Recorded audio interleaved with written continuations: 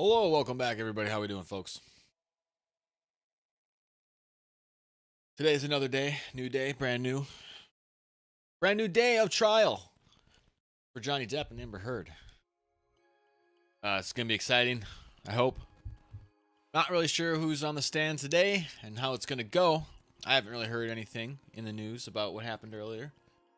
But we're gonna go ahead and watch some of the trial, play a little chess, maybe do a little coding, kind of just have a good time.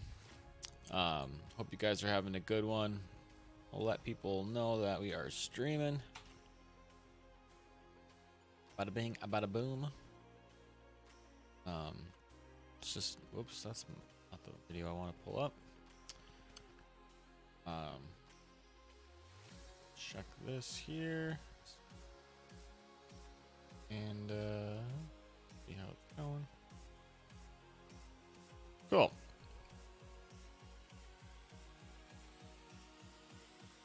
All right. How we all doing today? How we all doing? Hopefully we get a few people in, chit chat with. Don't let me forget to turn the music off during the trial. Start watching it. All right. I think we're going to switch over here.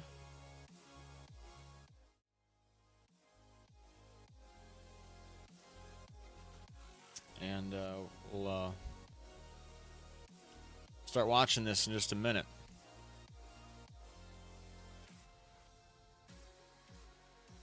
Get my ears on. All right. There we go. Got the agua, got our coffee. I got a snack, and I'm good to go.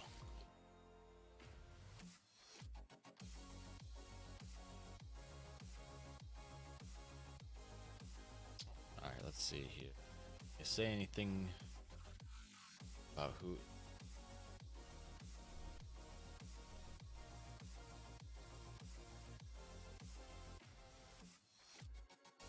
Not sure. Not sure.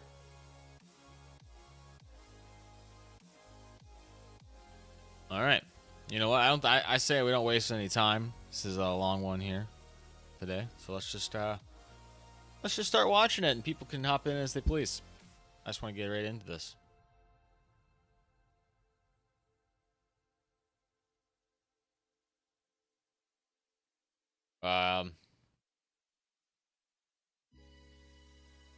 I'm assuming the audio is working.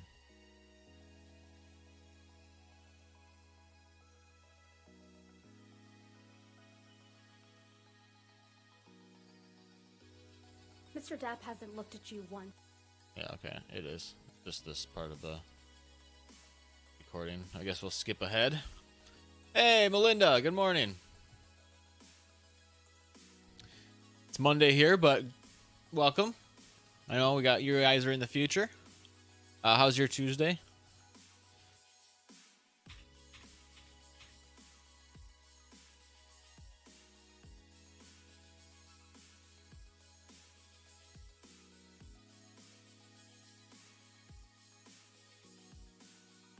All right, when does this thing start? This is the one thing about, like, I've never really been to court, like seriously, I guess. Like, I went once when I was in like high school for some crazy shit that I didn't do, but I had to go to court for. I don't really remember much of it, but the one thing about court that I feel like would really get to me is just the amount of sitting around. You know, amount of doing nothing. Good morning. Morning, Your Honor. Do we have any preliminary matters? We have some exhibits to hand Oh, out. that would be fantastic. That'll make Jamie's day. Coffee time for you? All right. You just got up 30 seconds ago. Well, welcome to the stream. Good morning. Get your coffee. I got mine. So, you know, make sure it's got the caffeine. All right, we ready for the jury then? Yes. Okay.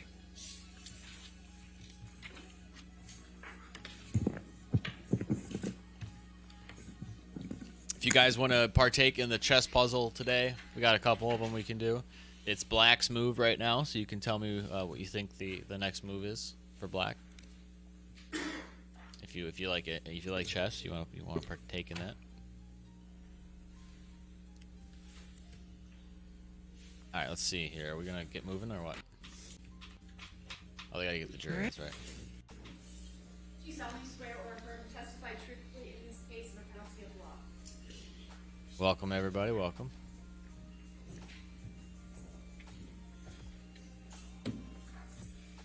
All right, who's this guy? Who's this guy? All right, yes, sir. Good morning, Dr. Moore. Good morning. Can you please tell the jury your full name? Richard Salter Moore, Jr., Where do you work? Emerge Ortho in Wilmington, North Carolina. And what is your position there? I'm a shareholder, physician, orthopedic surgeon practicing hand, upper extremity, microvascular surgery. For how many years have you been an orthopedic surgeon?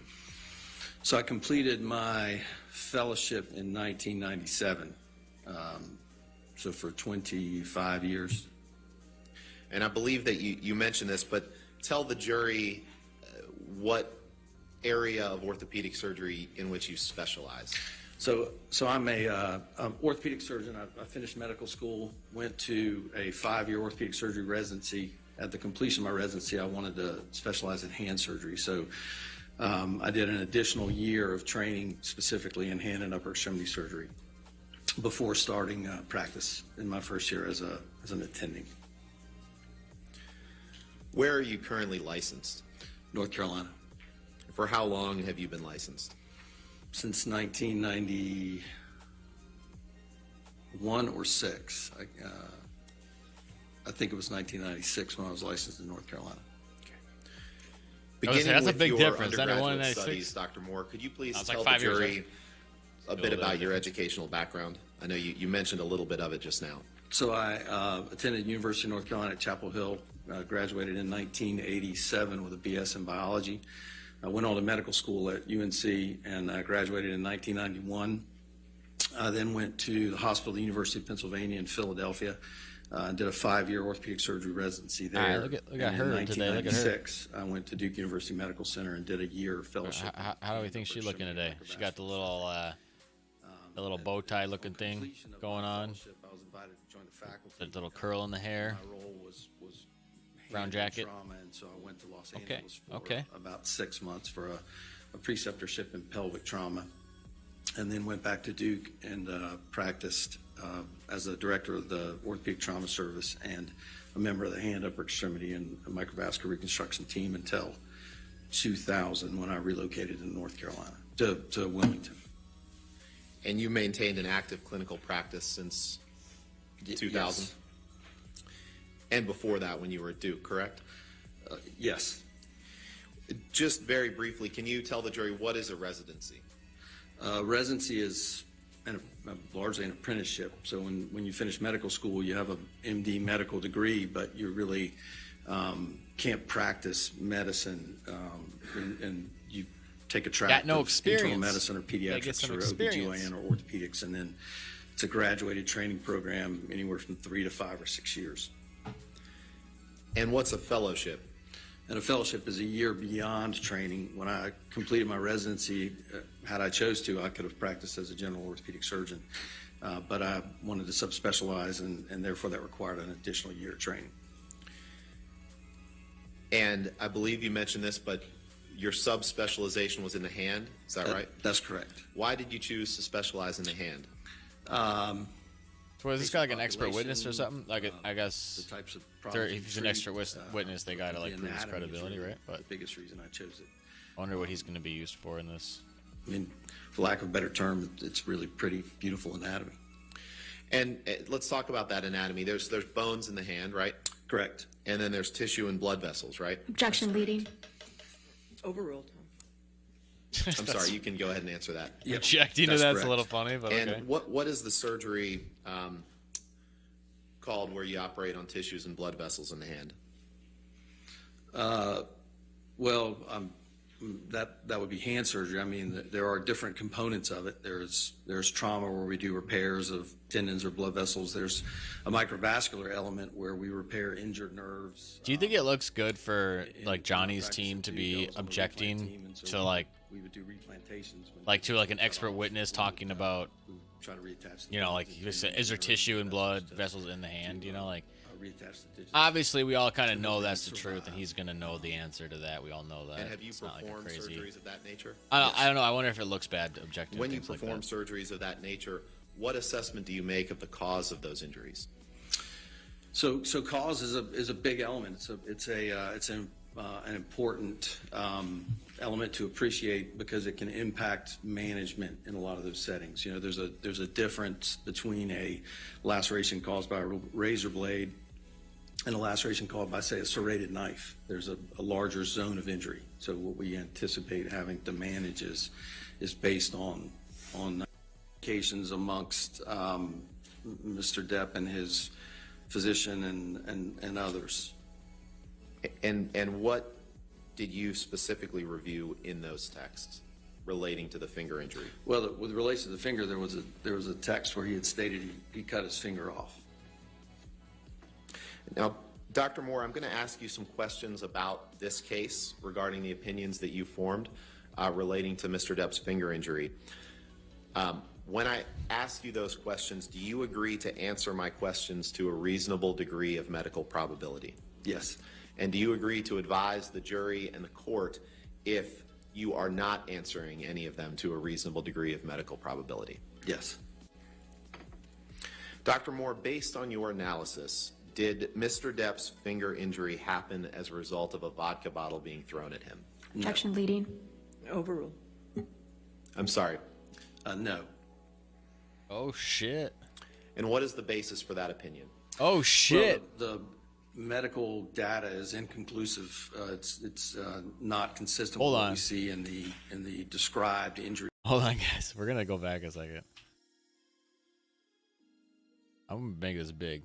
You guys can all see it. Watch Johnny here when he says this. Be like, you motherfucker. Of a vodka bottle being thrown at him? Objection leading. Overruled. I'm sorry. No. And what is the basis for that opinion?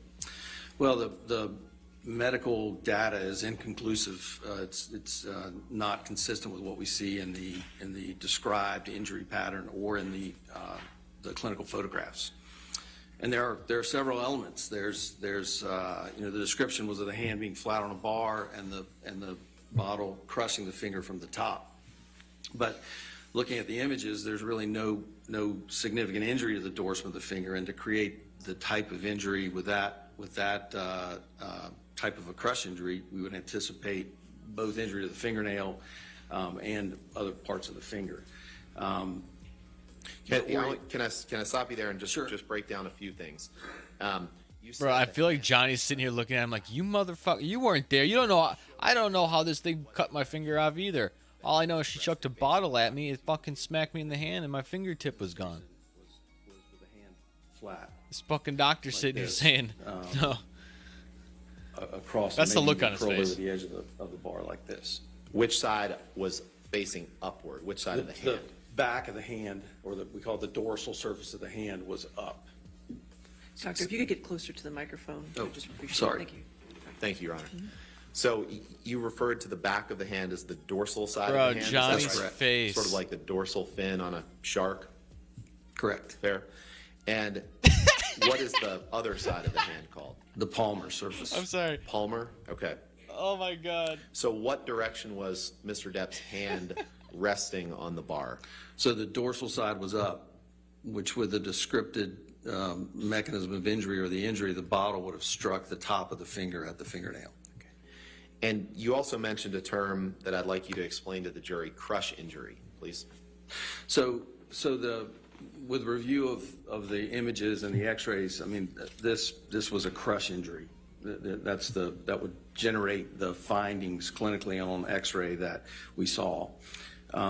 The fracture is a we call it comminuted, and the tip of the finger is in multiple splinters, so there are multiple fragments, and typically you see that with a crush type injury. So a comminuted fracture is one where there's multiple fragments of bone. That's correct. Wait.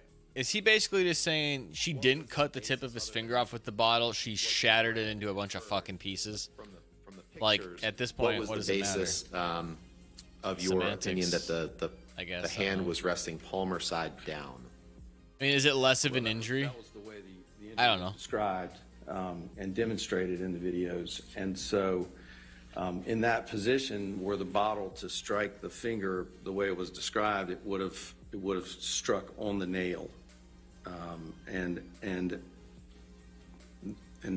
the nail was really not injured. And so that's not consistent with that pattern of injury. Michelle, could I get you to pull up exhibit DX369, page 26? Your Honor, this is admitted. Ask for permission to 369. publish. Yes, sir. Oh, Thank fuck. you, Your Honor. Bro, I'm going to... Dr. Moore, is this That shit's one going to of get the me images that you fucking reviewed? demonetized. Yes. God damn it. Tell us, in relation to your expert opinion on the Ah, cause it's of still Mr. there. Depp's injury, tell us what you see in this picture, please. So this is a All right, we're not, it looks we're like not- an we're not- avulsion we're not- type we're not watching injury where tissue's actually pulled or pinched away. I don't want to see I that think shit. what's important in this picture is that the tissue loss is on the palmar aspect from underneath the finger rather than all transversely in the finger, which you would anticipate if the. I don't think it if the fucking bottle matters struck at the this finger, you would point, expect bro. more His of a finger this- is this level fucked. of injury. I never rather saw than it isolated before. to the palmar aspect. That's fucked. And what do you notice about the condition of the fingernail in this picture? So from this image, Fucking the A. fingernail appears to be intact. You can't necessarily see the entire nail, but there are other images that have a better profile of that. And the nail's not elevated. There's no subungual Just the hematoma tip? beneath it, or there's no There's only the bruise tip? underneath it. Anyone that's ever stuck their Still, finger in a it's drawer fucked. or caught it in a car door or hit it with a hammer knows Like the that tip's almost fucked. immediately there's typically bleeding underneath the nail, which creates this hematoma. I don't know. I still look. It So- looked bad. I don't know. I don't want to watch. I don't want to see Not it. being a doctor, I'm going to try to summarize what you just said. Are you saying that in an injury like this, Why is it still showing it? if something had come from the top, that there would be an immediate impact to the fingernail bed? That's correct. Michelle, could you please pull up Plaintiff's Exhibit 144? Your Honor, this I'm has sorry. been I admitted got. as I don't well. like seeing that kind of shit. That's why I'm like, yeah. I get that there's a lot worse. I understand that. Dr. I just Moore, don't I like- believe I don't you like that kind of mentioned stuff. just a few minutes I don't ago like that seeing there it. were other pictures that showed more of the nail. Ah, go away. Fuck Is me. this one of those pictures? Yes. Okay, it's, maybe it And didn't cut the whole fucking. Explain to the finger jury off, whatever. again, and I'm sorry for the graphitive nature of this photo. Yeah, I'm a but suck. it's You call me important that whatever the you jury want. I don't understands care. the basis for your opinion that a bottle couldn't have caused this coming in from above? Yeah, so There's only a couple things. Again, the mechanism described. And that's that kind of shit's one of them that gets to me. Severe nail injury. You know, I see no subungual hematoma. I don't even like listening to Again, this. it's a palmar tissue loss, and the loss is from distal to proximal, which is from the tip back far below the nail, and so for it to create You love gore. that You're tissue fucking loss down you're there, there would fucking almost weird, certainly man. have You're to be injury crazy. dorsally with that No, I'm just described kidding. You're mechanism. all right. You're good shit. So what you're saying is that something yeah, coming no, from the I'm top not- could not have left the nail into intact that. and yet caused injury from the tip of the finger underneath the nail. All right, fuck this What would mess. you expect to see in All the right, I can deal with documents that X-rays. you have reviewed? Well, I think that the physicians did a good job of documenting the presentation, the appearance of the wound. They know what did they're not saying, too, document the presence medical of any background? glass shards. Here's the thing, like I guess I'm so bad with this kind of stuff. Like I've gotten concussions from fainting because of seeing stuff like this throughout my life. In school, I've been hospitalized because of fucking head injuries from passing out from watching this kind of crap. I'm a lot better now. I'm good now, but my point is I'm not good with this shit, and I have a massive respect for people who are, like doctors, nurses, surgeons, like this guy, because I could never in a million years. If everybody was like me, this world would be fucked. Like, obviously, like nobody would be able to work on anybody. So I just have a big respect for people in the medical field because it's something that I can never do. And yeah, just not a fan of gory stuff like that. Right? It's not even gory, just like, you know what I'm saying? So back to the glass. Yeah, you're okay. So your husband's like that too. Okay, kind of he faints a little bit. All right, well, so I mean I know I'm not alone on that, but yeah. And then there's people who are like the exact opposite, who can like be surgeons and shit. I don't want to talk about it. It's fucked. I don't want to talk about it. But good on you for you know. I think in the Being setting strong. of a can't even glass talk right now. explosion like that, where there's multiple fragments and the tip of the fingers cut off, you would anticipate that there would be other lacerations. Did you review the documentation in the medical records from the hospital in Australia? Yes. Did any of those providers report retrieving glass from the wound? No. What about any glass near the site of the injury? Donuts and ice cream, man. no. Yeah. What about There we any go. glass in That's a other good parts topic. of the hand? No. What about any glass in any of the other fingers? No. Is there any? Tell you what, this is gonna be a rough stream for me if this whole fucking video is this whole trial today is about his finger. Dr. Moore, in your decades of practice, Not have gonna you lie. ever seen an injury associated with a glass explosion that was focused on the end of a single finger in the way Mr. Depp describes? Well, not consistent with the clinical images and the findings in this case, no. Oh, you see Depp's lawyer back there with the Fiji. She's getting the good Have you water ever now. seen an injury that good water. associated with an alleged glass explosion where no other glass was found on any part of the patient's body or clothing or anything? No.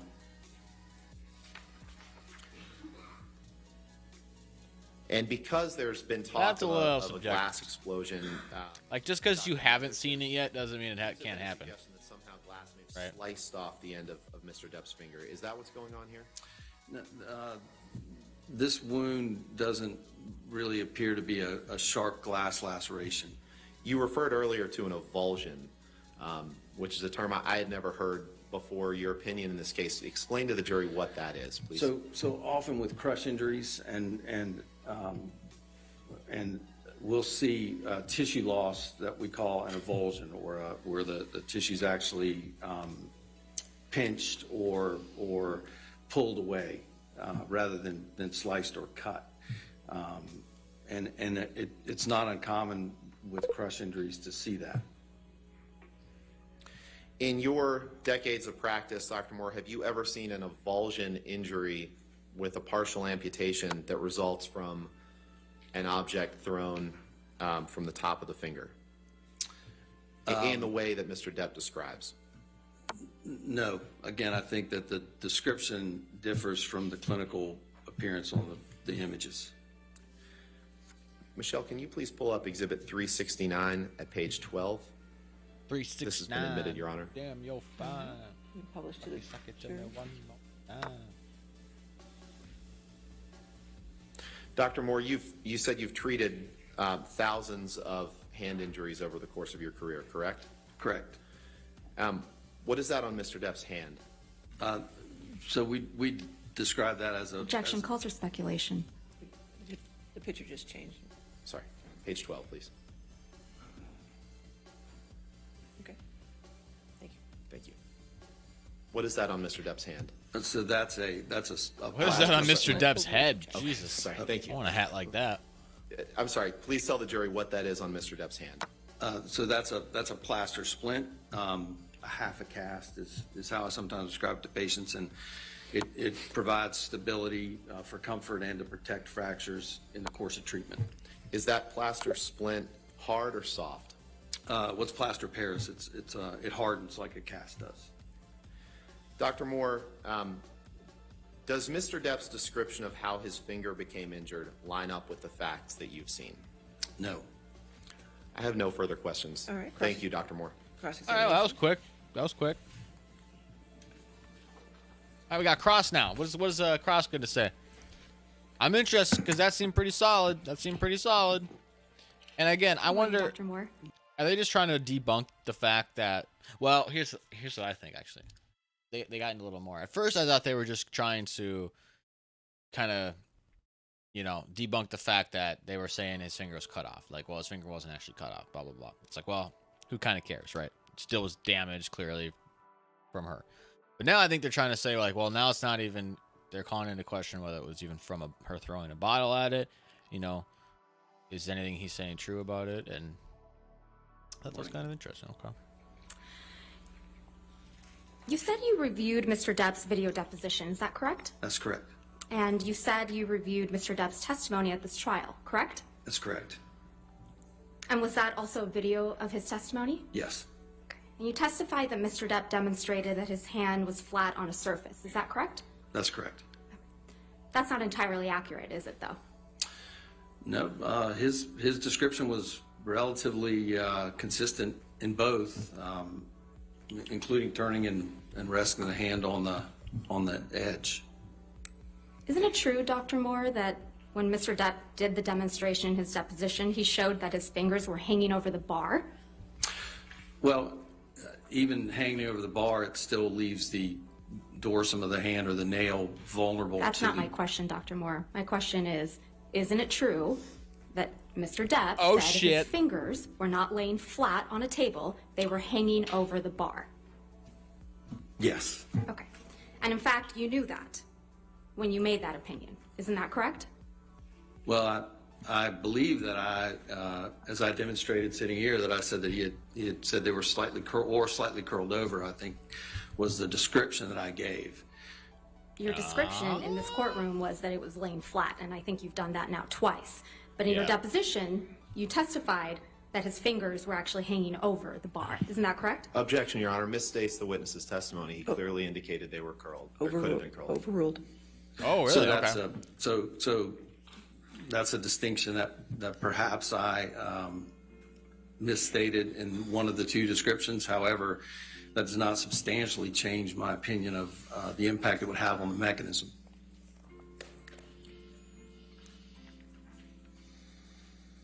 Isn't it true that Mr. Depp also testified that the bottle came from an off angle? Yes. Okay. And you consider that in rendering your opinions today, correct? Yes, I believe he stated that it came from between 6 and 10 feet. I think it was I think he demonstrated it was off to his right.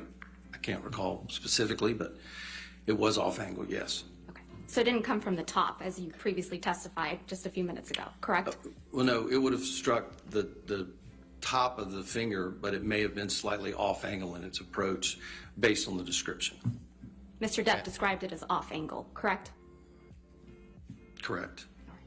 Dr. Moore, just at the outset, your billing rate for providing deposition testimony is $1,000 per hour? That's correct. Holy And you were shit! deposed in this action for several hours on March 22nd, 2022? That's correct. And your billing rate for providing trial testimony is $5,000 per day. That's correct. You were retained in this case by Ms. Heard's legal team, correct? Correct. And over the last few years, you've provided expert services for one of Ms. Heard's law firms on at least 2 other cases, right? That's correct, yes. Dr. Moore, is it fair to say that you have no personal knowledge as to how Mr. Depp injured his finger in Australia, correct? No, I have no personal knowledge. My impression is based on his description of the injury and the available medical records for review. But you weren't in Australia with Mr. Depp and Ms. Heard, correct? I was not in Australia, no. And so therefore you have no personal knowledge as to how that injury was sustained. Correct. You also never personally examined Mr. Depp's finger, did you? Correct. You didn't examine Mr. Depp's finger at the time it was injured. I did not. And you never provided any medical treatment to Mr. Depp in connection with his finger injury, did you? I did not. Now, you've testified that you identified Mr. Depp's finger injury as a crush injury, correct? Correct. And a crush injury is when a body part is crushed or trapped between 2 opposing firm surfaces, yes? Yes. And a crush injury to a finger can occur when a foreign object hits the finger, right? Yes. And based on the pictures that you reviewed of Mr. Depp, I think she's gonna say, how could it be crushed if his finger was curled and not particular flat? That's it. object caused the injury to his finger, yes? Well, I can't determine exactly what object did it. I think that I can say with confidence that the described mechanism of the bottle hitting and shattering the finger was not consistent with the appearance I of the injury. understand that. My question is just very specific.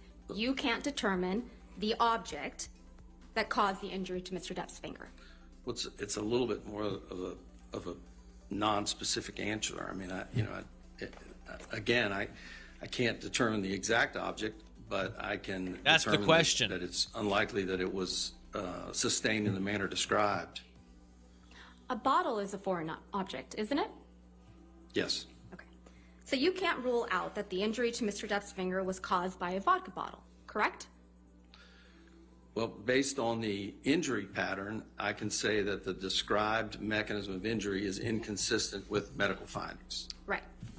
But because a vodka bottle is a foreign object, you can't rule out that a vodka bottle is what caused Mr. Depp's injury. Well, I can't rule out that a vodka bottle caused the injury, but I can rule out that it was caused in the manner described in his testimony. You can't rule out that the injury was caused by a knife, right? I think it's unlikely that the injury was caused by a knife. But you can't rule it out. Well, a simple knife laceration wouldn't impart the injury to the distal phalanx to result in the comedy fracture.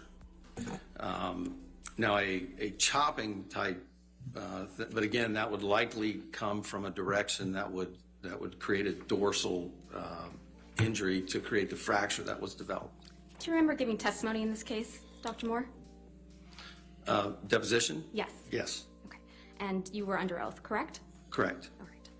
And that was on March 22nd, 2022, yes? Correct. Okay. May I approach, Your Honor? Yes, ma'am. Thank you.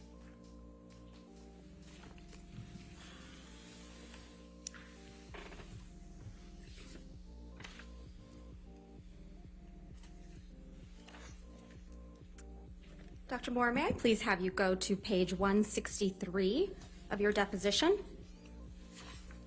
specifically line 17. What do you guys think of this guy? You think he's got a little motive here behind his testimony? Like, do you think he's 163? working for the herds or what?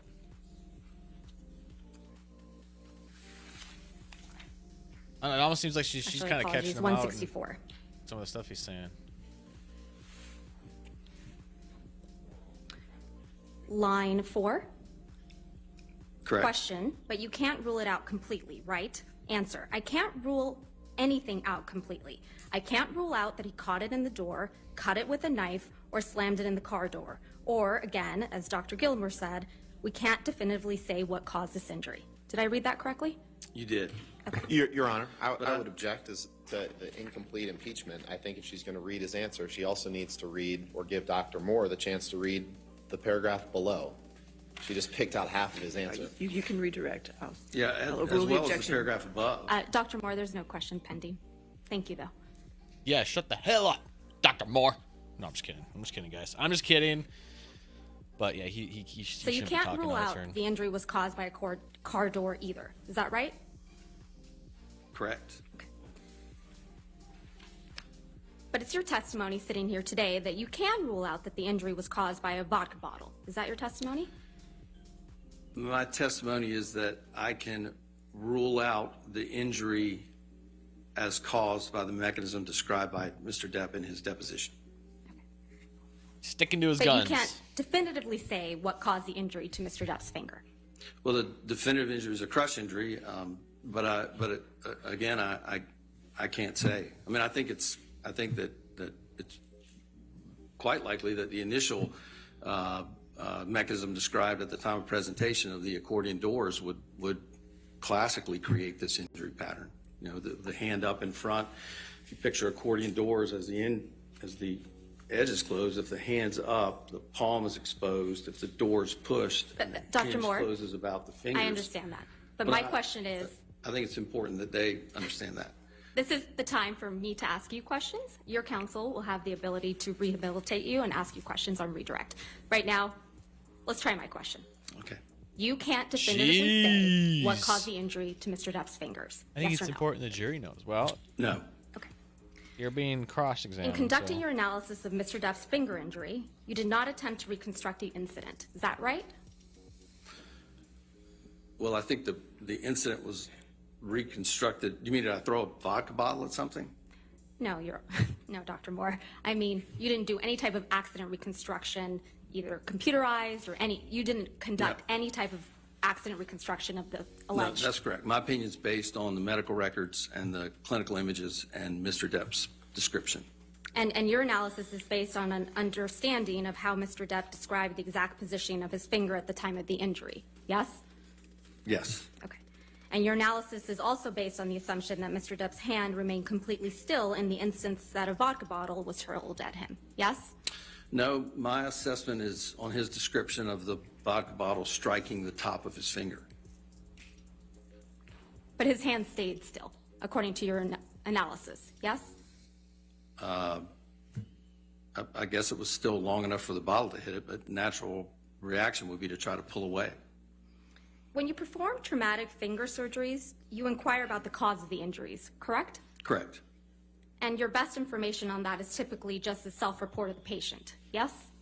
Correct. And your assumption is that the patient is trying to get care. Because the patient is trying to get care, that patient is generally telling the truth, right? You would hope so. Yeah. You reviewed Dr. Kipper's deposition testimony informing your opinion about Mr. Depp's finger injury, correct? Correct. Informing your opinion, did you consider Dr. Kipper's deposition testimony that while Dr. Kipper was providing emergency treatment Objection, for Your Mr. Honor. Depp, May we approach? Okay.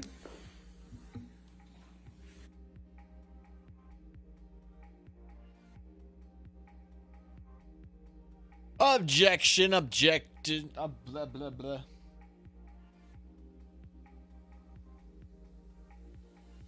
Hey, here's the deal, guys. I got the bed, right, for the cat right over here. I got a cat bed. Right, she likes this bed. But no. She's got to go and lay on this thing I got. This stool thing. I might as well just put a cardboard box back there. Probably like that more. What do we think, guys? How we all doing? Welcome anybody and everybody who's joining. let's start over because it's important the jury hears this. So, informing your opinion, did you consider Dr. Kipper's deposition testimony that while Dr. Kipper was providing emergency treatment for Mr. Depp's finger injury in Australia in the driveway of the house, Mr. Depp told him that his finger was injured when Miss Heard threw a vodka bottle at him? I don't recall that from the deposition. I'd be happy to review it if you have the deposition available. Did you consider Dr. Kipper's testimony that he recalled that Mr. Depp's finger was found in the kitchen? I do recall that. So you must have also seen Dr. Kipper's deposition testimony that he wasn't the one who actually found the finger, correct? That's correct. Dr. Kipper testified that someone he thought was the chef told him he found the finger in the kitchen area, correct? The chef found the finger? What the fuck? I'm going to assume so without reading the deposition now. Did you review any testimony from Ben King in rendering your opinions today? Not to my knowledge, no. Did you see any of Mr. King's testimony at this trial? I did not.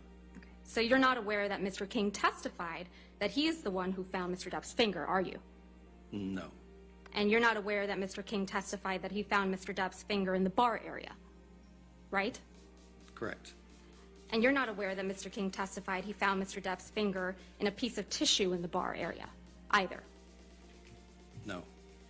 And you're not aware that Mr. King testified that multiple broken liquor bottles were also found in the bar area, right? Correct. If we could please pull up Defendant's Exhibit 1817, which is already in evidence.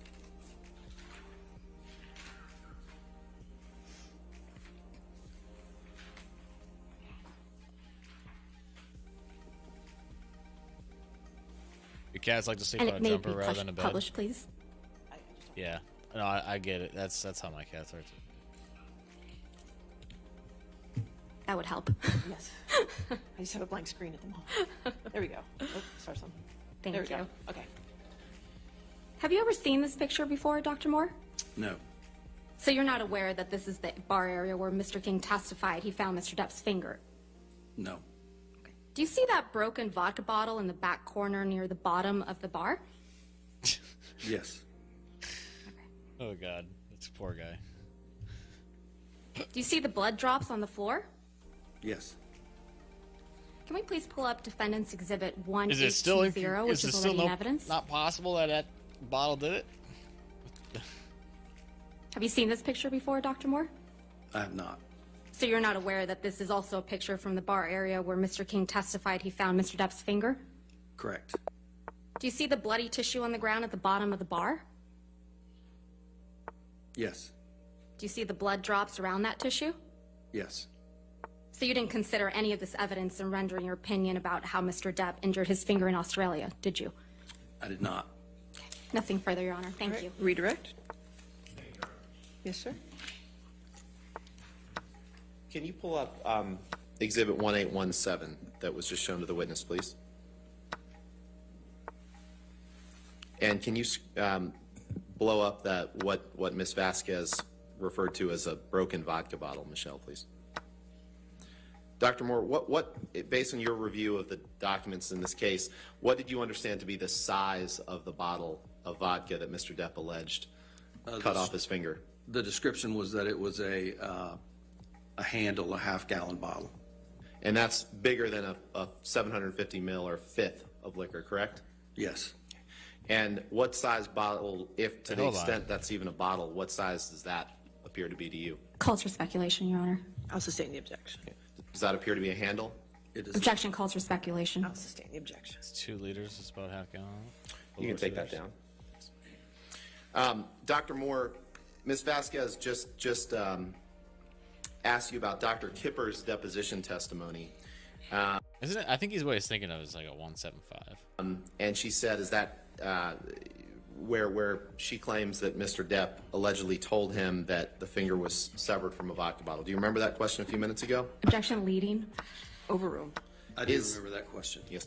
Thank you. Is that consistent, that alleged account, is that consistent with the texts you reviewed between Mr. Depp and Dr. Kipper?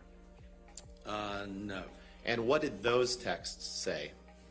As I recall, Mr. Depp indicated that he had cut his finger off.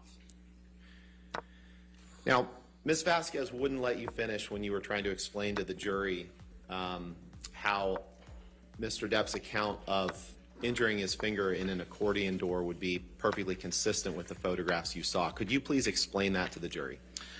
Well, so again, we tend to try to believe patients. We hope that they come in with an honest history initially, and that's a reasonable mechanism for this to have occurred. And again, if you picture your hand up with either a closure of a hinge or a closure of the door, the palmar surface is exposed.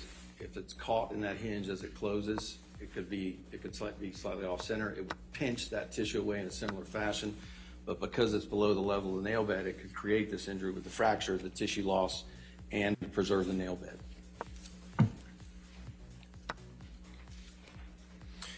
Can you look at page 164 of your deposition, the one that Ms. Vasquez just showed you? Yes. Objection, Your Honor. I'm going to object on hearsay grounds. Your Honor, she only. Oh, overruled. Thank you. Ms. Vasquez asked you a question, and then she read Depp's your lawyer's answer. not Trying to getting impeach you, away but with she as only much read as she was half of before. the answer. So I'm going to read the whole answer to the jury, and I'm going to ask Getting you to tell overruled me if today. I'm reading your answer right. Okay? The question is on page 164, line 4, but you can't rule it out completely, right? And you answered, I can't rule anything out completely. I can't rule out that he caught it in the door, cut it with a knife, or slammed it in the car door. Or again, as Dr. Gilmore said, we can't definitively say what caused this injury. And then you go on to say, this is where Ms. Vasquez cut you off and didn't let you finish. I don't think that's in the transcript. Objection. I'll sustain that. the rest of your answer. she didn't took read. offense to that. She got the What objection the there. question I can answer is that the mechanism that was described by Mr. Depp and demonstrated by Mr. Depp is inconsistent with the injury pattern that's found on the images and the description. Did I read that right? Yes. And does that remain your opinion today? Yes. Has anything that's been presented to you on cross-examination changed any of the opinions that you hold in this case? No. I have nothing further. Thank you, Dr. Moore. Thank you. All right, Dr. Moore, you're free to go, or you can stay in the courtroom. It's up to you. All right, thank you. All right, your next witness, Your Honor, we'd like to call Dr. David Spiegel. Dr. Spiegel. Spiegel, Mr. Spiegel. Wait, 94. What the fuck is that move? All right, that's fine. Yes, sir.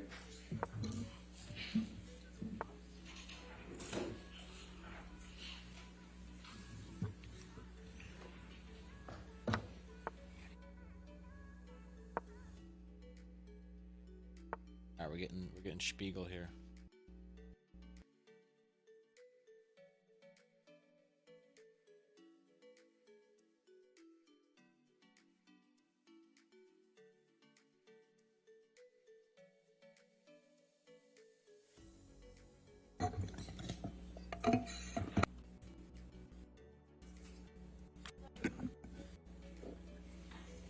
Business address. David R. Spiegel. I'm a physician. I work at 825 Fairfax Avenue in Norfolk, Virginia, as part of the Eastern Virginia Medical School. And what is your occupation? I'm a physician psychiatrist. And where do you work? Do you work at? I work at Eastern Virginia. I'm employed by Eastern Virginia Medical School, but I also work at Norfolk General Hospital, which is the teaching hospital in Norfolk. How many years have you been practicing as a psychiatrist? I entered residency in 1989. I graduated residency in 1993. So from 1993 to This guy has weird today, facial movements. I've been in physician practicing. That's almost 30 That's 30 years, yeah. Okay, thank you. Please describe for the jury the nature of your clinical practice. So my clinical practice is comprised of both inpatient care at Norfolk General Hospital, as well as my outpatient practice at Eastern Virginia Medical School. About 85 to 90% of my day is clinical between the two components. And what is involved in a comprehensive evaluation? So in a comprehensive evaluation, in addition to reviewing the historical information that you receive from collateral other sources, you undertake a history from the patient.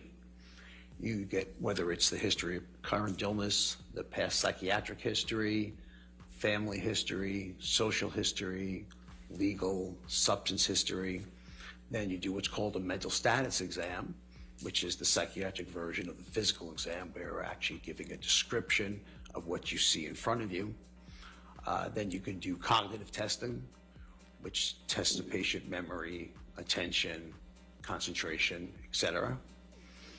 Then you come up with a working and a differential diagnosis, describe any other additional testing you may need or not need, and then you come up with a treatment plan. How many patients have you treated over the 30 years?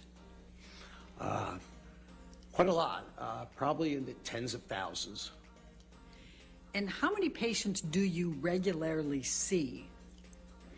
So inpatient is generally about You think it's when 5 Camille's asking him to questions? 8, sometimes more. You think it's like a nervous thing? 5 to 6. Like maybe he's sometimes got more. some disorder or some weird I shit. should point out that my inpatient work is divided between consultation, psychiatry, and I believe we're going to talk about that, as well as working on the I heard somebody inpatient was saying like service. something about like the guy, like somebody on the stand had meth mouth or some shit. What, if any, differences are there on how many patients you see Can't on find where I saw weekends that. as opposed to weekdays? So when I'm on call, which is on either a Saturday or a Sunday meeting, I have to be in the hospital and around. That's probably an additional 35 plus patients. How frequently do you treat patients who abuse drugs and alcohol? Unfortunately, Besides drugs and myself, alcohol a are part lot. of psychiatric practice, and so probably 3/4 of my patients have substance abuse problems. Does this include both legal and illegal drugs?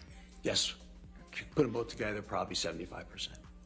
And how frequently do you treat patients who have suffered from someone in their lives who abuses alcohol and drugs? On a regular basis, like I said, on a daily basis. This is part of what psychiatry is. And as part of that treatment of patients who abuse drugs and alcohol, do you evaluate the impact of the abuse on their brains and personal interactions with others? Yes, substance of abuse, both in the short term and the long term, can affect the brain. He's doing the whole like talking to the jury thing too, which Cognition, meaning. is it I don't know like courtroom etiquette or like how norms are in courtrooms, but like it seems weird when Amber was doing it. I don't know, is it normal for an expert witness or like somebody like that to do it? Affected by causing stroke. Or is it weird? Because I'm guessing this is her witness, right? Like her It's a side's rather witness. lengthy list of what substance abuse can do to the human brain. Dr. Spiegel, how frequently have you treated patients who have suffered intimate partner violence? Again, it's very unfortunate that probably 50% of my patients suffer from trauma. If I had to guess of those 50%, probably 25% of my practice is people who have suffered intimate partner violence. And how consistent is that with the national average? In America, unfortunately, it's about 20 to 25%, depending on the study, of women have complained, have reported intimate partner violence. And how frequently have you treated patients who have perpetrated the intimate partner violence? So again, in the outpatient setting, I don't see it quite as much, but in the inpatient setting, again, it's a really relative common phenomenon that we'll see perpetrators of partner violence, and their patients who need treatment too. And overall, how many patients have you treated who have been perpetrators of intimate partner violence? Perpetrators? Yes. Probably 5 to 10% of the patients I do is perpetrators. And would you How do say you just come up with those numbers tens of at the top of your thousands over the 30 years? Yes. Some leading. Overruled. Thank you. As part of treating patients relating to intimate partner violence, do you regularly evaluate these patients? Do I regularly evaluate the patient? Evaluate the patient, Oh, yes. Yes, regularly. I mean, they get the same comprehensive evaluation that I described before. Are you licensed in Virginia? Yes, I am. And when did you first become licensed in Virginia? 1993. Have you been qualified by courts as an expert witness? Yes, I have. In how many states have you been qualified as an expert? 3, which would be Virginia, Maryland, and South Carolina. Dr. Spiegel, can you please review for the jury your educational Spiegel. background, beginning with your undergraduate studies? So I went to Duke University undergrad. I went to medical school at the State University of New York Health Science Center in Brooklyn, formerly known as Downstate Medical Center. I did my internship and residency between Dartmouth Hitchcock Medical Center and Penn State Hershey Medical Center. And And I'm also fellowship board certified in consultation liaison psychiatry. okay. And where did you do your residency and your internships? So I did my residency for Penn State and internship at Dartmouth. And what is your current title and position? So I am in the acting chair, endowed chair, and professor in the Department of Psychiatry and Behavioral Sciences at Eastern Virginia Medical School. Are you board certified? Yes, I am. And what are you board certified in? General adult psychiatry and consultation liaison psychiatry is a subspecialty. Okay, so you have 2 board certifications. Okay. Can you explain to the jury what's involved in board certifications in those 2 fields? So board certification is the standard we strive to in being a physician or any other mental health practitioner. Do you know how long his testimony It is? involves taking a very comprehensive test at the beginning of your career to initiate board certification. Then you get tested again every 10 years. Basically, ways to improve things in your practice. And again, this occurs always throughout the years. Okay. Now, are you a member of any What just professional? happened there? The years. Okay. Now, are you a member of any professional? See, I don't know when people do that. Like when people like lick their fucking lips all the time. Like I don't get it. Like what's the deal with that? I just got spit all over. You know why do people do that? Virginia. I'm a member of the Psychiatric Society of Virginia. I'm a member of the Tidewater Academy of Psychiatry, and I'm a member of the Academy of Consultation Liaison Psychiatry. It's just one of those things that weird. Do you have any teaching responsibilities? Teaching, Teach- oh yeah. teaching, yes. So teaching is a daily occurrence as part of my job when when I do my inpatient rounds. Residents, medical students, physician assistant students are assigned. So we round together, and there's teaching with every single encounter. In addition to that, I teach lectures to the residents, to the 3rd, 2nd, and 1st year medical students, as well as a 4th year medical student lecture as well. So I'm constantly teaching. Have you engaged in any hands-on training of psychiatrists practicing in Virginia Hands-on training with the residents? with psychiatrists? Wait. Oh yeah. So again, I'm teaching at bedside. I mean, Hold on, guys. What? What does it mean if someone keeps licking their lips while they're looking at me? Should I run? Oh my god. we don't speak in front of the patient, obviously, but I'm teaching at bedside, meaning after we see a patient, we discuss the important points to learn. And again, that includes residents at every level. That includes medical students, 3rd, 2nd, and 1st year physician assistant students. So every day is a teaching explanation session to the students and residents. What is your role at Eastern Virginia Medical School as the acting chair? Please tell the jury what that means. So as the acting chair, you are not only accountable for your own practice, but you are accountable for your faculty members' practices. So I have to make sure that everyone is treating, seeing, evaluating a certain number of patients. I have responsible for their academic requirements, so in terms of publishing, et cetera. I'm responsible for their teaching assignments to other residents, to other students. I'm responsible for fiscally that they are accountable to their fiscal productivity. So, and a heck of a lot of other administrative meetings that I go to. Have you published in your field? I love how they're showing To Amber the on tune the of about screen, too. Like, 80 manuscripts, and I have my own book on catatonia, the consultation liaison setting.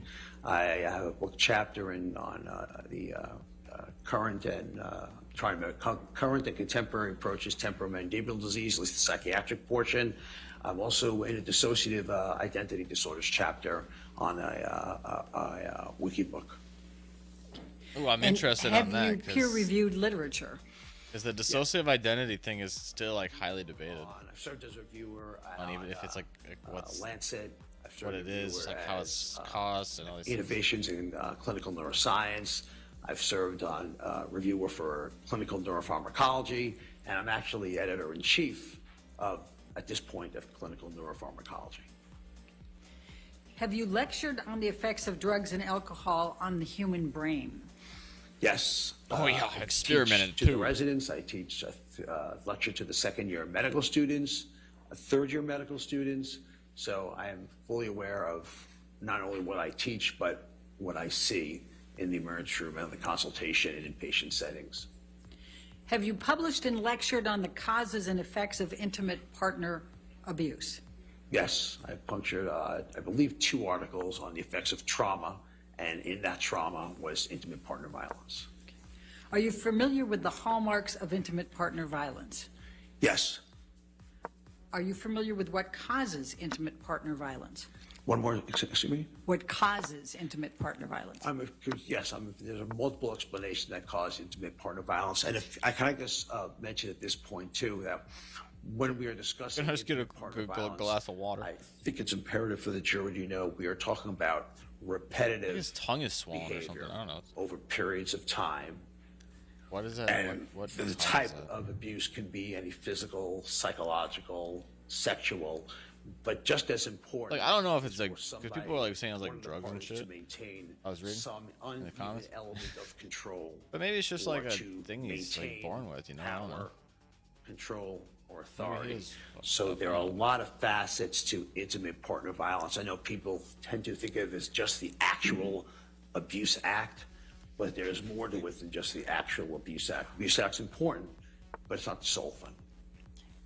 Your Honor, I move to qualify Dr. Spiegel as an expert in the field of psychiatry and behavioral sciences with specific emphasis on drug and alcohol abuse, intimate partner violence, and the effect of these as they pertain to the issues in this case. All right, any objection? Your Honor. Yeah, Mr. he's like, Boyer? yeah. I do. Okay, Fuck this to his guy. qualifications. His qualification. Okay, thank you. It's funny.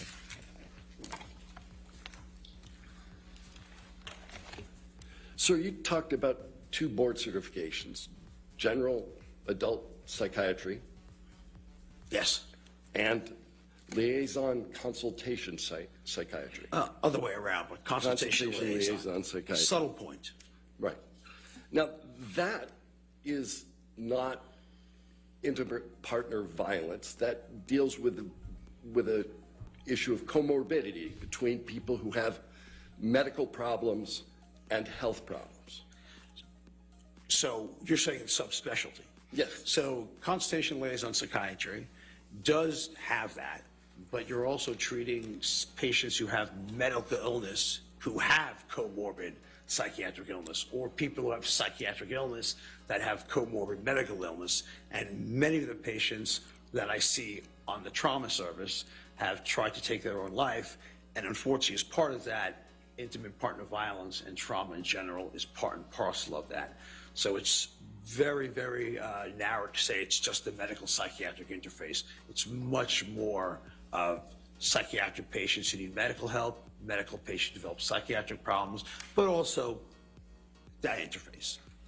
So, as a subset of your trauma patients, which you say are about 50% of your practice, as a subset of that practice, some people have been involved with intimate partner violence. So as a subset of my overall practice, 50% have suffered from trauma, about half of that number have suffered from, I'm sorry, about 20, so it's 20, about 20% that suffer from intimate partner violence. All right. You've never conducted any 20% of empirical 50%. research on individuals who experienced intimate partner violence, have you, sir? If your definition is trials, is that what you're saying? Yes. Like pharmaceutical trials, or what are you saying? Is that what you're saying? Because I've done review articles on patients who suffered from trauma. So the answer is, I haven't done any studies like where you give them medication for treatment or try one treatment versus another. I've reviewed the body of literature on intimate partner violence to get 2 review articles, yes. So you've read about it, is what you just testified to. I would have to disagree with you on that, sir. Reading about it and writing a review article are completely 2 different things, sir. All right. You haven't authored any articles specifically on IPV, have you, sir? As a subset of trauma, the answer is yes. In terms of in the name of the title of the article, the answer is no. You've never written any books specifically on IPV? I've never written any books on IPV, although temporomandibular disease okay, in terms of psychiatric issues, does have a higher frequency in those patients who have suffered from trauma, including. Oh, it seems weird, but it seems like You've never. And I'm part of that book. Okay. Temporal mandibular disease deals with problems with the jaw. Is that a question, sir?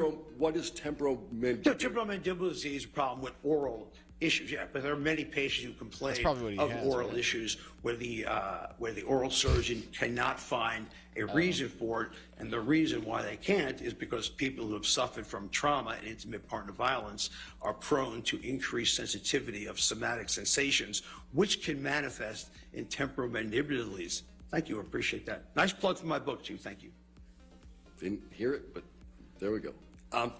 So, Okay. you Now he's kind of haven't a written dick. any chapters of any books specifically about IPV.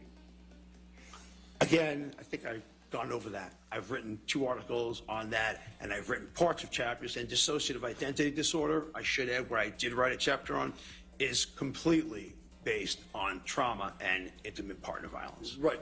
I'm not asking you about trauma can't- because I you don't know. want to talk about trauma. he's basically associating everything that he actually does to that, to intimate partner violence. Cannot separate intimate partner violence and say that is a separate rubric aside from trauma. Trauma is overall, intimate partner violence is part of trauma. And the answer to the question is any individual who suffers from a dissociative disorder, which I am the author of a chapter of, suffers from trauma, whether it be at the hands of childhood or. I mean, can you theoretically have intimate partner violence and not have trauma from it? I mean, can't that happen? I don't know. I'm sure it's more than likely to happen, but correct. Which is actually I treat the national average of patients. About 20% of patients suffer from it, and that's about my practice number. Except you're discounting the fact that half your practice is not trauma at all. So 10% of your practice is IPV. I don't know if the numbers add up exactly like that. I'm just using but yours. I don't know if I'm doing. I don't know if those numbers add up like that because I'm not sure if that's the case. If you say 25%, then maybe 12.5% of my practice. That's being rather specific. So again, a significant number of my patients have suffered from intimate partner violence. I see it on a daily basis, and I'm not sure exactly why I'm getting asked the same question again. Okay. Thank you, sir. You listed 60 references getting to articles. upset. I guess you said 80 He's now getting in angry. publications. And I said around, sorry, I said around 80. I said around 80. 60, 80, whatever it is, right? No, 60 and 80 is not. If you go to the PubMed, actually, you can go to PubMed right now and Google, not Google, put PubMed Spiegel DR, and you'll find that number is 72 with 2 waiting to be impressed. 1 submitted, so that'd be 75. So it's around 80.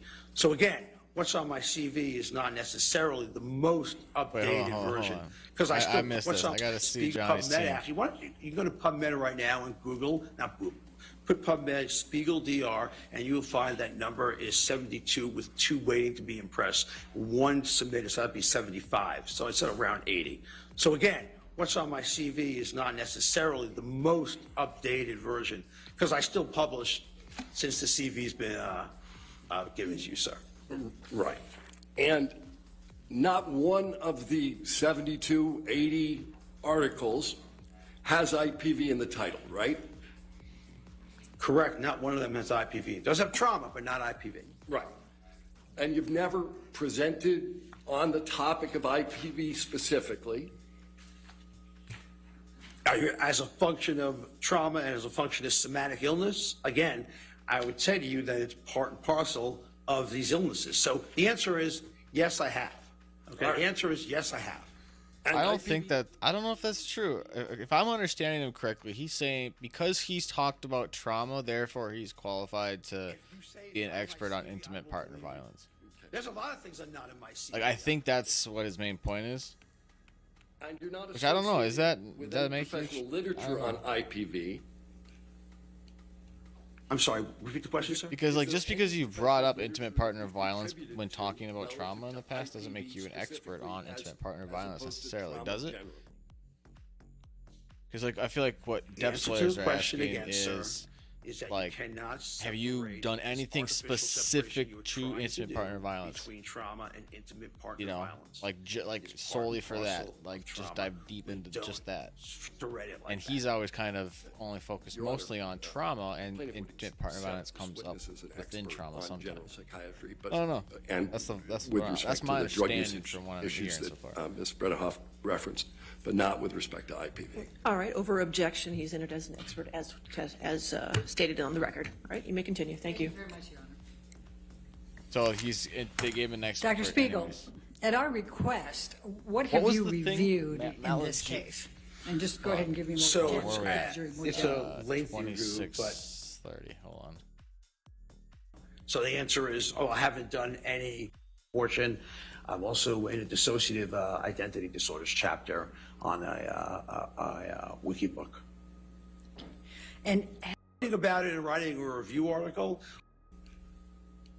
I'm sorry, repeat the question, sir? Is there any professional literature Not that had, you've but- contributed to relative to IPV specifically?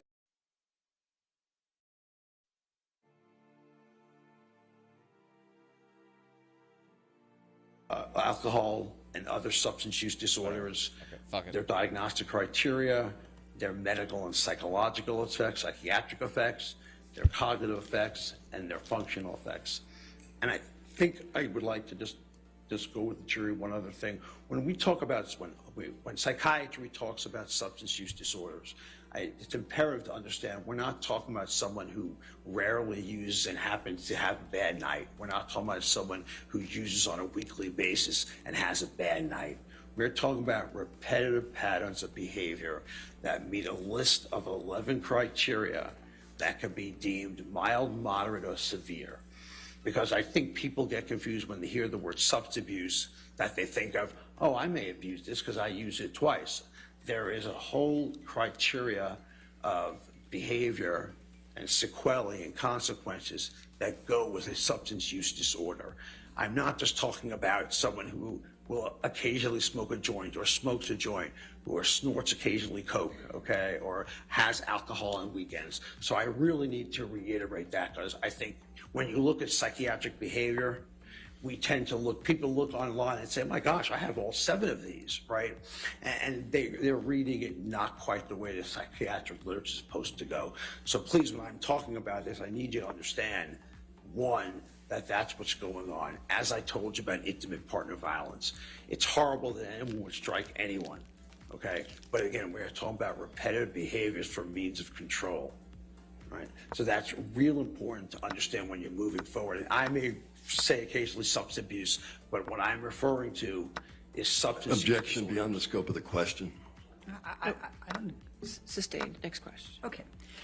Dr. Spiegel, could you please He's just like, "Shut the fuck summarize up." for the jury the conclusions you came to with your opinions, and then we'll take you through the specifics.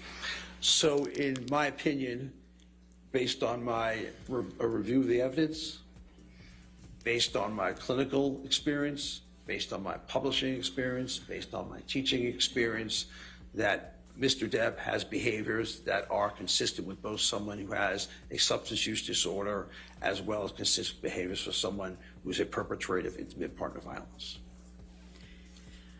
Thank you. I'm going to start with the impact of drug and alcohol abuse over time. First of all, based upon your been just review waiting to of get the that record stuff out. evidence, what type of drugs has Mr. Depp used?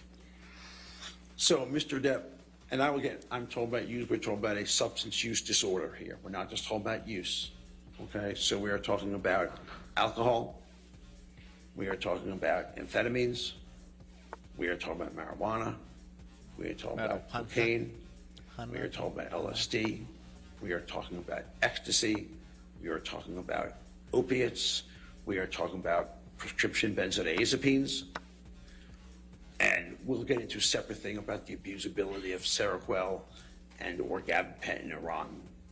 And we are talking about much of the time concurrent use, meaning simultaneously. In your practice, do some patients suggest to you that drugs and alcohol actually help them? So I think patients who lack insight or are in the very early stages of recognizing they have a quote-unquote problem will sometimes actually say that they have this medication actually calms me down. This medication makes me feel better. And in actuality, they may not acutely feel anything, but chronic and continual use will take its toll on the brain. So the answer is yes, but again, people who have substance use disorders have lack of insight and a lack of judgment about what's going on. They're very poor moderators of their own behavior. Has Mr. Depp suggested, based on your review of the record evidence, that alcohol and drugs actually help him?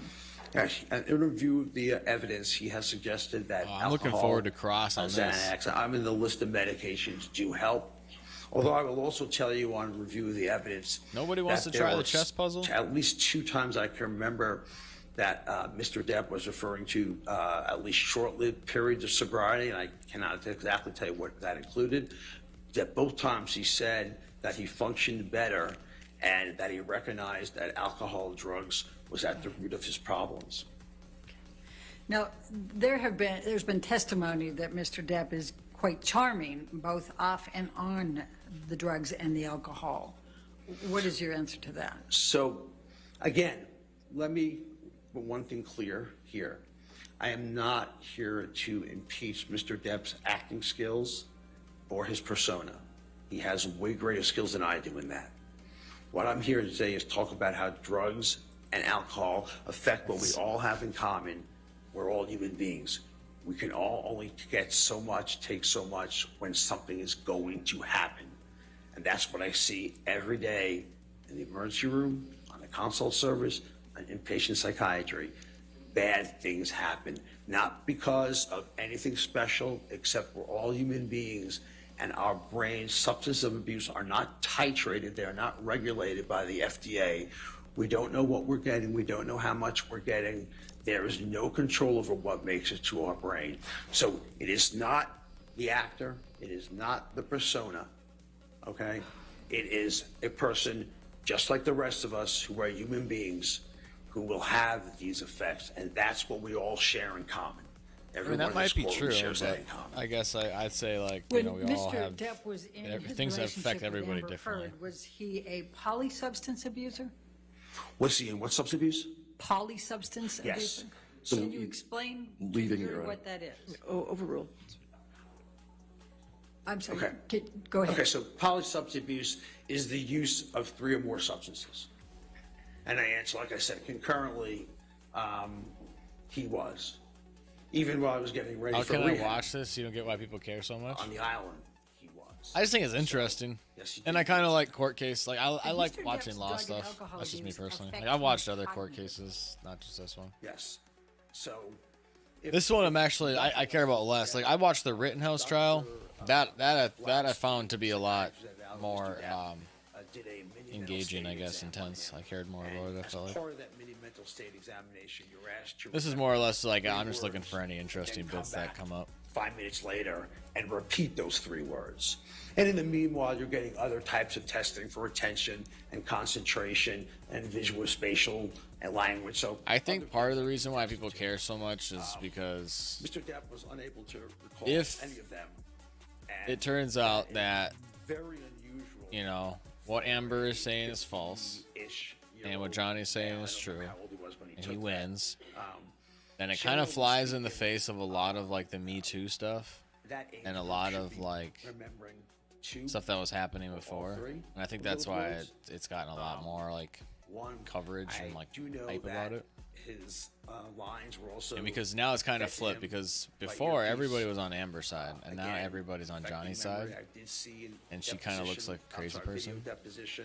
Having to have, I know, it's just, it's say interesting. repeat as much as completely And forgotten. people love Johnny Depp, so So the answer is Or at least yes. they do And now. then, you know, again, Times changing. any one of us who used alcohol and cocaine to that level of degree, and I'm talking about a severe level of substance use disorder, are going to have effects. It is inescapable because we all have brains that are malaffected by extensive substance use, and potentially sometimes less, but certainly what we're talking about here is extensive. What, if anything did you observe from the record evidence about Mr. Depp having difficulty focusing, his attention span, processing, whether he could function as an actor? So, Objection compound. Compound is only if it's Overruled. Thank you. so Dude, again, in terms of Johnny's the acting team getting part, overruled we left do and know right today. that he needed his lines fed to him for movies. Part of that could have been also due to, and I don't know which movie, and please forgive me about that, that he actually confessed he did a movie entirely wasted. So I imagine it would be harder to do that. Additionally, like I said, when I looked at deposition, you can tell that the processing speed was down. His thinking rate was down. If your thinking rate is down, and I'm not talking about, again, I'm getting older, I'm probably not as sharp as I was at 25, okay? But I'm talking about so slow that when we're trying to move on to other questions, we're still trying to answer the original data that's presented to us. So attention span is very much impaired. And if your attention span is impaired, your memory is going to be impaired. It is inescapable that that's going to happen. So all that comes into play, and that's what I witnessed in the video deposition. Fortunately for Mr. Depp, I do see that during this trial, his cognition has improved somewhat, which will happen if you are sober. So I commend him on that. But again, I'm specifically referencing the time with Ms. Heard's and Mr. Depp's relationship. So we're talking about that. What, if any, He's observations staring from right the at him, record dude. evidence did you have about Mr. Depp having alcoholic blackouts or foggy mind?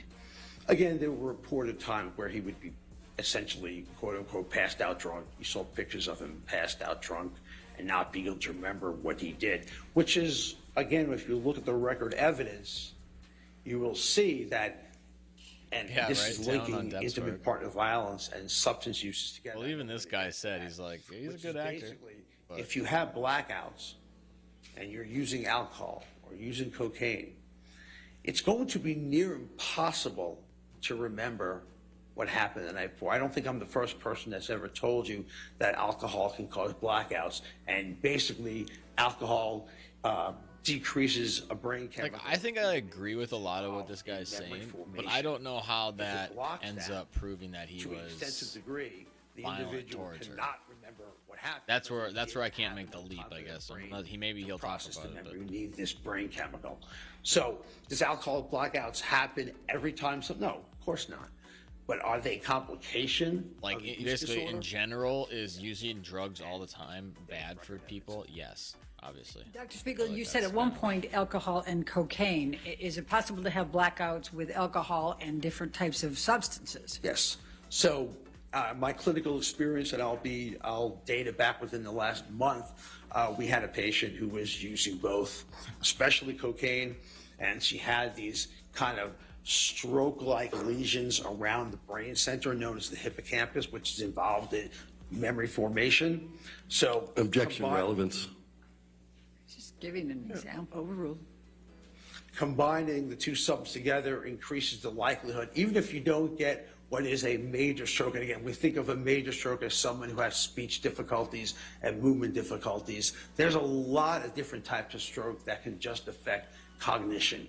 They don't necessarily have to have severe movement deficits or severe language deficits. They can solely affect you in terms of your cognitive symptoms. Yeah, but yeah, basically what he's saying, Melinda, is because you smoke So, weed every and day, you need to understand, and that's part of the psychiatric diagnosis. You're dumb. You need to understand that you can have you these can't insights, process information. lesions, these strokes, That's what he's saying. without demonstrating. No, I'm just physical kidding. I don't know features. what he's saying. And at a minimum, I mean, like overall, we know like that he yes, was using both there substances certain drugs are concurrently, worse than others, and at a minimum, obviously. we know he had cognitive issues that we talked about. Or at I know least had some people of who it. started doing heroin Thank all you, the time Dr. and they Spiegel. fucking What, if any, ruined their life. correlation I know is people there who do between domestic abuse, heavy cocaine alcohol abuse, and recreationally, maybe cognitive not every day, but disorders? they're fine. So I don't think it's a good idea to do it, but you know, they the do it. risk factors, if you would. I personally for don't do all intimate that shit, partner but violence. I don't know. Okay, and they're probably I think if many you're of them. doing I don't have time to something go over all them, day, but every the ones day. in particular, characters in particular, are It's one, probably not going to be having someone in the relationship good for your life who overall, is but- jealous or suspicious. 2, having someone know who how that- has we gotta make the jump a to higher than intimate average partner violence. acceptance That's what I of violence ideation.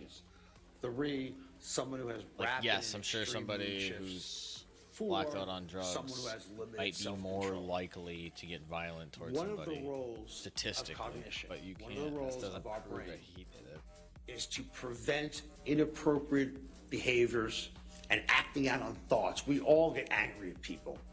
That's human. We all get angry at people. We all think things about people. The difference is when our brains are intact and working well, most of us don't act them out. Okay? Most of us do not act them out. So that's because your frontal lobe and other parts of the brain are involved in making sure these negative thoughts don't get acted on. Okay? So, when you have the effects of alcohol acutely, it causes disinhibition, which means you are, by definition, losing control and having rapid mood swings. 2, you are affecting parts of the brain that are involved in what we call social processing cues. The Back So to you the no Future longer guy can lost it interpret over Willy what's in Wonka. front of you that is, I would say, right or wrong, or what I should act on and what I Yeah, shouldn't. I agree with you guys. I think they So both are act shit on for it. each other, and they Even probably though were both just. sober. And I'd say they're both seen it probably with Mr. emotionally, I guess, Depp's, abusive towards each other. Depp's record evidence. I've I seen think she's probably a clinically lot worse. Sober, And we so can far, contain that. We can There's really no contain that. proof that he's ever laid a But when hand you on her. have these mixtures You know, together. Like, does it look No, bad when he's by the smashing way, things that around the house? Sure, about but that's 40 that's up to not 60% him being abusive of towards her. intimate He's partner probably violence just has a lot of is, fucking built up anger. He needs help, done under the and influence it's of a good thing alcohol that he's not and/or fucking substance taking use it out on disorders. her or anybody Okay? else physically. Knowing that treating You know, it's it better gets to it break better stuff in your house than hit improves somebody it. in I'm the saying face. removes it, but I'm improves guessing, it. but like. Hearing from Mr. Depp's own It doesn't mean text it doesn't mean it's a good thing. It's was just better with that things are going better. clearly Would show she's you physically that abused given him. those confluence of Like, factors, she's admitted to given hitting them him, all lining and up, she's those tried to factors, disguise it and excuse it off about as saying something it's that not hitting, when it's any of or it's not us- any punching, of it's us hitting, use to a and that certain there's amount something before different God about said that, it'll and be because a she's a lot woman, less. she could never actually If hurt we're him, more experienced and that makes it okay for her to hit him. A lot more, and but inevitably, it will fucking make throws us a disinhibited. bile at him. Like whether it's a Will crush make us injury act or out, the and glass acting cut out him, can I be think that's done kind of in a irrelevant. lot She's of clearly different like ways in intimate I don't partner know. violence, And the okay? fact that he's lost With tons of also money remember, over it, over control her is the saying enemy he of intimate partner violence. he So abused that's how her. they basically Lost out on interact in a Pirates nutshell. of the Caribbean and all these other movies. What was Alright, so it? you have- Fantastic. I have quite a bit more. Let's go ahead and take our morning And she recess, never ladies even and got gentlemen, just to not canceled from fucking discuss the case and Aquaman don't do any 2. outside research. Like, We'll not be that back I'm at the into end. like canceling people I'm from sorry, shit. 15 Like minutes. I'm We not just into wanted- that we'll just thing. take a break. No, You we're know? just taking a break. So I'm not saying like she should be, but if you're going to, it's just a double standard. I guess is my point. It's just ridiculous.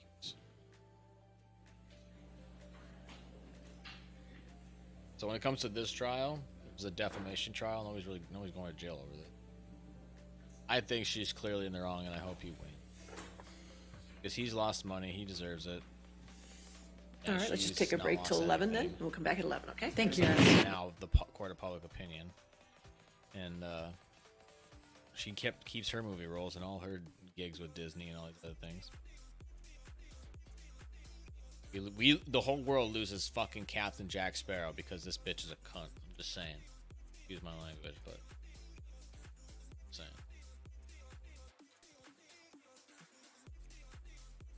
Yeah, well, that's the other thing is I read that too, Dakota, and I'm glad you reminded me. But yeah, his mother died the day before. That was the morning after his mother died. I think she died the evening before, and so he was drunk.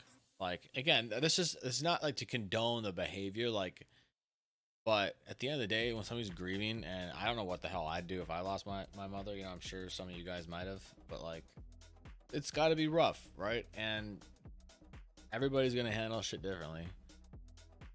I even said when I saw the video for the first time, I didn't realize that his mother had died the day before. But I remember watching that and even saying, I'm like, yeah, it's kind of shitty he's acting like that. But like, I'd be pissed too if I found out I was being recorded in my own home. Like, like that. You know what I mean? Like, especially like I'm not doing anything to you, right? Like he wasn't doing anything to her. It's his fucking house, right? He's paying for this shit. If he breaks it, like whatever. It's not a good look. I don't think it's a good thing to do necessarily, but it's his fucking shit. He can do what he wants with it. But to try and like record him and set him up as like this is this violent guy, like I'd be pissed if people like if I lived in my own home and I felt like I was being watched and I couldn't like have privacy, I'd be pissed. And now to find out like his mom died the day before and like that was him kind of grieving, and you know maybe it's not the best way to grieve, but you know what, he's fucking grieving and he's not hurting anybody but himself. Maybe to try and set him up like that, I don't know. It's just shit, man. That to me that's fucked. So. I really hope he wins this trial. I hope we can get Jack Sparrow back. I hope Disney stops being a bunch of woke little bitches. We can get Captain Jack back. All right, let's skip ahead These here. cognitive To kind of get to the point I'll be of right the back. question, which happened throughout most of the deposition. And so you could see there that there was obviously some form of cognitive issue that should not be happening in someone in their mid-50s. I think probably due to the alcohol and substances.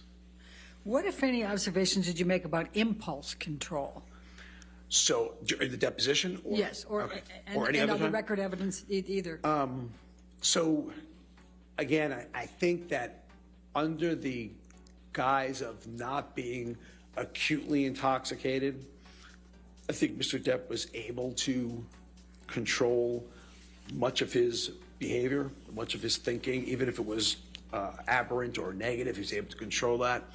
I think that once you start getting to the point of adding substances to that, that will set it over. If you saw the video, I think you all did, about the in the kitchen where there was smashing of glasses, slamming of cupboards, and yelling at Ms. Heard that you don't exist.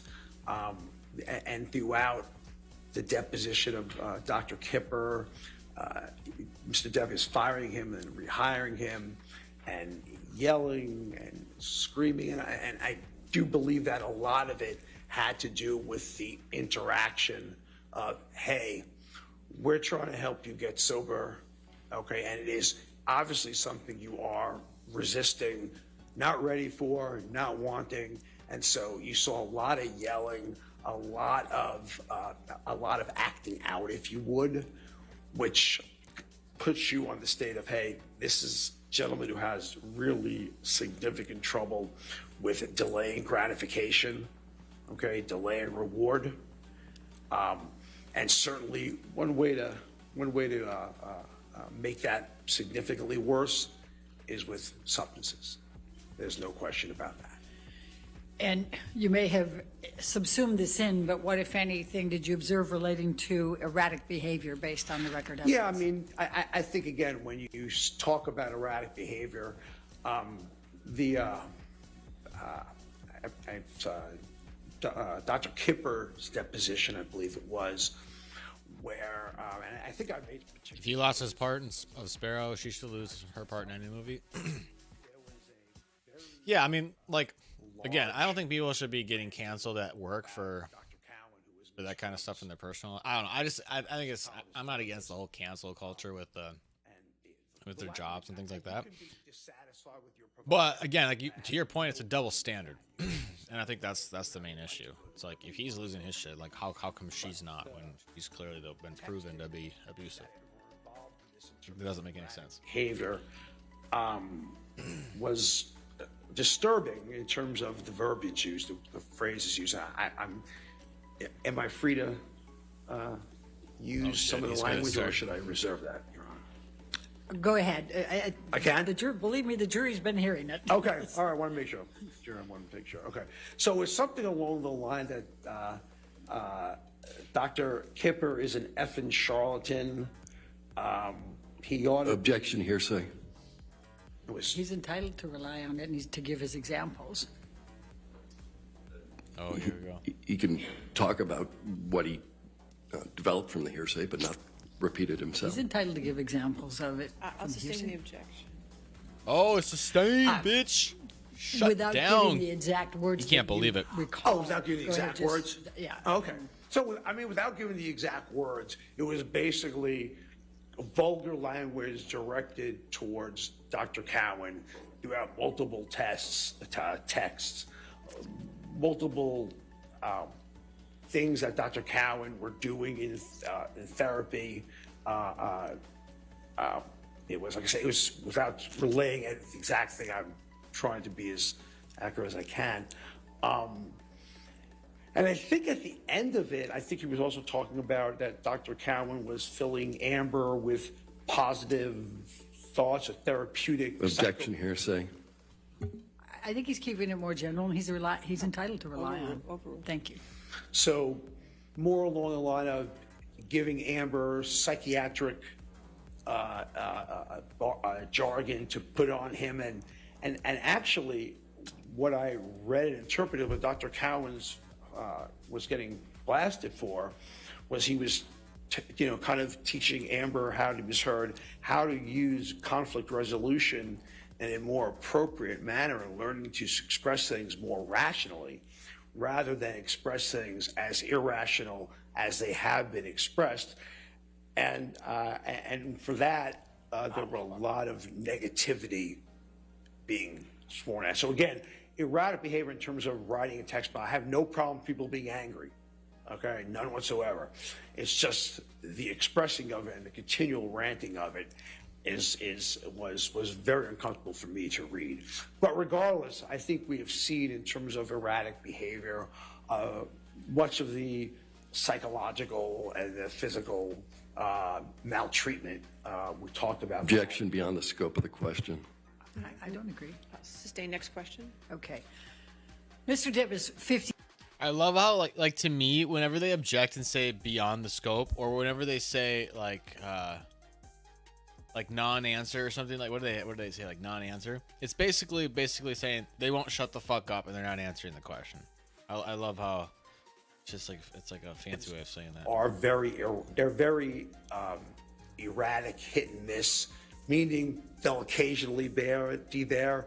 You may need a little bit more time to answer a question or pull things out of memory. You're just a little bit slow and a lot more inconsistently slow. You wouldn't describe what Dr. Blaustein's changes were or what I saw in the deposition attributed to age. Dr. Spiegel, what is Seroquel? Seroquel or quetiapine is actually an atypical antipsychotic, which is indicated for many things, including schizophrenia, bipolar disorder, adjunctive treatment for major depression. So it's indicated for a lot of things. But what effects may it have? I mean, this is one of the drugs that Mr. Depp was taking, Yes. correct? It was a prescribed drug? Yes. Okay. So- Yeah, please So explain. the effect of Seroquel is it's very often used as a sleeping agent because it doesn't have a lot of the side effects that are associated with conventional antipsychotics, movement disorders, tardive dyskinesia, et cetera, or at least it's a very low risk of that. So people have used it off-label, physicians have used it off-label to help them sleep. The problem is the effect is very barbiturate-like, and it really knocks people out, or certainly if you use it at high enough doses it can, okay? And the problem is it also has street value. So it's absolutely used on the street for that downer-like effect, and obviously it's a little bit more readily available because it's prescribed. So it does have that street value portion of it. And Dr. Spiegel, what effect would this have on Mr. Depp based on the dosages he was taking? So I think what you're looking at is Objection, speculation. Overruled. Please continue.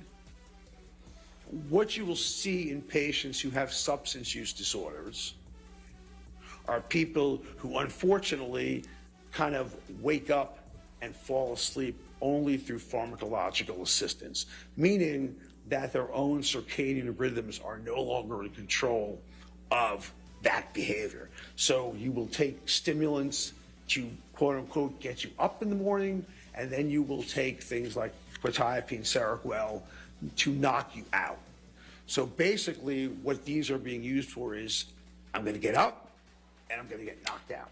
And that's very characteristic of what would be actually legal prescribed substances.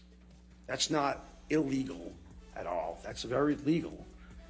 And that's the seemingly what these medicines effect are on patients who have substance use disorder. Dr. Spiegel, what is Neurontin? So Neurontin gabapentin is actually an anti-seizure medicine, which I think it's indicated for seizures, and it might be indicated for one chronic pain condition, although I can't swear that to you.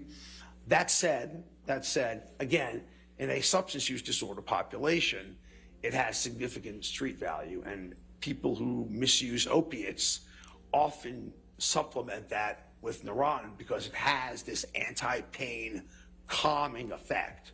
So unfortunately, it also can cause respiratory suppression. And so when you use it with opiates, there are people that are lucky enough to succumb to respiratory suppression as a result. But it has a very additive. Is this guy just gonna keep going on about like what different drugs do and stuff? And what effect would this I mean, have I'm inclined on to Mr. believe Depp him. and It's just the kind of boring. dosage he was taking? Again, objection. Okay, again, what it would do is have the street value. This guy's a dick. I was waiting for an objection. With the opiates. The advantage is you're using with opiates, and it's because opiates in general, despite everything else it does, are calming. And you use it with it, it offers further calming, which is why doctors have been warned not to prescribe medications like gabapentin and opiates together unless gabapentin? there's significant.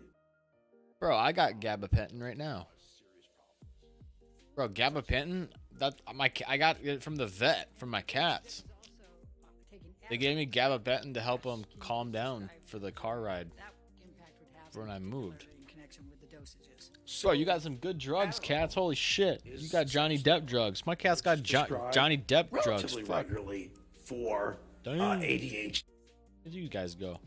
The problem comes again when you shouldn't be prescribing or receiving Adderall when you're No wonder already they fucking love that shit. misusing cocaine. Okay, you're now doubling your stimulant dosage here. And basically, what you are talking about, again, it comes down to in the substance use disorder population, you are using it to stay awake, have energy, keep yourself going, getting high, getting energetic. And then the only way to kind of combat that, because you have this effect, is to kind of take downers during the day, and downers being anything that's calming. So anywhere from opiates, prescription, anywhere from Neurontin, anywhere from Seroquel, all medications that are which are abusable. And so that's what this is going on. That's what the substance use disorder patient has. And it can't be given with someone using cocaine, because that's an extreme risk for death. You can't be given together. And what, if any, effect would these drugs have if they were mixed with MDMA or cocaine? So when you combine Cats or the dogs, two which is together, better? like I talked about before, For me personally, I like them both. I love dogs. I've always had dogs growing up, but I also love cats. And for my situation right now, cats are better. Like especially for the last few years, 10 years, I guess now. But when I live in an apartment, I don't have like a yard and all these other things. Like, and I want a big dog, like a bigger dog, like a lab or something. For me, a cat's better. They're easier to take care of. They don't need to be walked all the time. And when I get a house with a yard and things like that, or some space, then I'll probably get a dog for sure. I like them both. I really like both of them. I'm not like an anti-dog guy. Suspicious, jealous, potentially disinhibited, psychotic, and these are the risks. And again, we're talking about not your average everyday use of these substances. We are talking about chronic use together. And we also know that alcohol and cocaine use independently increase significantly the risk of intimate partner violence. These aren't statistics I'm coming up with. They all depend, anywhere from reports up to 7 to 27-fold. So, Yeah, but again, this guy, I don't know how he's going to make the leap. Just because these things are correlated doesn't mean that he actually did those things. You are playing with fire. And that's all of us. And the substances that Mr. Depp was taking and the record evidence relating to those. And for him to say, like, anybody who does these drugs in combination or together or abuses them is going to all of a sudden start beating their wife or beating their girlfriend or beating their mother or grandmother or whatever is a little bit of a stretch. Look at it. Just because it can happen doesn't mean it's So going to happen. major role or it did obligations happen. not being fulfilled. Don't have any evidence about operating under the influence or not. Social issues, especially disagreements and arguments with your spouse or family. Obviously, there was tolerance and dependence for the amount he was using, because if anyone is naive to these medications, most of us would be dead. Unsuccessful efforts, difficulty cutting back, using more than intended, giving up social, occupational obligations because this. I know there was right after the rehab on the island in Australia when Mr. Depp went out partying with Marilyn Manson.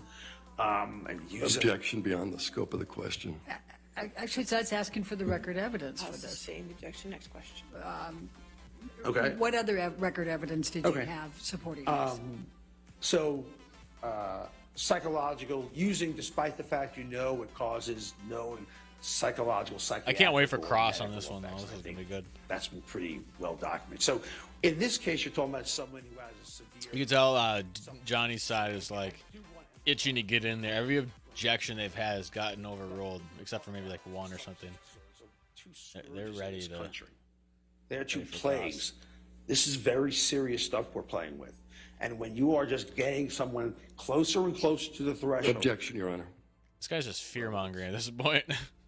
This is highly relevant. Yeah. I mean, he might not be wrong, but I don't know all the relevance. I don't get it either. Beyond the scope of the question. Yes. All right, sustain that objection. All right. Yeah. Okay. Tell me more about the relationships between substance This abuse face and when IPV, the objection gets Yeah, sustained. so again, That's hilarious. you are talking about this, and you may be able to control the risk factors for any of us may be able to control the risk factors for IPV. Any of us might be able to, okay? When we're thinking and we're not disinhibited, not having these hyper-intense emotions from substances. Once you add that to this mix, your brain can no longer do what it's supposed to do, and it's supposed to prevent you from doing this, quite frankly, because it's wrong.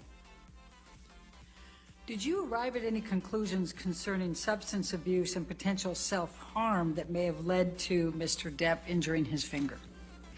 So I think the physician before me explained that pretty well, but I'll tell you that Mr. Depp has a history of self-injurious behavior, meaning cutting himself. Mr. Depp has a history of burning himself. I know when the actual event happened, there was texting to Dr. Kipper, paraphrasing, not saying exactly, that Amber and him got into a disagreement related to her wanting him to be sober. And then as a result of that, he said he got so angry, he cut the tip of his finger off. So if you're asking me, can someone who has, or have I seen, and can someone who cuts themselves, burns themselves, can cut a tip of their finger off with or without alcohol or cocaine or the rest? The answer is... Objection beyond the scope of the question. That's exactly what overruled. Thank you. Please continue. Was it overruled? It was overruled. Okay. Go ahead. So that is not a very far jump. I've certainly seen patients do a lot worse than that who started out with similar risk factors of, burning self and cutting self. I'm not going to get into the descriptions, but I've seen people do a lot worse than that. Okay. So the answer is yes. Okay. I'm going to turn now specifically to intimate partner violence, and I know you've talked certainly about it.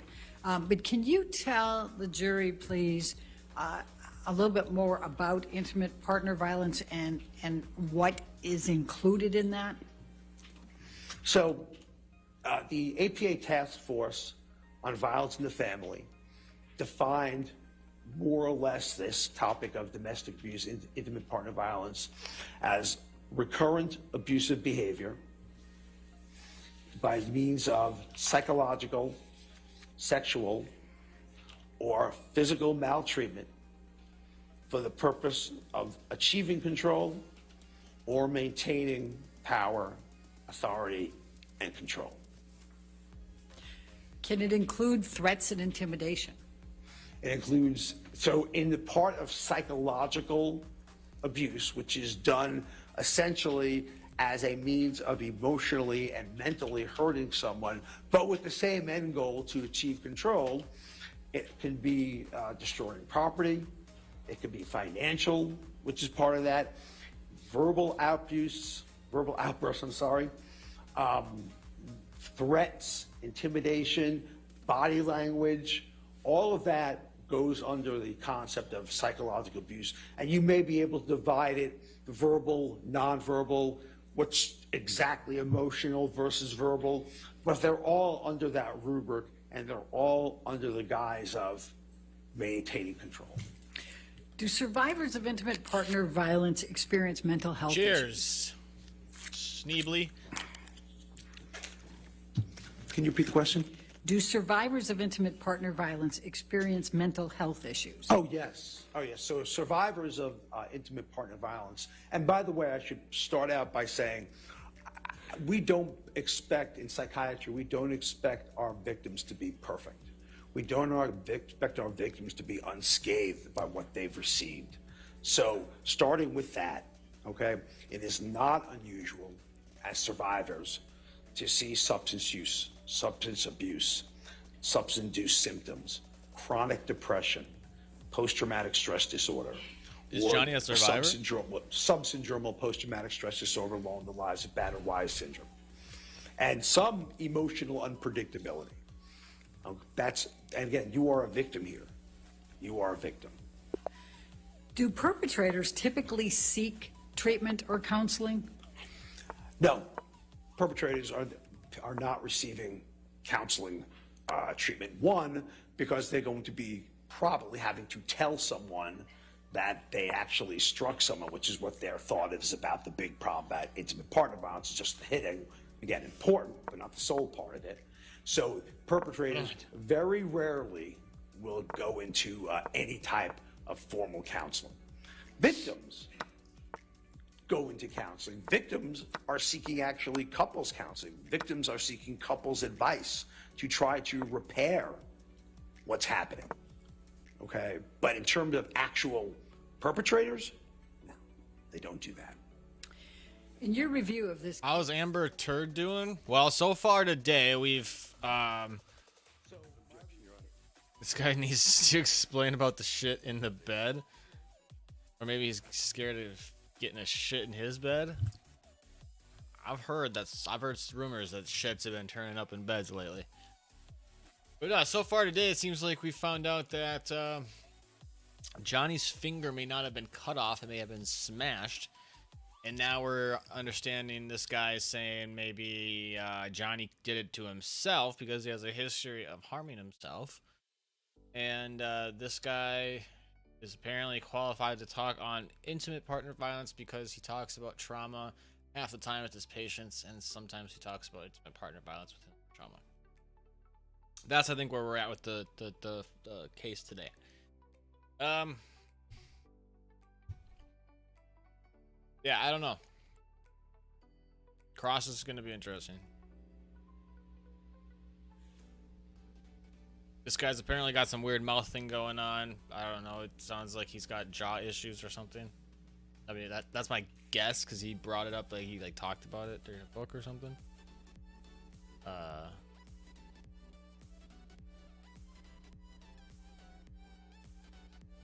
yeah, I don't know.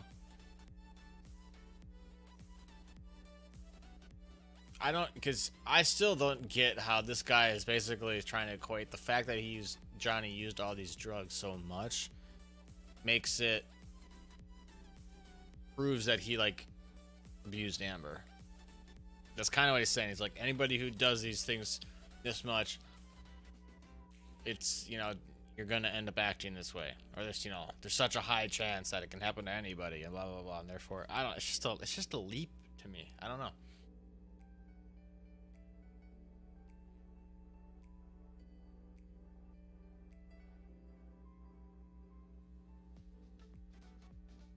All right, let's skip back. Let's go.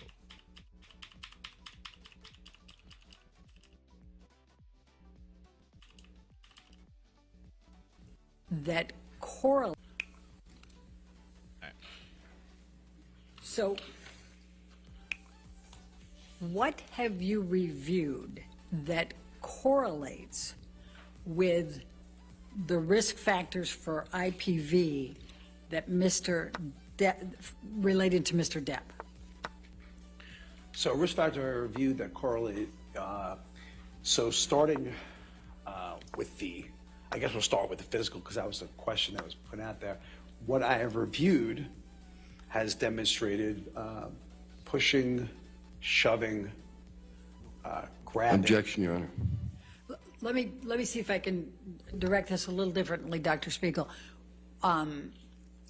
Rather than giving the summary of what that was, what did you review that correlates? In other words, did you review witness statements? Did you review depositions, photos? Yes. So what I reviewed was in terms of What do I think of the Australian election right now?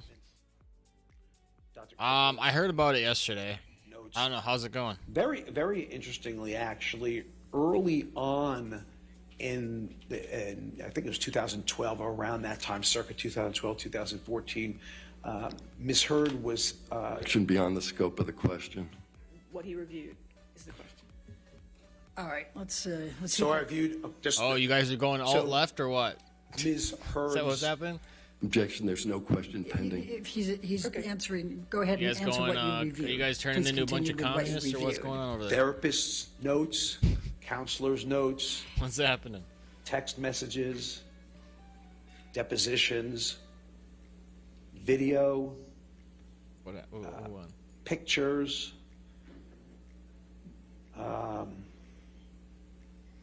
psychologists' notes and evaluations, and I said physicians' notes. That's what I reviewed. All right. Now, you've indicated that intimate partner violence includes... Wait, are you saying you guys had a right-leaning government before this? Is that what CNN's saying? That's fucking crazy. Entails.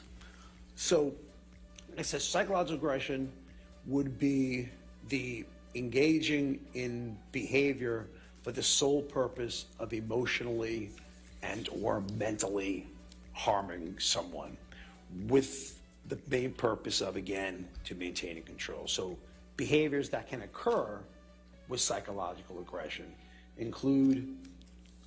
Sounds like you guys are main focused on climate change now. You guys all getting electric cars or what?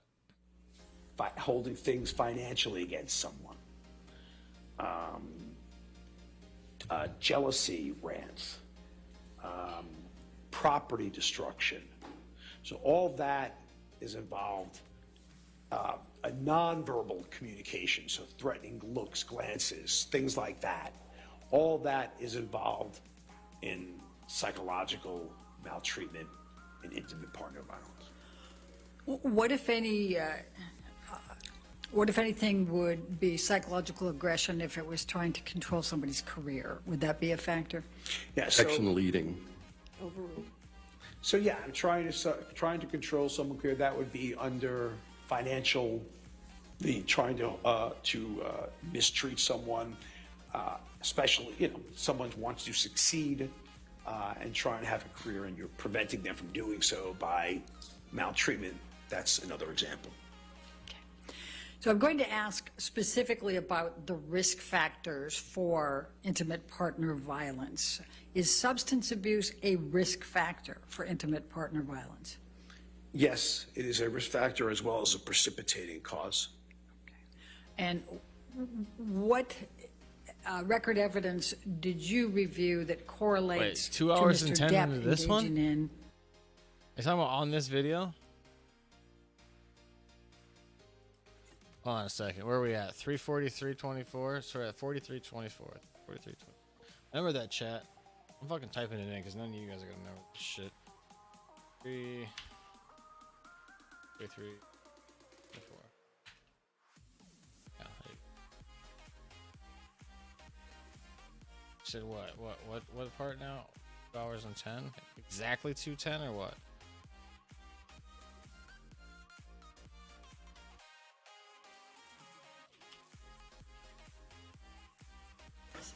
Probably 5 to 10% of the patients I do is. How many patients have you treated who have been perpetrators of intimate partner violence? Perpetrators? Yes. Probably 5 to 10% of the patients I do is perpetrators. And would you say tens of thousands over the 30 years? Yes. And leading. Overruled. Thank you. As part of treating patients relating to intimate partner violence, do you regularly evaluate these patients?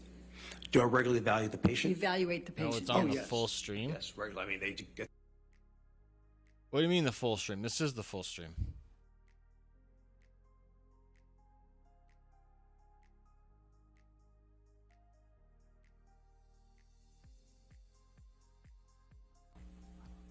And overall, Or a Saturday or. Are you saying it was like when he got up there? How do you know he was talking about him? Maybe he was saying that's why they don't want to call that witness because they think he'll lie on the stand. Maybe it was on your phone. It says what stream is it? Law and Crime or is it Fox?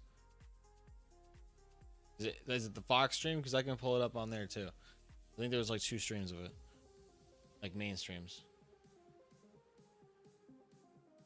Listen, I was listening at 2:10. What are you talking about? who have perpetrated the intimate partner violence. So again, in the outpatient setting, I don't see it quite you see as the much, timestamp. but in the inpatient setting, again, it's a really relative common phenomena that we'll see perpetrators of partner violence, and they're patients who need treatment too. And overall, how many patients have you treated who have been perpetrators of intimate partner violence? Perpetrators? Yes. Probably 5 to 10% of the patients I do is perpetrators. And would you say tens of thousands over the 30 years? Yes. And leading. Overruled. Thank you. As part of treating patients relating to intimate partner violence, do you regularly evaluate these patients? Do I regularly evaluate the patient? Evaluate the patient, Oh, yes. Yes, regularly. I mean, they get the same comprehensive evaluation that I described before. Are you licensed in Virginia? Yes, I am. And when did you first become licensed in Virginia? I'm not hearing it. 1993. Have you been qualified by courts as an expert witness? Yes, I have. In how many states have you been qualified as an expert? 3, which would be Virginia, Maryland, and South Carolina. Dr. Spiegel, can you please review for the jury your educational background beginning with your undergraduate studies? So I went to Duke University undergrad. I went to medical school at the State University of New York Health Science Center in Brooklyn, formerly known as Downstate Medical Center. All right, well, I'm going back to where I was. You can help me out, figure out where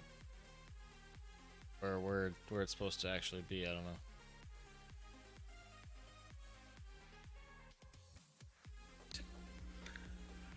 So, the record evidence of 2 I'll hours, just 3 minutes. Start with Dr. Kipper.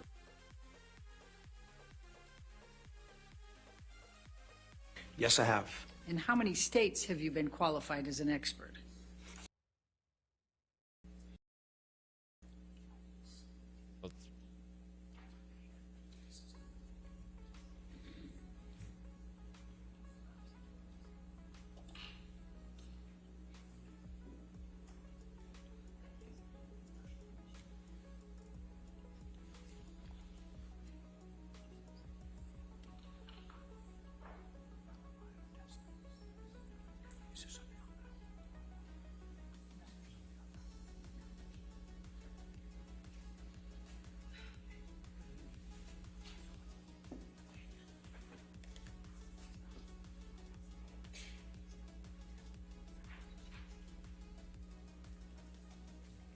What is he saying? All right. What did he say?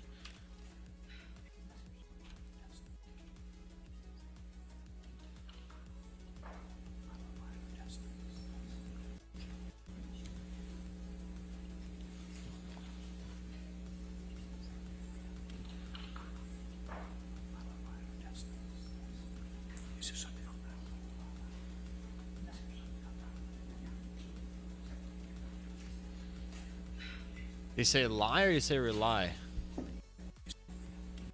I don't know. I don't know if that's. I don't really think that's much.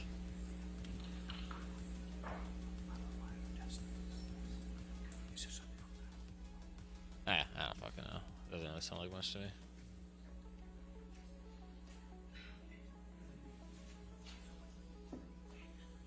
I mean, I don't think you're gonna say right in front of the other fucking side that you're gonna lie in your Writings on testimony. walls, mirrors, writing in blood on furniture. All that would be go with that. Okay. All right. And what, if any, risk factor is narcissism for intimate partner violence? So a patient, before we get into narcissistic personality traits or disorder, the overall, it's categorized under what's called cluster B personality. Objection, Your Honor, beyond the scope of the question. He's explaining the narcissism. Well, Overruled. I'll sustain objection if you Okay. ask a question. Can you explain to the jury what's involved with narcissism as it relates to the risk factors of intimate partner violence and So what that realm is? So narcissism patients have, again, poor self-control, okay, rapid mood shifts, okay. As a result, they have an undue sense of admiration. They worship power, they worship control. They have lack of empathy, and people are generally Much like kept your around as fucking long as tongue they're worships useful your lips, to bro. them. Jesus Christ, Large sense of entitlement. yeah, that stuff weirds me out. I'm sorry, I'm not trying to be a dick, but the lip licking is always just Need weird for to me. praise. So that would go under narcissistic personality and IPV. What if any what if any traits would be requiring admiration? Would that fit into it? Yeah, oh yes, requiring admiration, need to be admired is part and parcel of narcissistic personality disorder. Yes. Would being envious fit within that? Yes. Fragile self-esteem? Yes. And what, if any, record evidence do you have that correlates with Mr. Depp being narcissistic?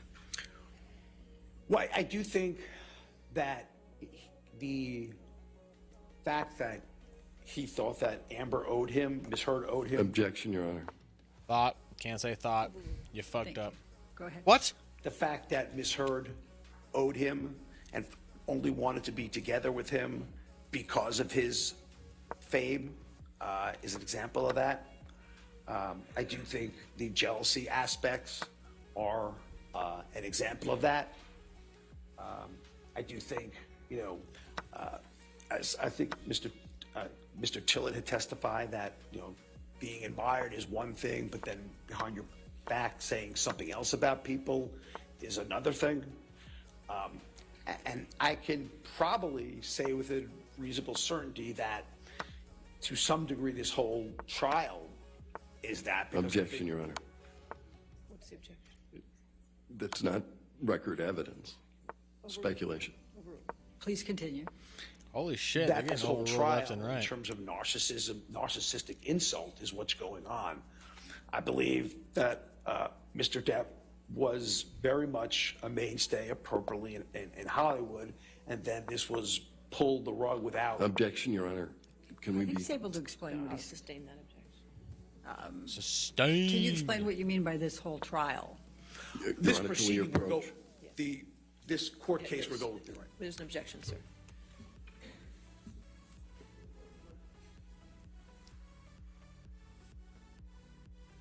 He looks so dumbfounded. Whenever there's an objection, he looks like confused.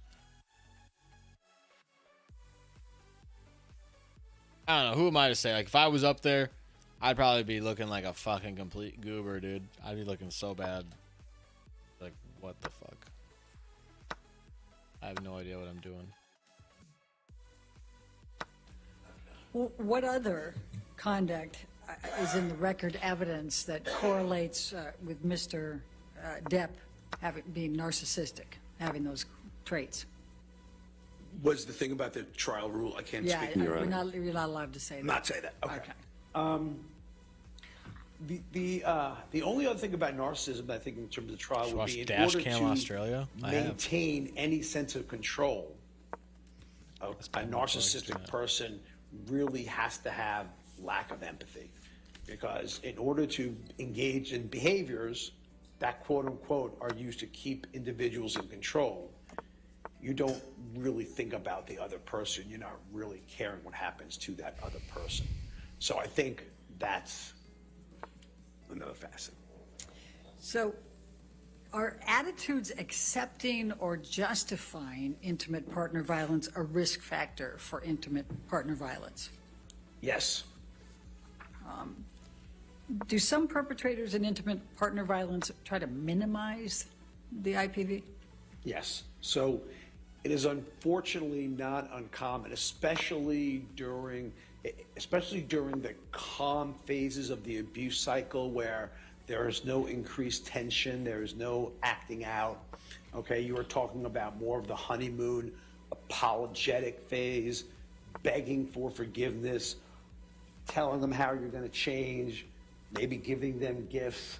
And then when the dust settles later in the day, a day or two later, it is not uncommon for the perpetrator to kind of switch the blame over to the victim, saying that, hey, you know, this either denial, this never actually happened, and trying to make me look bad, or an allopathic defense where you instigated it, or an altruistic effect where I'm doing it for you. Is there an American transformative version? effect that society kind of accepts this.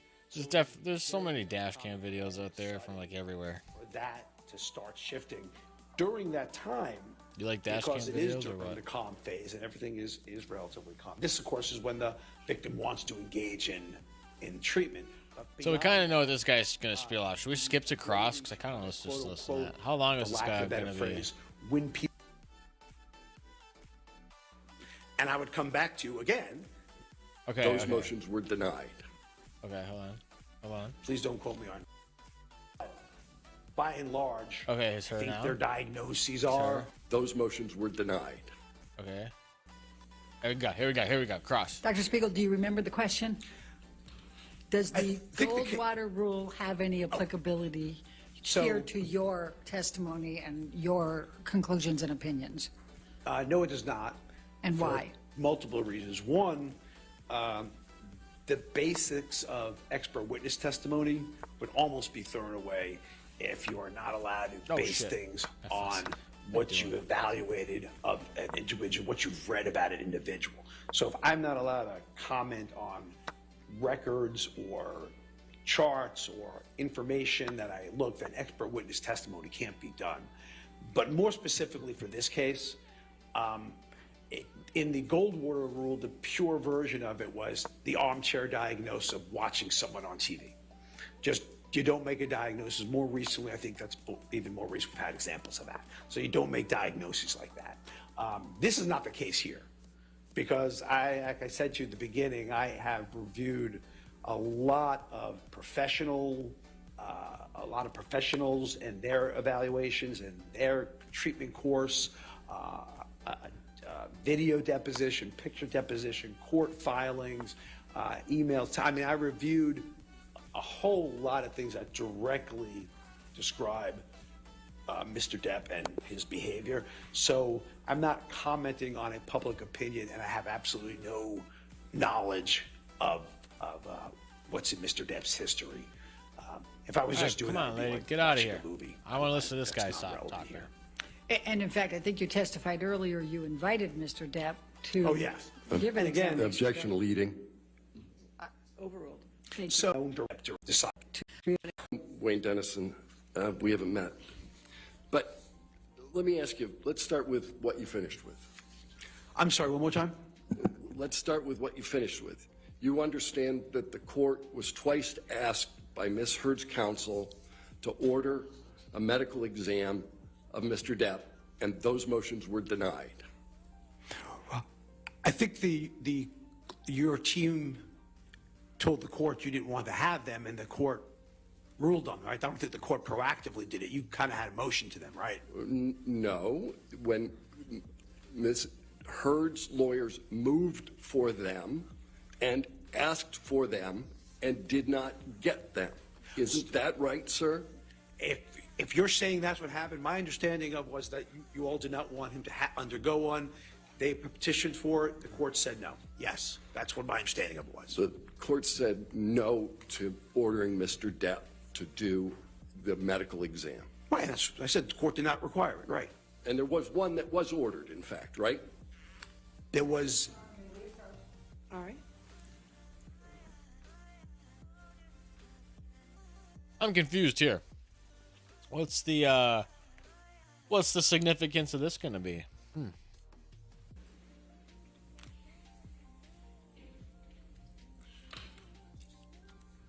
All right, so the last thing you talked about was the Goldwater rule. Yes, sir. Been around for almost 50 years, right? Yeah, I'm 59. That sounds about right. Yeah. And it's been around as a result of a presidential election that you referenced. Yes. And who has that rule? What organization maintains that rule? The American Psychiatric Association. An association you're a member of? Association that I'm a member of, yes. Yeah. Aren't you a fellow or something? Yes, I am. Okay. So, and Oh, this is he's an a ethical jolly good rule, fellow. right? It is an ethical rule. And yes, it's ethical. They say rules. It's an ethical guideline. Yes, they're guidelines. Mm-hmm. And you know that over time, the American Psychiatric Association has amended the rule so it's not just about diagnoses, but it's also about professional opinions. Could you be more specifically say about professional opinion in regard to what? Well, let me read this and see if you're familiar with it. It is unethical for a psychiatrist to offer a professional opinion about an individual based on publicly available information without conducting an examination. That's the rule, right? If you're reading it directly, I will believe you. Okay. However, a diagnosis is not required for an opinion to be professional. So my question is, it's not just diagnosis that this Goldwater rule applies to, it's professional opinions. So again, I will reiterate that would come down to essentially nullifying witness testimony, expert witness testimony, without direct evaluation. And as we know, it didn't happen. But regardless of that, the whole expert witness testimony thing would be basically rendered null and void. The rule, in fact, contemplates that issue, doesn't it, sir? Again, I'm just telling you the answer to the question. When you're reading me those statements, I'm telling you the response by the other side, who is publishes also, is that if that was the case, there could be no expert witness testimony in the courtroom. Psychiatrists are ethically prohibited from evaluating individuals without permission or other authorization, such as a court order. That's the rule, right? Again, if you're reading that, then I have to believe you're not misrepresenting it. And I would come back to, again, then this whole thing on expert, we might as well get rid of all the expert witnesses we've had throughout all of time for court proceedings. Because what you're saying is unless a court orders it, and that's what you just said, or the APA said, then therefore expert witnesses cannot do an evaluation based on an observation of the medical records. Insurance companies cannot do evaluations solely based on the medical records where their doctors rendering professional opinions. So at the end of the day, you are essentially saying that unless someone has directly evaluated it, this whole medical system we have, this whole legal system we have, is null and void. I'm not saying... No, yes, you are, sir. No, you are. Well, give me a second, and I'll give you more than a second. What I'm saying and what I am reading to you is a rule by your organization that takes into account that there could be court orders that would permit the exact kind of evaluation that you say I'm eliminating. And I think we're going in circles because I think I just said that means expert witness testimony would not be allowed, and the branch of forensic psychiatry would be especially hindered. And we know the branch of forensic psychiatry does not prohibit that. So I am a member of the APA. That doesn't necessarily mean every single thing they put in there, everybody has to uncategorically agree with, because clearly that's not the case. Did you agree in your deposition that the professional opinions you rendered were inconsistent with the Goldwater rule? Yeah, my first was inconsistent. If we're saying that if the Goldwater rule says, and I very much said that during deposition, that the Goldwater rule was made for presidents and public figures such as that, but regardless of that, because that's what it was made for. It's not made for Hollywood, but I'll even take that Mr. Depp's a public figure. What I'm saying to you is that the Goldwater rule is saying we cannot do any expert witness testimony in our field. That is exactly what the Goldwater rule is saying based on exactly what you read. And I'm just telling you what you are saying that rule encompasses. What I'm asking you, sir, is did you What I'm asking comply you, with the ethical requirements of the APA when rendering the professional opinions that you've rendered today? It is a requirement of the APA. It is not the requirement of the APA. Secondarily, so the answer is no? Secondarily, again, in order to not, we wasted our whole morning because there was an expert witness before me. There's an expert witness everyone brought in. So all I'm saying to you, that means the whole field of medical legal law is corrupt and unethical for engaging in an act that the APA clearly says we should not do. So if you're saying that, then the answer is yes, I'm agreeing with that statement. Johnny took his glasses off. You're agreeing that the APA would deem your testimony and your professional opinions rendered unethical? I am saying you are saying that I'm an expert witness. I am saying as an expert witness, and solely as an expert witness, that guideline is permitting that from occurring. I would say then that the whole field of expert witness testimony, again, would be disavowed by what you are quoting in the Goldwater rule. And we know that's not the case, because if it was, we would not be allowed to do it. And you said the rule was for presidents, right? And that was initially for presidents, yes. And the name of the rule came from that. But the rule says it is unethical for a psychiatrist to offer a professional opinion about an individual. That's right, sir. It's not just presidents, it's not public figures, it's individuals. Funny, it was named after according to your logic, if you don't put something in the title, it's not true. That's what you told me this morning, I believe, about my intimate partner violence. So what I would say to you then, sir, this guy's a little shit, is that if you say this about an individual, again, any court would have to render an expert witness testimony invalid. Any doctor that reviews charts would have to render it invalid. I can go on the list of docs that do not see or interview patients directly, and that's a violation. So basically, you are saying that unless you do a direct clinical evaluation, then all of the field of forensic psychiatry and all of managed care is doing an unethical violation because we are not seeing the presence. We deny patients medications all the time without seeing them. We deny patients treatments, unfortunately, without seeing them. And I'm on the receiving end of that. So the answer to your question, again, unless you are saying to me that all of this is unethical, which is what you are saying. This is how I'm interpreting what you are saying to me. That unless you do the evaluation directly yourself, therefore, it cannot be considered ethical. And I'm telling you how that's applicable to not just expert law, but also managed care. It's applicable to multiple branches of medicine. Hospital duration of hospitalization stay, they get evaluated. So tell me where you want me to end this. Well, why don't we talk about what you just testified guy, to, man, because I this didn't guy. ask you anything about that. I asked you whether, under this rubric, under this principle of medical ethics, have you acted unethically? Yes or no?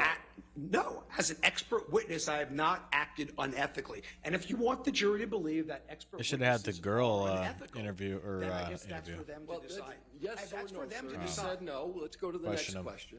Okay. Right? Psychiatric Should've asked him the diagnosis sequel to occurs Time in the Travel. context of an evaluation Fucking based hell. on thorough history-taking I'm examination up for a ride in the and DeLorean. where applicable collated or collateral information. You'll agree with that? I believe I said that earlier, yes. Yeah.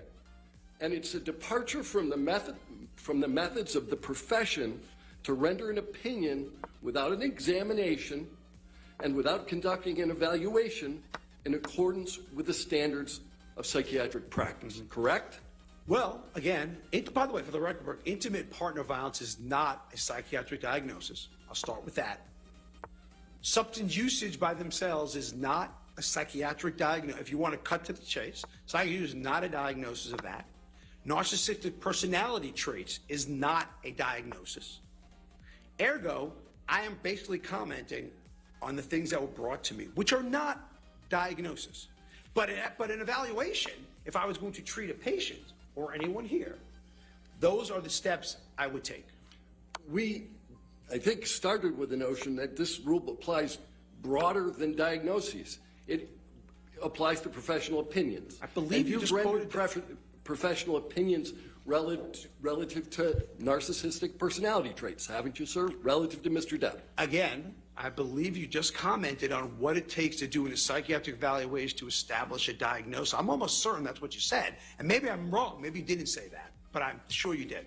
And therefore, what I'm saying is neither IPV nor substance usage, nor narcissistic personality traits a psychiatric diagnosis. And then under the rubric of expert witness testimony, you are saying I acted unethically under the rubric of expert witness testimony. So if you, sir, would like to proceed that expert witnesses are unethical, based on that, I am not going to sit here and disagree with you and waste everyone's time. I think it's fairly obvious. So thank you. Go ahead. These were your words. I'm just saying them back how they're interpreted. Okay. Let's start with the easy question then. Maybe we can. That was pretty easy. Go ahead. All right, Doctor, you're going to have to just answer the questions. Okay. Sorry about that. Yeah. Getting into it. You need to just answer the questions, Okay. Dr. Spiegel. Yeah, shut the fuck up. You Quit being so are combative. not rendering any diagnosis whatsoever of Mr. Depp today or ever.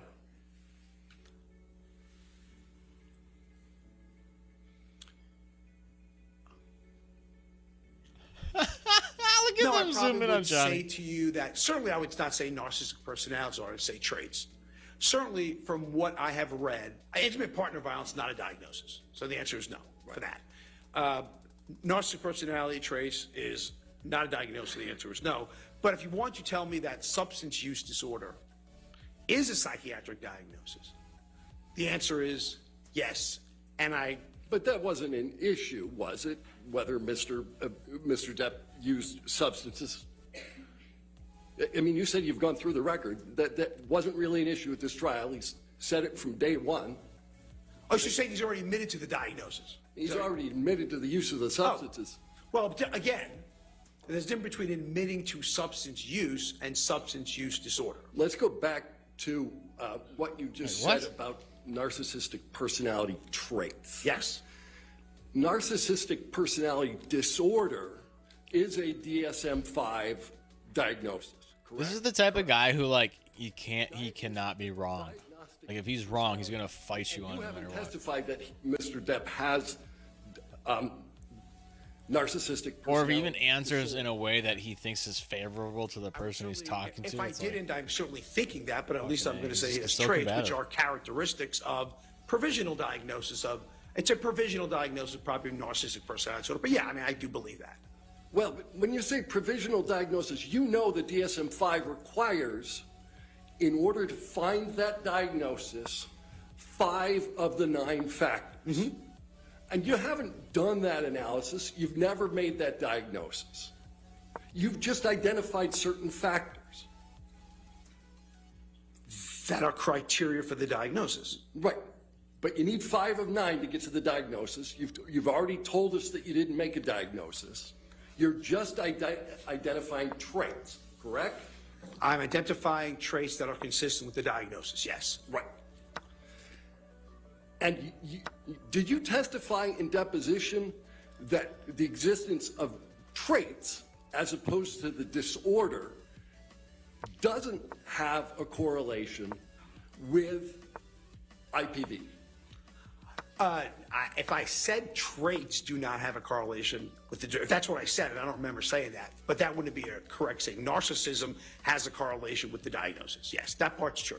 All right, how far are we going to back this up? Because there's a diagnosis of narcissistic personality disorder, right? Yes, sir. And that one is has some correlation with IPV, right? Narcissism has correlation with IPV. Again, sir, you're not allowing me to answer.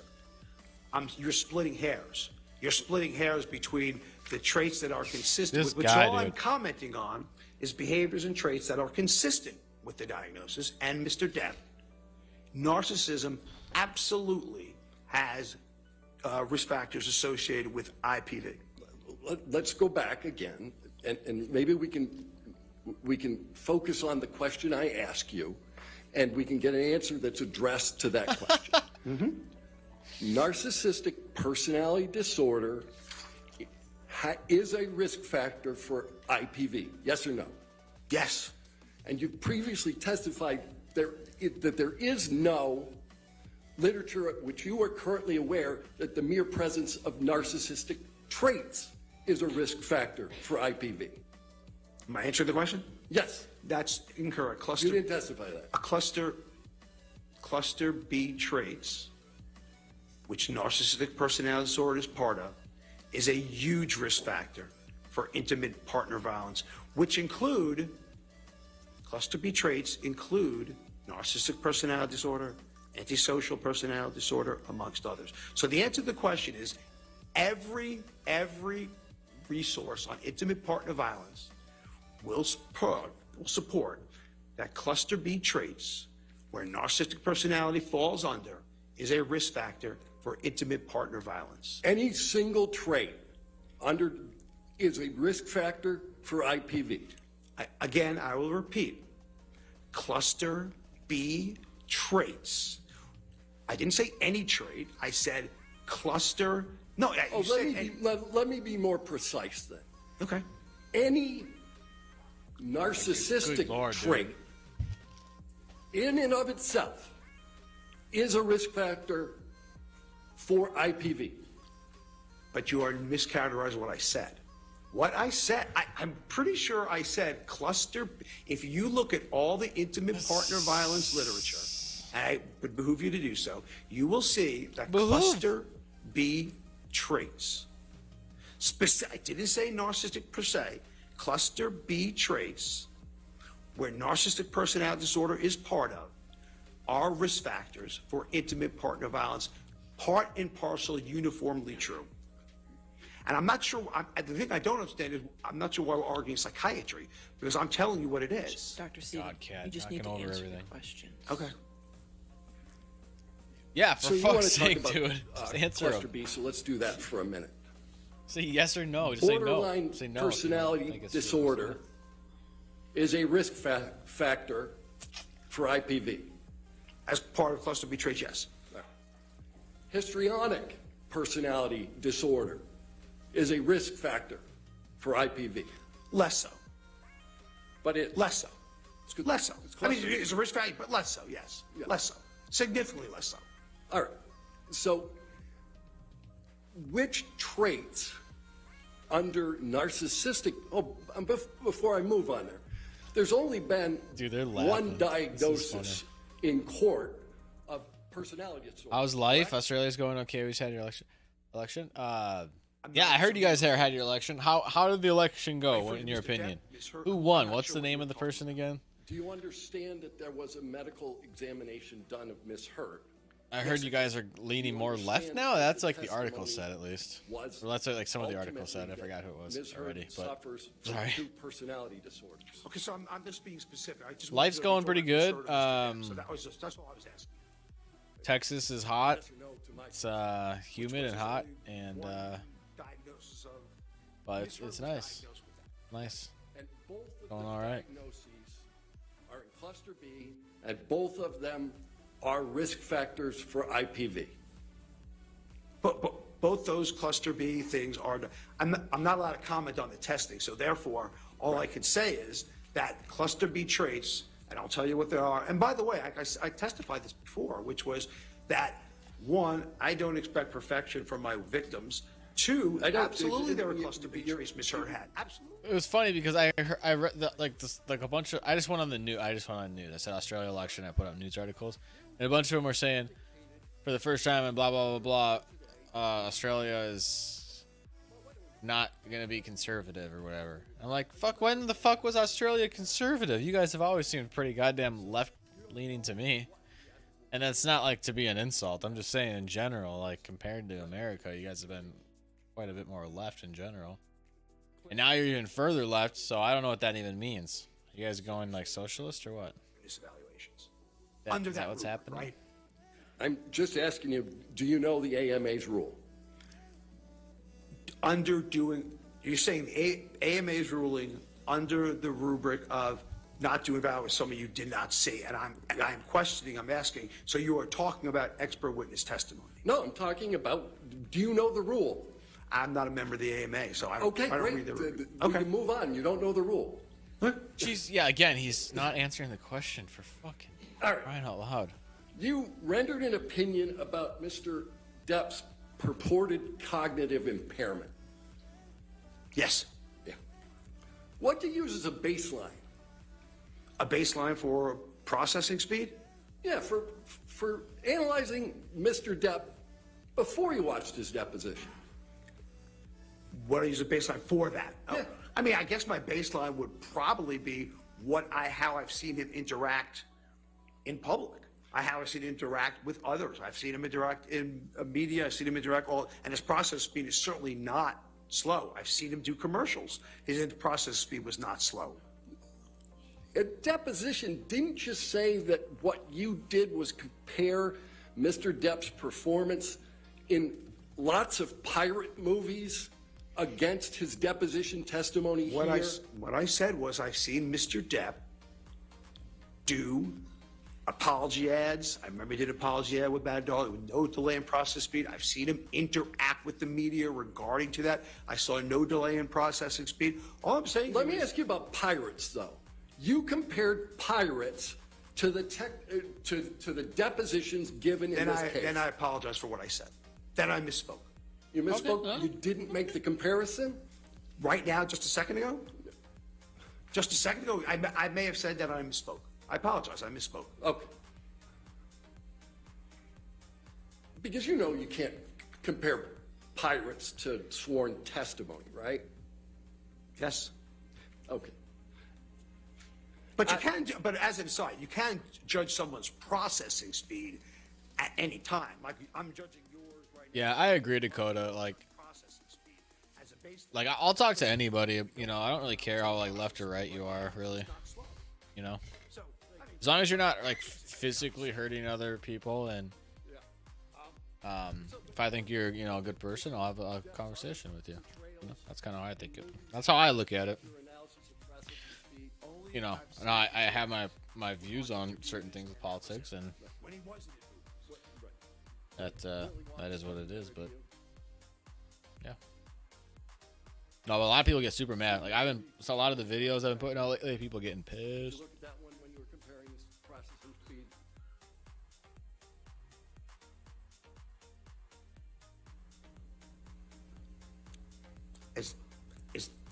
do I have to answer that question, Your Honor? Wait, hold on.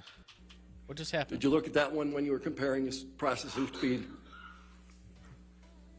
Look. So, I mean, we're judging processing speed. I'm just saying to you. Yeah. But no, any of Mr. Depp's other portrayals in movies, did that affect your analysis of processing speed? Only I've seen him interact on interviews, and that was it. Right. When he wasn't in movies. Right. But Willy Wonka doesn't matter to you?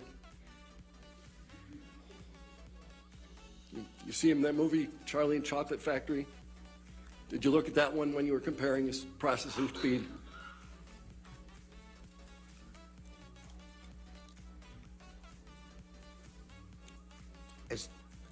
Do I have to answer that question, Your Honor? You have to answer questions. Yes, sir. No. Whoa. What the fuck was that, dude? What the fuck was that? I wonder, like, it's okay. Honestly, the only instantly came into my head is this whole, like, that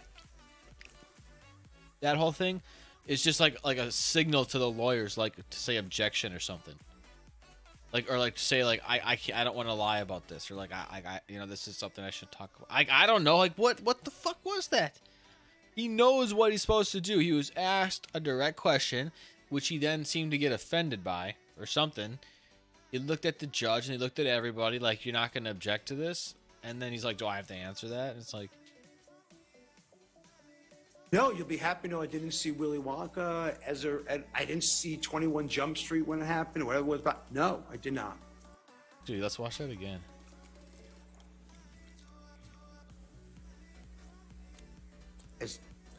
Do I have to answer that question, Your Honor? Factory? It's Johnny Depp. Did you look at that one when you were comparing his processing speed?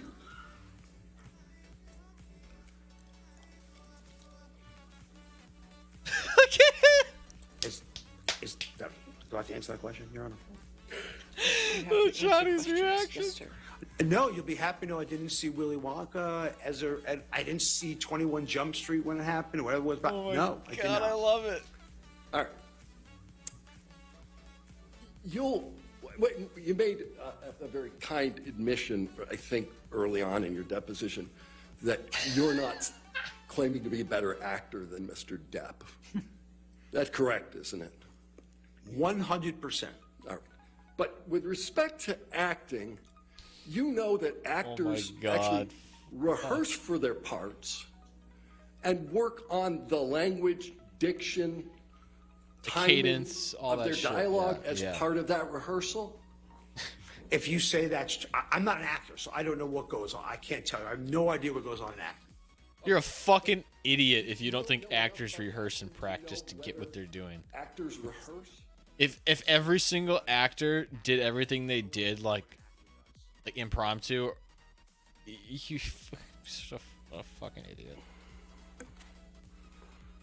God, you play dumb. Here's the problem with playing dumb is when you play dumb and you're an expert witness on something like psychology, and then you play dumb on shit like that, it makes you look like a fucking Decided idiot. to call Mr. Depp an idiot. Under somebody Said it call for Mr. me. Depp an idiot? Yeah, you called Mr. Depp an idiot in your deposition. Oh, I think. Okay. So I think it was in the context. I think it was in the. You probably should read the context of it, because I think the context was, and I'm trying to think back. Okay. And what I thought it was related to was if you're coming to some deposition, okay. And again, I'm thinking back. So you have it in front of you. I don't. So I'm thinking back where he's coming in from Europe for a deposition, video deposition that he gave, and he took an overnight the night before. And what I think I said was that if you're going to do a major thing to a trial that you're involved with, I think you'd be an idiot to come in the night before. All right.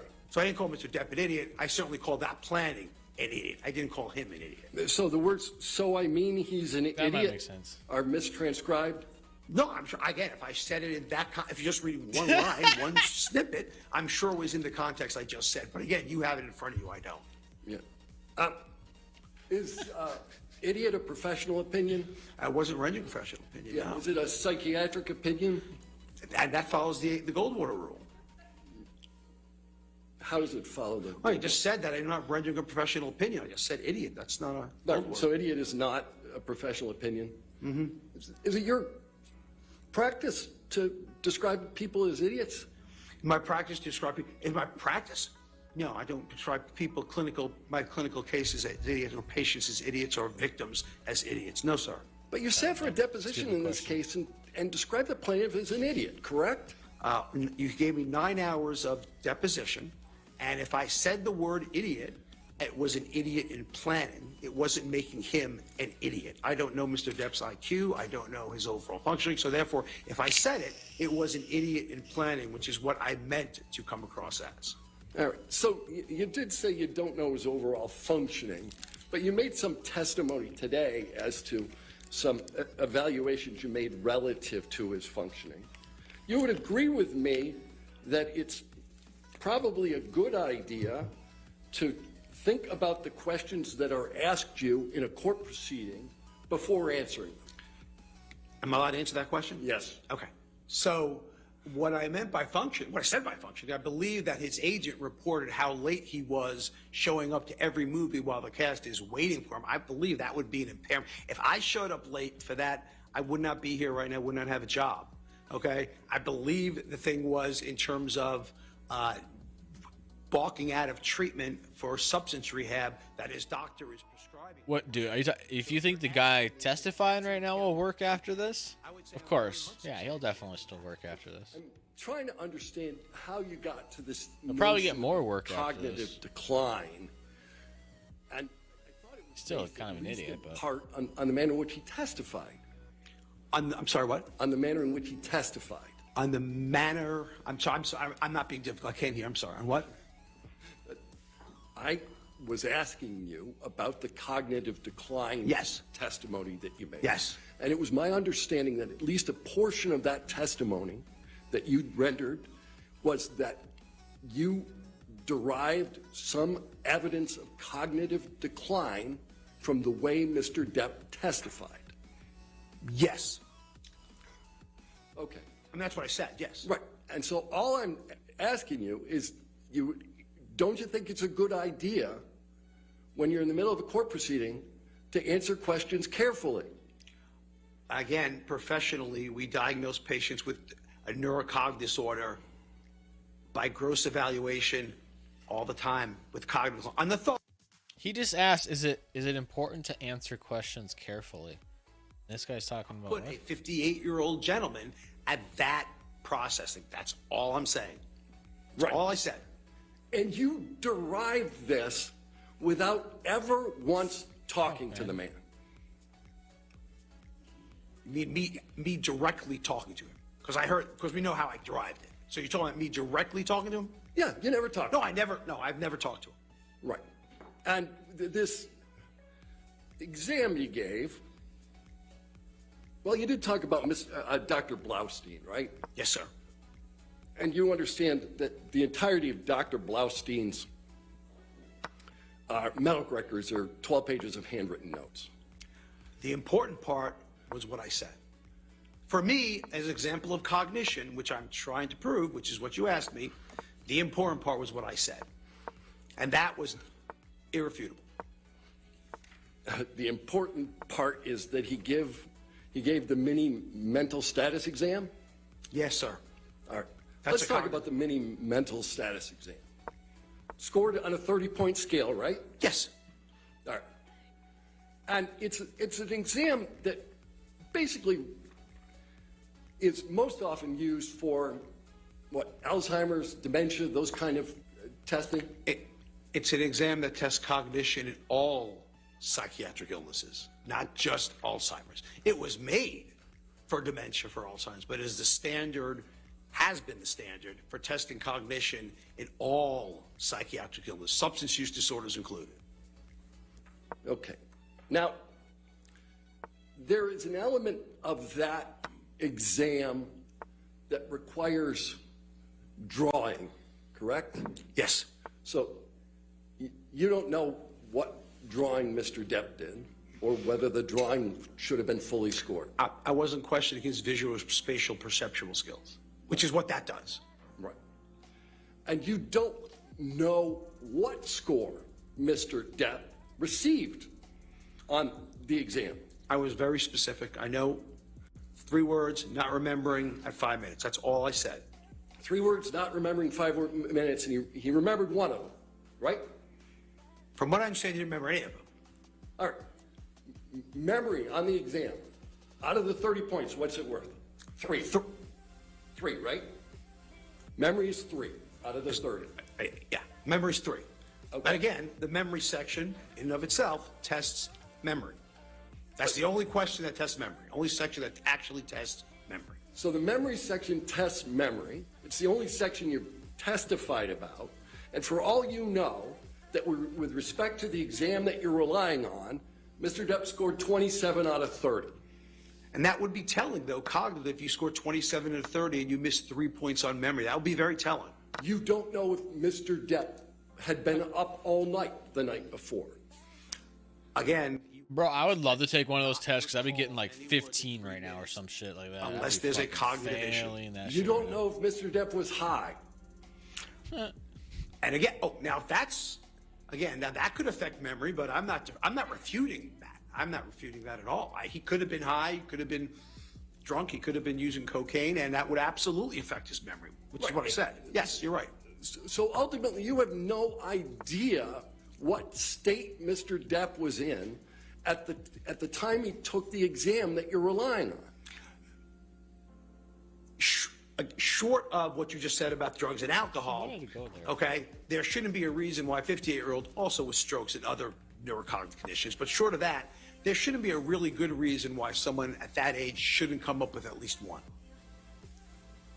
But in answer, But wait a minute, you started that question with short of drugs and alcohol and spent 35 minutes talking about his use of drugs and alcohol. Isn't that right? oh, I'm agreeing. I thought I agreed with you. I think I agreed. I said that drugs and alcohol can absolutely affect cognition. I'm not sure. Yeah, I agree, but I'm not sure if that's a problem. I agree with you on that. All right.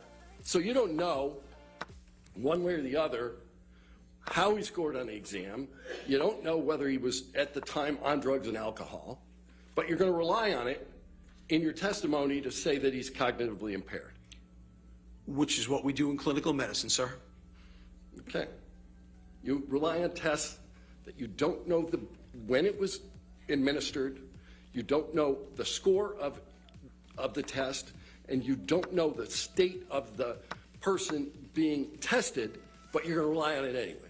Again, if we had to know every test, when people get the mini-mental state exam, we have no idea clinically if they are high, wasted, stoned, stroke. We have no idea. So if you're going to say that, that means everybody needs a drug test before they do a mini-mental study, and that's not the standard of care.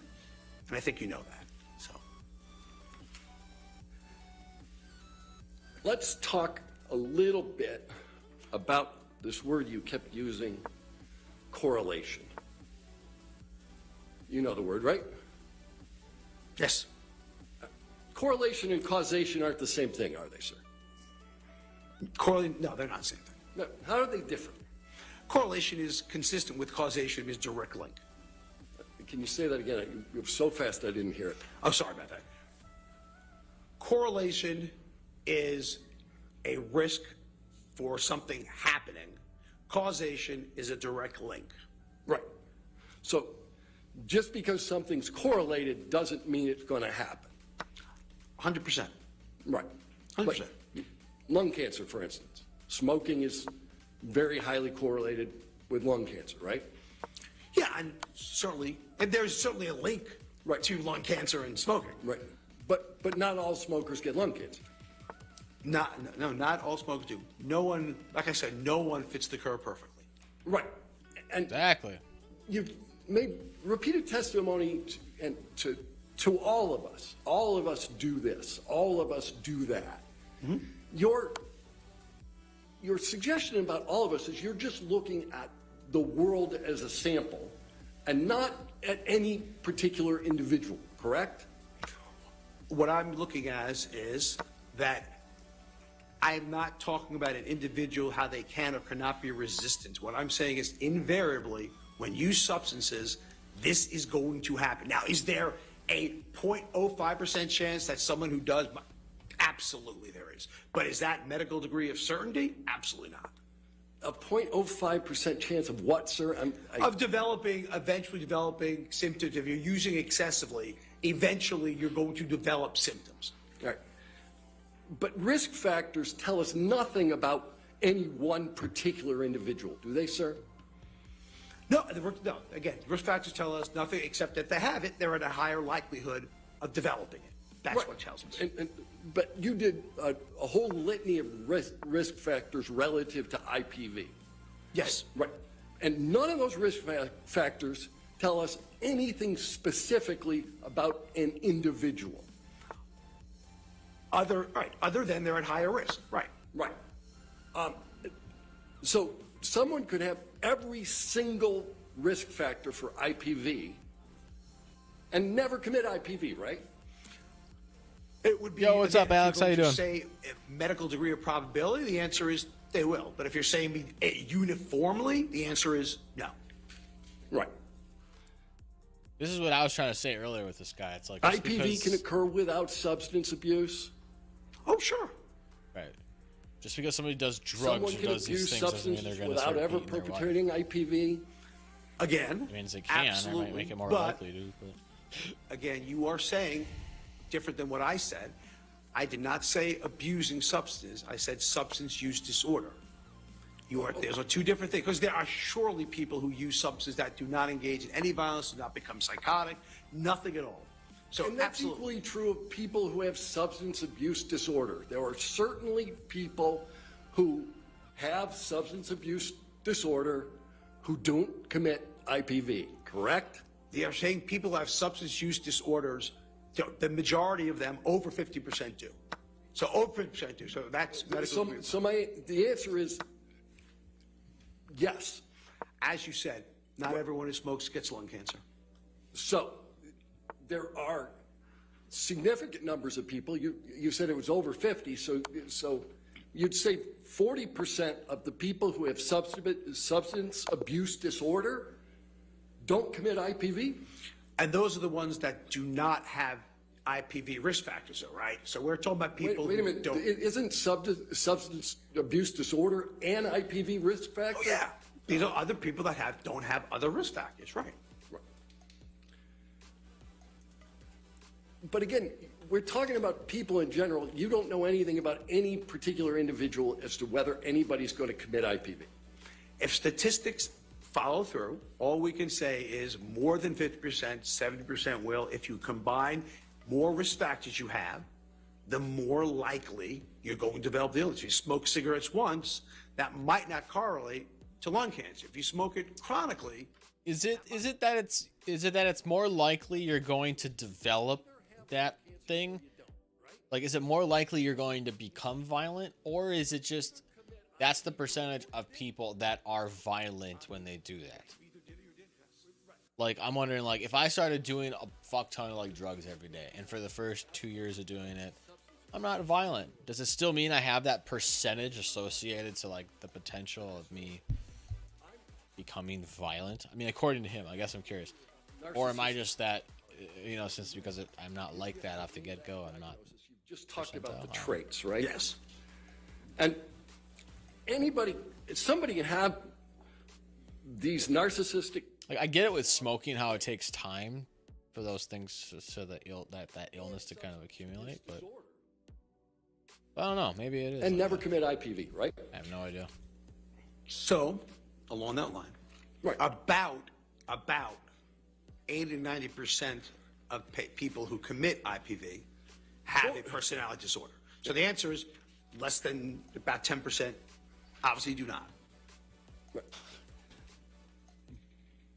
There are more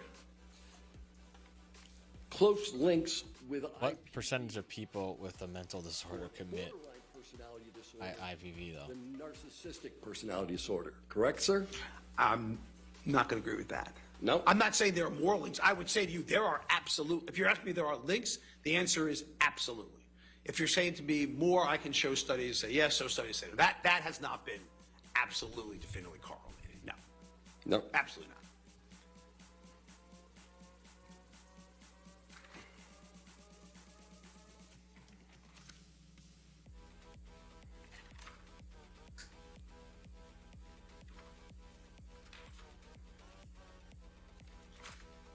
want to see if there's any good Johnny Depp faces. You guys gotta let me know if I miss it. MDMA.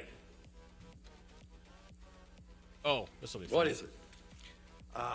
Say it. Say it. Yeah. No, that's not what it is. What's the Fucking idiot. Ecstasy is not MDMA. I'm sorry, MDMA is not ecstasy. Ecstasy has MDMA in it. Fucking normal dosage of ecstasy for people who use ecstasy? Again, I couldn't tell you the quote-unquote normal dose because, honestly speaking, no one. Normal ecstasy has other fillers in it. Because MDMA is like a crystal. It can't like bind to itself. It can't like form into a pill or anything. So they use other binders to make an ecstasy pill. The answer is yes. Usually like I'm heroin. going to gather when you're using it at higher doses and develop tolerance, you develop the sympathomimetic effects, which are not so enhanced well-being. Increased extroversion, that's a symptom. Again, at low dose, you are 100% right. At low amounts, you are 100% right. It is an adaptogen. We feel closer to people. That's what people who use it say. They feel close to people, warmth to people, 100%. But with continual use and higher doses, it could be fatal. Right.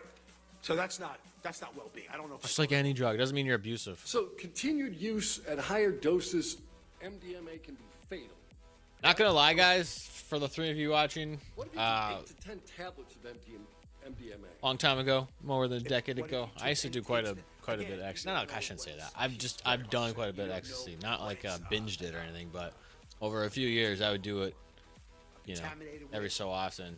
I've done my fair share of ecstasy, and I've never seen anybody doing it who get violent on ecstasy, at least. So what I would say to you, I've seen people get violent on drinking, but never ecstasy. It was always a very cuddly, huggy, relaxing, listen to music. Whether it's going to cause this kind of empathic drug. adaptogen effect at very low doses, or is it going to cause the sympathomimetic? And we did some higher doses, so this guy could take the piss. If he's trying to say you're gonna be abusive on ecstasy. No one knows what's going to happen. It's not regulated, and no one knows if you're using with other substances either, like other stimulants, or if you mix it with alcohol, or mix it with alcohol. No one knows if it's going to be potentially worse. Right, but this is a potentially lethal combination. 8 to 10 MDMA tablets and alcohol. This is a potentially toxic combination. Right. Can it kill you? Yeah, I mean, it is a potentially toxic combination. That's true. Ever heard of someone cutting off their own finger on MDMA? Have I ever heard of it? Yeah. No, I can only give you one example. Hadn't seen that one before. Okay. So, Seroquel. He was gonna say I have seen it before. Puts Johnny you to did sleep, right? If you want a phrase of barbiturate putting you to sleep, then the answer is yes. Yeah, you heard Mr. Depp talking about sometimes being on the nod, right? And again, I think I explained Seroquel very well this morning. Good. I'm going to ask him a few more questions. Oh, okay. Okay. All right. You kept making references to street value. Why were you doing that? Because that's why people with substance use disorder use quetiapine and Seroquel. Say it again, I'm sorry. That's why people who use quetiapine or Seroquel can it sells on the street because it's so barbiturate-like in effect. Right, but you said that Mr. Depp had a prescription. There are many substance use disorder patients who have prescriptions for Adderall and quetiapine from their doctor, and that doesn't mean they're not getting high out of it. That doesn't take much. Doctors like to believe what patients have to say. They're not going to go in there being expert witness testimony. All I'm telling you is that in people who have substance use disorder, it is not uncommon, and the thought was initially that because quetiapine was not addicting, that it's safe to give in people with substance use disorders, when in fact, we absolutely know it has street value. We absolutely know that for a fact. Right, but my point about this is you made a bunch of testimony about street value, but you knew at the time you made the testimony that Mr. Depp, in fact, had a prescription. He also had a prescription for oxycodone and roxicodone. Does that count? Because that's also probably not a good thing. Just because you have a prescription doesn't mean that... I think Mr. Depp would agree with you it wasn't a good thing. Just because you have a prescription doesn't mean you can't abuse it. No, I'm not suggesting you're abusing it. I'm just wondering why your testimony was in any way tied to street value when every single drug you referenced, Mr. Depp had legally. Again, you can have prescription substance abuse, and we know that, correct? No, I shouldn't be asking you that. We can have prescription substance use disorders, and that's not uncommon if you look at the opiate epidemic that we're living in right now. We can have that. That's not an uncommon thing. Unfortunate, but uncommon. Not uncommon. So, Seroquel, I think you described as a sleeping agent when used off-label? When I saw what? Sleeping agent, Seroquel, when used off-label? When used off-label, it's used, it can be used sleeping agent, yes. Right. So, Mr. Depp's use of Seroquel could account for some of the photos we saw in this trial, where he's asleep in a chair? Again, what I would say to you is that if you have a substance use disorder, you are using it to be knocked out. Yes, I agree, but I'm not sure at the end of the day if you should have vomitus over you either, because I've never seen Seroquel do that. So when he was passed out in the chair, he also had vomitus over him. I've never seen Seroquel do that ever. Neurontin is another one of the drugs you testified about. That one's also prescribed, right? Yes, it is. And what's the prescription for that? What's it used for? And what's its indication, or what's its used what's for? its indication? I mean, its indication is for seizures. It may have one pain indication. Again, I'm not a neurologist, so I can't tell you exactly if it does. But it's chronically used off-label for pain. It's used off-label for anxiety. Right. And what's its effect? That's another one that'll put you to sleep, right? Well, yeah. I mean, sure, 100%. Right. And you made reference to a picture. There's been testimony around that picture that Mr. Depp fell asleep with ice cream in his hand. That's not vomitous, right? I was told it was vomitous. Okay.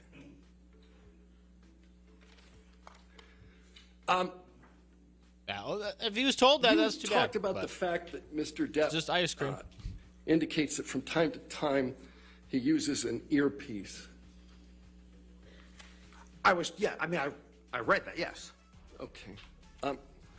Did you read the testimony of Mr. Wyatt, who told you what was being pumped into that earpiece? Yeah. I mean, if I remember right, I mean, I think it was lines, right?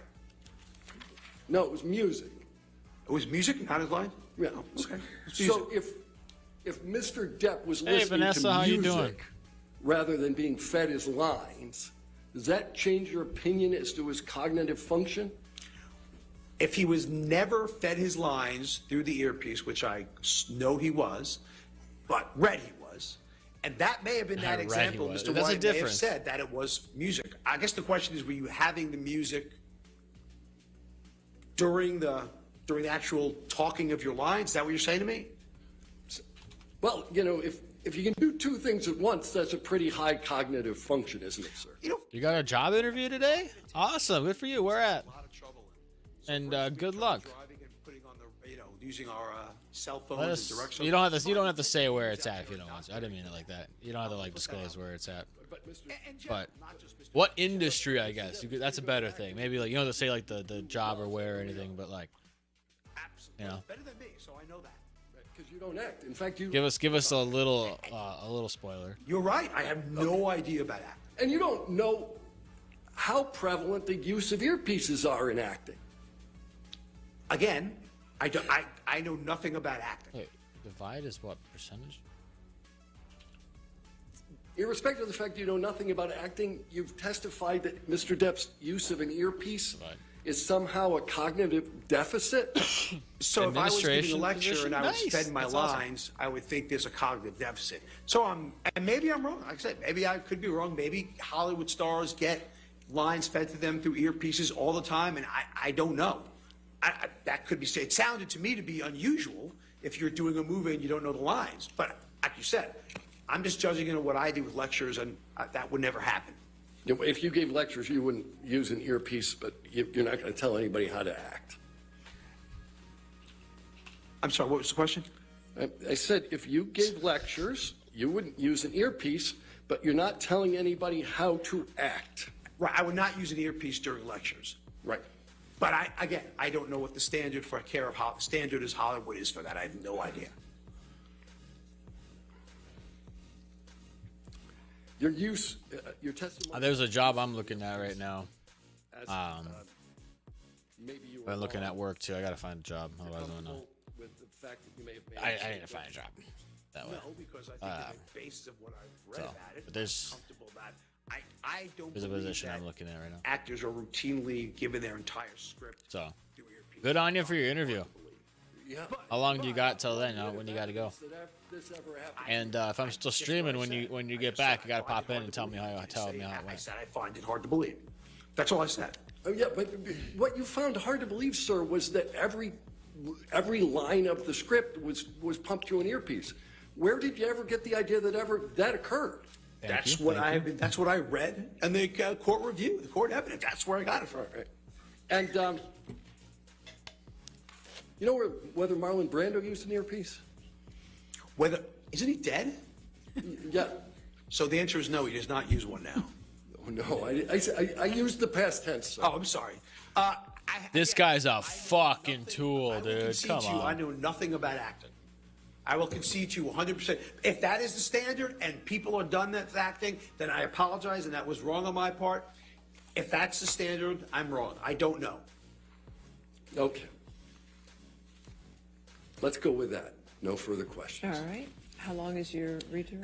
A bit. You may want to take. All right, let's go ahead and break for lunch then, ladies and Jesus. gentlemen. Again, do not do any outside research. Do not discuss your testimony with anybody, okay?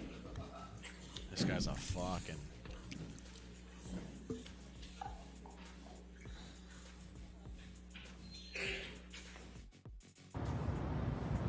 From that perspective, I was the surgeon. Media. Lacking empathy. Private. And Jeanette Levy. Do you think that makes sense? Objection, Your Honor. I'll sustain the objection. All right. Is that your understanding? That is my understanding of it. Okay. Now, when Yeah, 20 minutes, counsel all for right. Mr. Depp was reading to you the Goldwater rule, there were two words that he kind of went over pretty quickly, and I'm going to go over them again with you a little bit slower. And that was that the Goldwater rule was that you cannot make an armchair diagnosis, right? Objection. Based on, quote, Okay. publicly available records. Do you recall that? Yes. Okay. They didn't Now, let him eject? What the fuck was records that? You reviewed. What was that? In this case, were private, were they not? Yes. And in fact, Dr. Blaustein's records were marked confidential, correct? Yes. And his deposition was marked confidential? Yes. Okay. And Dr. Kipper's records were all marked confidential? Yes. Objection leading. And I'll sustain. okay, what if any labeling was there on Dr. Kipper's deposition? All the documents I reviewed were confidential, and I also signed the confidentiality agreement, so everything I looked at was confidential. Okay, so that, in fact, does not even comport, that doesn't meet the restrictions that were put. Objection leading. I mean, so would it be fair to say that you have not, have you rendered any opinions in this case as an expert witness based on publicly available records? I have not rendered any opinion based on any publicly available records. Thank you. Now, you were asked a number of questions about narcissistic traits and your diagnosis or findings that Mr. Depp exhibited narcissistic traits or had that disorder. Do you recall that testimony? Yes. All right, and the question was asked of you of the whether if you have 5 of 9 narcissistic traits. Do you remember that testimony? Yes. Okay. Now, one of the ones you testified before was for narcissism, it requires admiration, correct? Yes. What, if any, record evidence was there that Mr. Depp requires admiration? The very people that surround him need to admire him, or they're no longer in his employment or his working circle. Okay. The second one that you discussed was sense of entitlement. Do you recall that testimony? Yes. All right. What record evidence is there that Mr. Depp exhibits behavior of needing a sense of entitlement? So again, thinking that Ms. Heard was marrying him solely for his money and his influence, and that was the case, was, in my opinion, very entitled. All right. And the third one you discussed was exploitative. Do you recall that? Yes. Okay. And what is the record evidence that Mr. Depp exhibits behaviors that are exploitative? Again, I think the whole concept of abuse is exploitative. Okay. The fourth one was lacks empathy. Do you recall that? Yes. And what is the record evidence that Mr. Depp exhibits lacking empathy? To be able to commit intimate partner violence and the control you have over someone.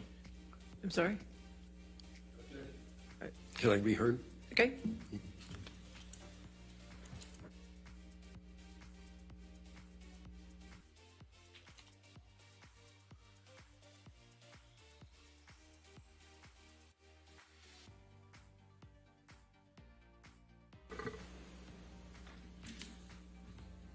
I'm just going to ask you to give the record evidence of Mr. Depp's lacking empathy that you know of. Yes. Am I allowed to elaborate? Yes, Okay. just a little different than what you said before. Okay. So if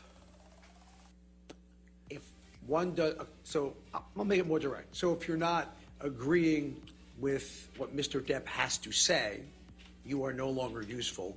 Okay, therefore you don't really care about others for others. You care about others for your benefit. So off and on dismissing Dr. Kipper, for Dr. Kipper setting some boundaries on substance use protocol, substance detox, is an example of lacking empathy and not really caring what other people have to say.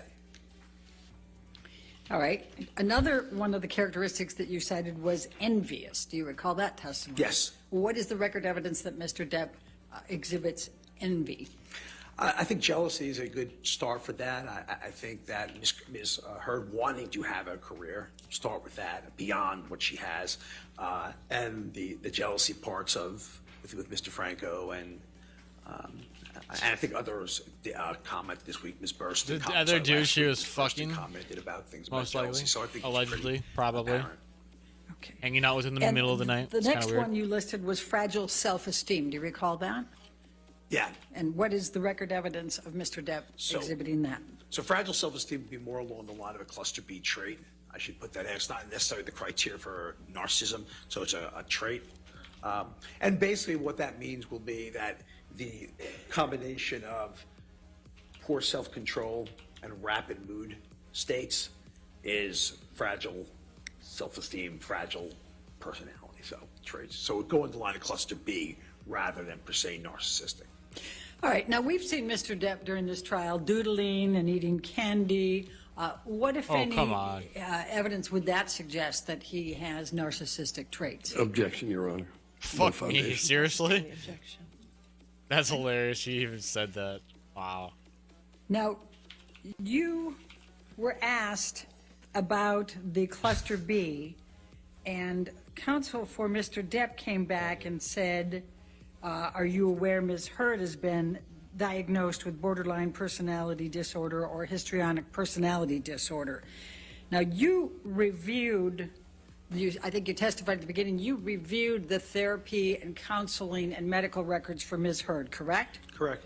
What, if any, evidence was there that Bonnie Jacobs diagnosed Amber Heard with either borderline personality or a histrionic personality disorder? Objection, Your Honor. That's fair cross. He asked the question. That's fair. Redirect. It's beyond the scope. It's not, Overruled. Thank you. So if I could start, Ms. Jacobs demonstrated no type of personality disorder, borderline or otherwise. And on a review of Dr. Currien's records. Objection beyond the scope of the question. I'll ask each of them separately. And you also reviewed the therapy records for Ms. Heard for Cowan, correct? Yes. What, if any, evidence was there at any time that he diagnosed Amber Heard with borderline personality disorder or histrionic personality disorder? Not only did he not, he referred to Mr. Depp as a narcissist. Okay. Now, you also reviewed all of Don Hughes' records and her testing, correct? Yes. And what, if any, evidence did you find in any of that extensive testing and note-taking that she had found that Amber Heard had borderline personality disorder or histrionic personality disorder? Objection leading. What, if any? Overruled. None. Okay. And you also reviewed Dr. Curry's notes and her testing, correct? Yes. All right. And what, if any, evidence did you find in any of Dr. Curry's testing that Amber Heard had either borderline personality disorder or histrionic personality disorder? She had traits she did not meet the full, on her own evaluation, she did not have the full endorse enough criteria to meet the criteria for borderline personality disorder and or histrionic personality disorder. She definitely had traits. She did not have the disorder by going by the strict number of criteria. All right. Now, you mentioned in response to Mr. Depp's counsel's questions, you started to talk about battered wife syndrome. What is your experience with battered wife syndrome sometimes being mistaken with? Are they just pulling everything out of the book, like all these random ass disorder thingies to like try to Objection stick on them? compound. And leading. Overruled. So battered wife syndrome, which is more subsyndromal or not quite PTSD, has 70 symptoms of PTSD. And if you hear some of them, you'll see why someone might think that. They do have reliving experiences as if feeling as if the abuse is happening, even if it's not upon reminders of abuse, such as getting ready to use something, getting ready to use a substance or something along that line. They do have hyperarousal. They do have hypervigilance, which is very easily mistaken for the emotional reactivity of borderline personality disorder. They do have avoidance symptoms, so they avoid emotions, activities, people, and if that can't be happening, they start becoming much more anxious, much more hyper-aroused. They have disturbances in relationships, which clearly can be an issue. Intimacy problems, again, which could also resemble borderline personality disorders. So those description and traits that were there, A, did not meet the full criteria for borderline, and B, could readily easily be explained by battered wife syndrome, a form of PTSD. Thank you. Now, you also indicated earlier that you reviewed the deposition of Amy Banks, correct? Yes. And what, if any, determinations did you make based on her deposition from her meetings with Mr. Depp and Ms. Heard? So Dr. Banks is a professor who at Harvard, the leading institution in America for medical schools, who's an expert on intimate partner violence. She had a chance to meet them in relationship counseling. Objection, Your Honor, non-responsive. That's not non-responsive. I said, what, if anything, did she find? Sustained. All right. Tell the jury about Amy Banks, the significance of Amy Banks. So what Dr. Banks found was that she fully believed Ms. Heard's version of what was going on. Objection, hearsay. Yeah, kind of hearsay. I reversed those. Let me do it again. Please tell the jury. Sustained the objection. Please tell the jury what about the qualifications of Dr. Amy Banks. This is the one who saw both Ms. Heard and Mr. Depp. Dr. Banks is a professor at, I don't know whether it's assistant associate professor at Harvard University Medical School, one, if not one of the two top medical schools in the world, who specialize in intimate partner violence. She is, above all people, who understand if someone is victim, perpetrator, because she does this, researches this for a living every day. And that's her qualifications. Can I say what she reported? Then I'm going to ask you, what, if anything, did Dr. Banks indicate relating to histrionic personality disorder or borderline personality disorder for Ms. Heard? Dr. Banks didn't mention anything about personality disorder at all. What she did mention was whom she felt gave a more accurate version of... Objection, Your Honor. What's the objection? That's a credibility testimony. I think you can testify to that. I'll sustain the objection. Next question. Okay. What, if anything, did Dr. Banks report, not saying what the ultimate conclusion was, what, if anything, did Dr. Banks say about what was reported to her by Ms. Heard and Mr. Depp and how they responded? So Ms. Heard discussed the, in trying to, again, as a victim, trying to save the relationship, discussed with Dr. Banks these accusations, these facts of intimate partner violence. Mr. Depp. Objection, hearsay. I think he's entitled to rely on hearsay, and he's not given what ultimately was. He's entitled to it. That's So my. you can rely on hearsay, but you just can't state the hearsay. So you can rely on it. All right. What, if anything, did Mr. Depp do in response? Mr. Depp said nothing. When Ms. Heard accused him of intimate partner violence, Mr. Depp said nothing. And what is the significance Objection, of that? hearsay. I'll sustain the objection. All right. And what is the significance of that? The significance of that is with Objection, no foundation. Sustain. All right. Yeah, we'll move on. that was okay. That was actually a little sneaky because basically she said something that got objected to and sustained, which means it's thrown out. And then she said, well, that thing that I just said that got thrown out, that means X, Y, and Z. But you can't say that means this because the thing that you just said got thrown out. She tried to get it in anyways. Oh, sneaky little fucking. You were asked about MDMA and what the impact could potentially be of taking 8 to 10 of these pills. Do you recall? yes. Okay. And now I'm going to take you to Australia 2015. You've reviewed testimony over that, right, for Mr. Depp, Ms. Heard, Yes. and a number. Okay. Do you recall that Ms. Heard also said that she found dime bags of cocaine in drawers at the end of that 3 days? Yes. Okay. I'm going to ask you, Michelle, can you bring up 1828? It's already in evidence.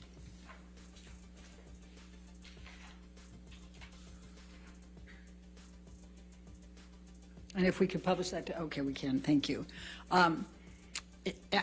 This is one of the pictures that was taken in Australia, and the testimony's been that these two canvases of Ms. Heard's were painted completely over.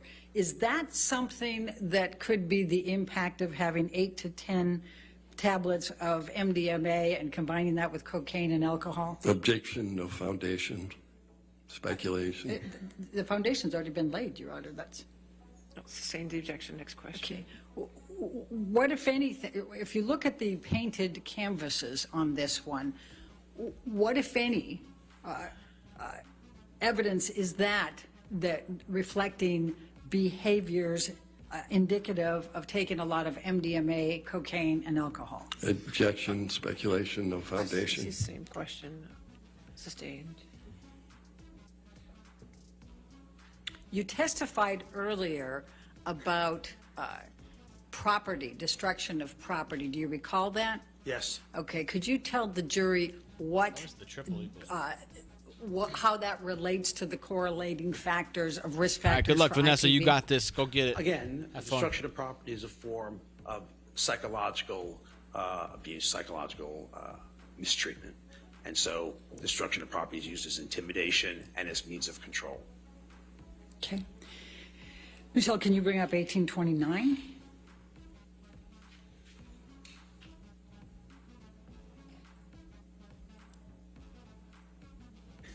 And this has already been admitted. Yes, thank you, Your Honor.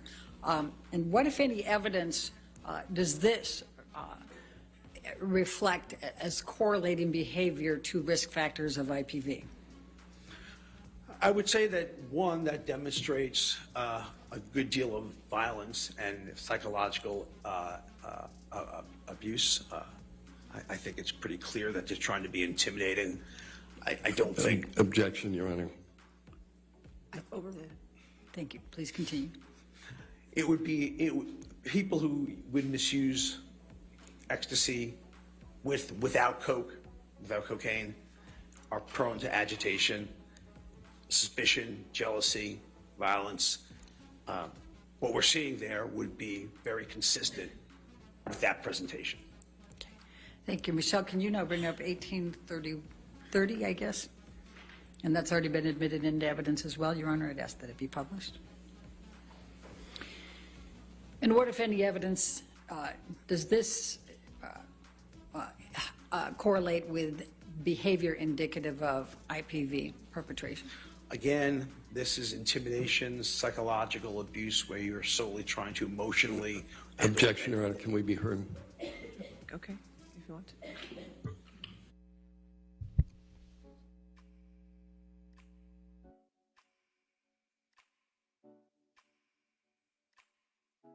What do y'all think of this knob? What do you guys think of this guy?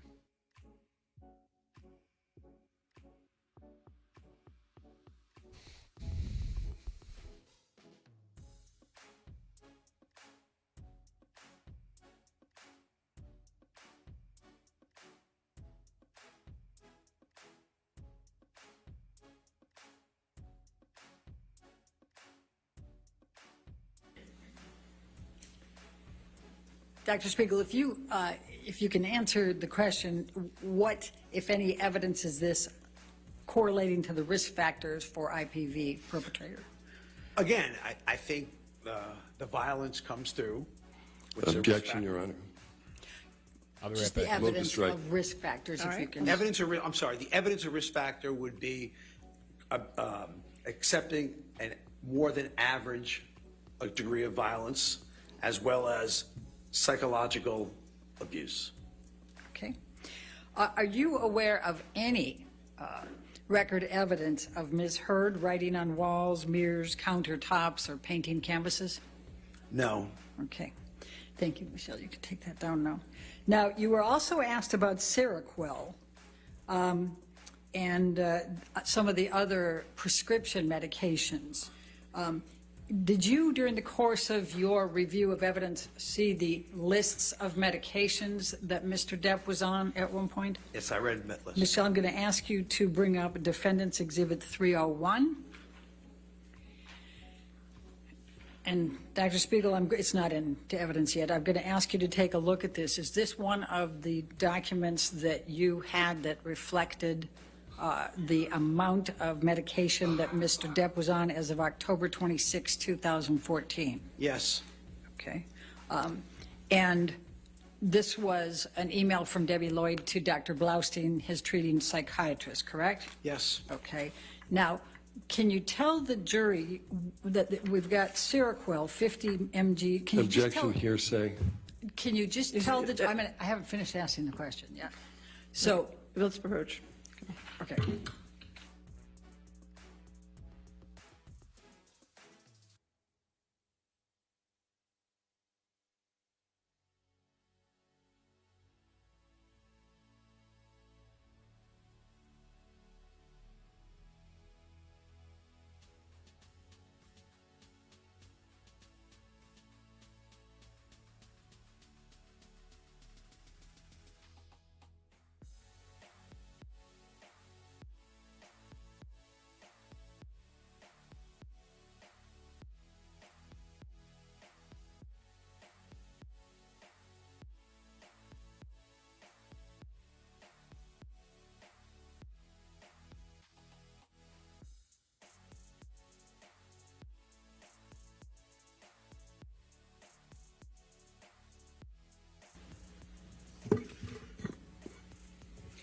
Michelle, can you scroll up just so I can see all of them at the same time?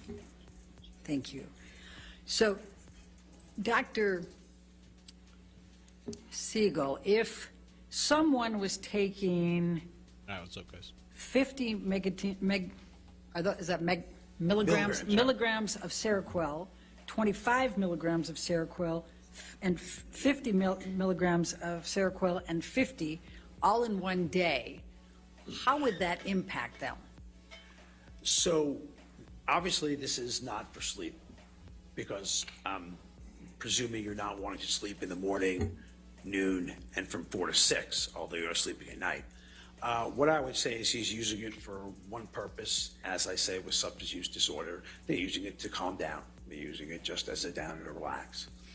And given that you're taking 45 milligrams of Adderall a day to stay awake, and that's more than the prescribed for adults and children, for that matter, the combination makes very little sense at all to me.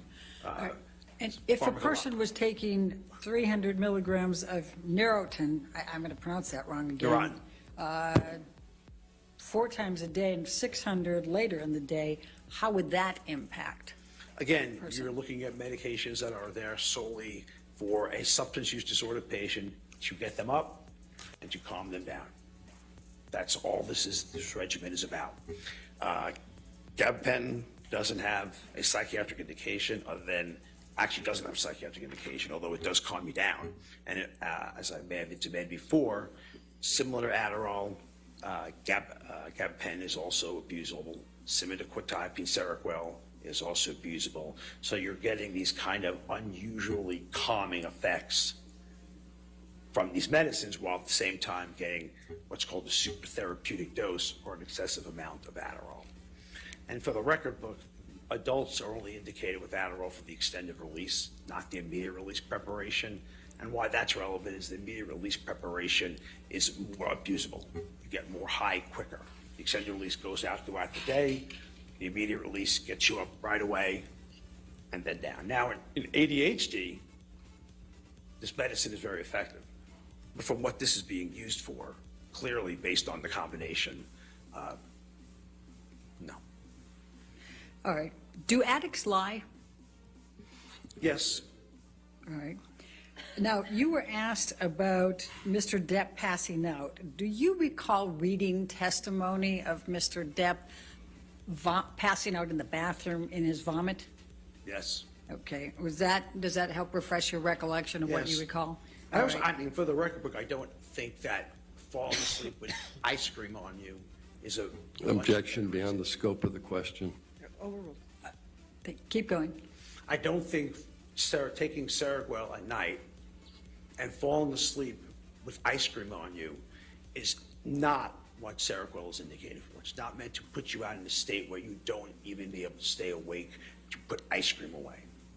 All right. Michelle, if you can pull up defendant's 1090. It's already into evidence. If we can publish that to the jury, Your Honor. Dr. Spiegel, does this look like, I mean, would this be evidence correlating with behaviors consistent with IPV perpetrator risk factors? This would be correlated a person who is completely knocked out, and it's usually only one way someone gets knocked out that badly, and that's with pharmacological assistance, whether it be legal or illegal. They make it to the bed. They don't sleep with their head on a game box in a furniture. That doesn't happen to people who sleep, no matter how tired you are. No matter how tired. I've been a resident in the past, and I was up for 40, 45 hours. Objection beyond the scope. It's just explained, Your Honor. Sustained. All right. Michelle, can you pull up 1095, please?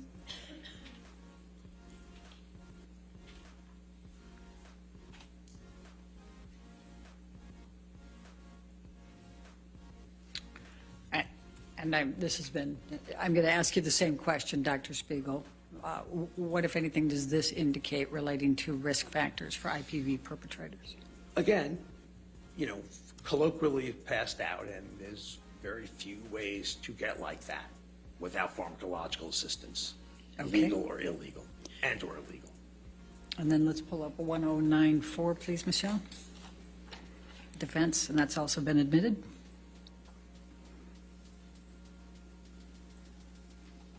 And now we have the ice cream picture. And what, if any, indication does this have? Probably could see how I could mistake Objection, speculation, no foundation. What, if any, correlation, what, if any, evidence does this indicate correlative with the risk factors for IPV perpetrators? Again, this proves one of the major risk factors and precipitating factors for intimate partner violence. Objection, move to This is strike. insane. Them trying to say like this here is Sustained, perpetrating strike from violence. the Like record. this is Next fuck. question. This is such a leap. We'll just move on. Okay.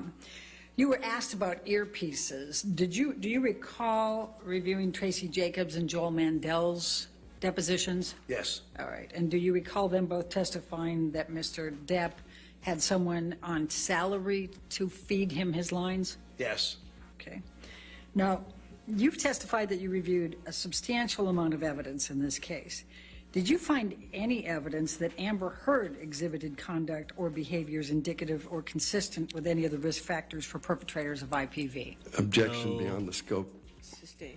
Well, it was suggested with the borderline personality. Sustained. Okay. But you did find that for Mr. Depp, correct? Yes. Okay. And did you find record evidence that Mr. Depp had a substance abuse disorder? Severe substance use disorder. All right. Did any of the questions asked by Mr. Depp's counsel change any of your opinions in this case? Nothing there, no, not, my opinion has not been swayed an iota. Okay. Do you hold them all still within a reasonable degree of medical and psychiatric probability or certainty? Absolutely, yes. Thank you very much, Dr. Spiegel. All right, thank you. Sir, you can have a seat either in the courtroom or you're free to go. Thank you. All right, your next witness. My next witness is Catherine Arnold. Catherine Arnold. Do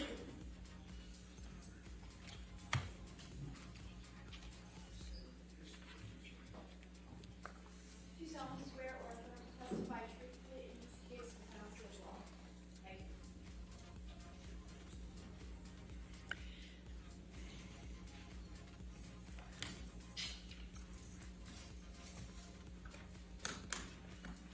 All right, who we got here? All right, yes, ma'am. Thank you. Will you please state your name for the record? Catherine Arnold. All right. And what is your profession? I am an entertainment industry consultant, and I also serve as an expert witness. Okay. And can you please tell the jury your educational background? Yes. So I've been in the entertainment industry for over 20 plus years. I started as an assistant at ICM, which is one of the largest talent agencies in Los Angeles that represents actors, writers, and directors. And I worked with the talent agent there. And then I also worked at William Morris, for William Morris as a script reader. So I was working on scripts that they were delivered and submitted to for their actors, writers, and directors. After that, I went into development of film and television projects for a company based in New York called the Maltese Company, which actually produced animated television shows and feature films based on Wall Street, animated product, like toys. And then I went to work with a company called the Goober Peters Company. And Goober Peters was, at the time, one of the largest production companies in Los Angeles. They did films like Batman and Rain Man and Tango and Cash. They did TV shows Batman like and Witches of Rain Man, Eastwick. like, And there bit I of a was different involved storyline, in but the yeah. development of scripts. We worked with the studio directly in big terms movies. of what cast would be attached to the scripts and brought directors and talent to those projects. I then went on to work in, there's a lot. I went on to work in the independent film world as a film producer. So I found the material, I would get the financing, I would get the cast and the director attached to the project. We call that packaging. And then we would go and obtain financing for that either through equity sources or international sales and financing and bank financing. And then I also went on after that. I produced 5 or 6 films with actors. Terrible witnesses for the defense today. Vincent D'Onofrio. Yeah, it's been kind of a weird one from there to witnesses, Not gonna lie. I worked with a I haven't been paying attention international to sales anything and this lady production says. company where I was the Okay, head of I production, don't know who this and lady I is. worked again on the development of scripts and the procurement of financing. So I worked in both the independent world and the studio world, meaning independently financed or financed by the big studios like Warner Brothers and Disney and Paramount and such as that. That's the bulk of my work in the entertainment industry. Did any of your films win awards? A couple of them did. So a couple of the independent films that I produced, one of them won, called The Coriolis Effect, won the Venice Film Festival in its category. And then I also produced another film that won the Heartland Film Festival Award. It's called the Crystal Award. All right.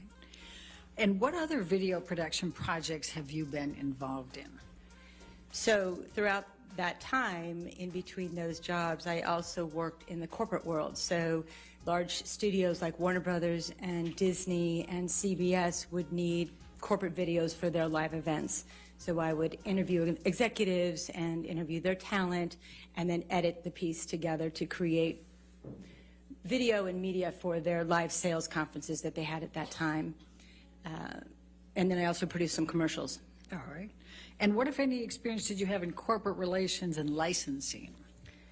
So early on in my career, I worked at the Los Angeles Olympic Organizing Committee, and I worked in the licensing department where we handled the licensing of the Olympic logo, and we also worked with sponsors and suppliers who were funding those Olympic Games.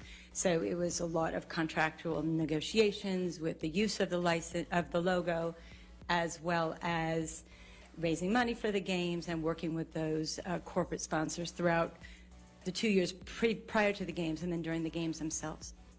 And what, if any, experience do you have working on film festivals?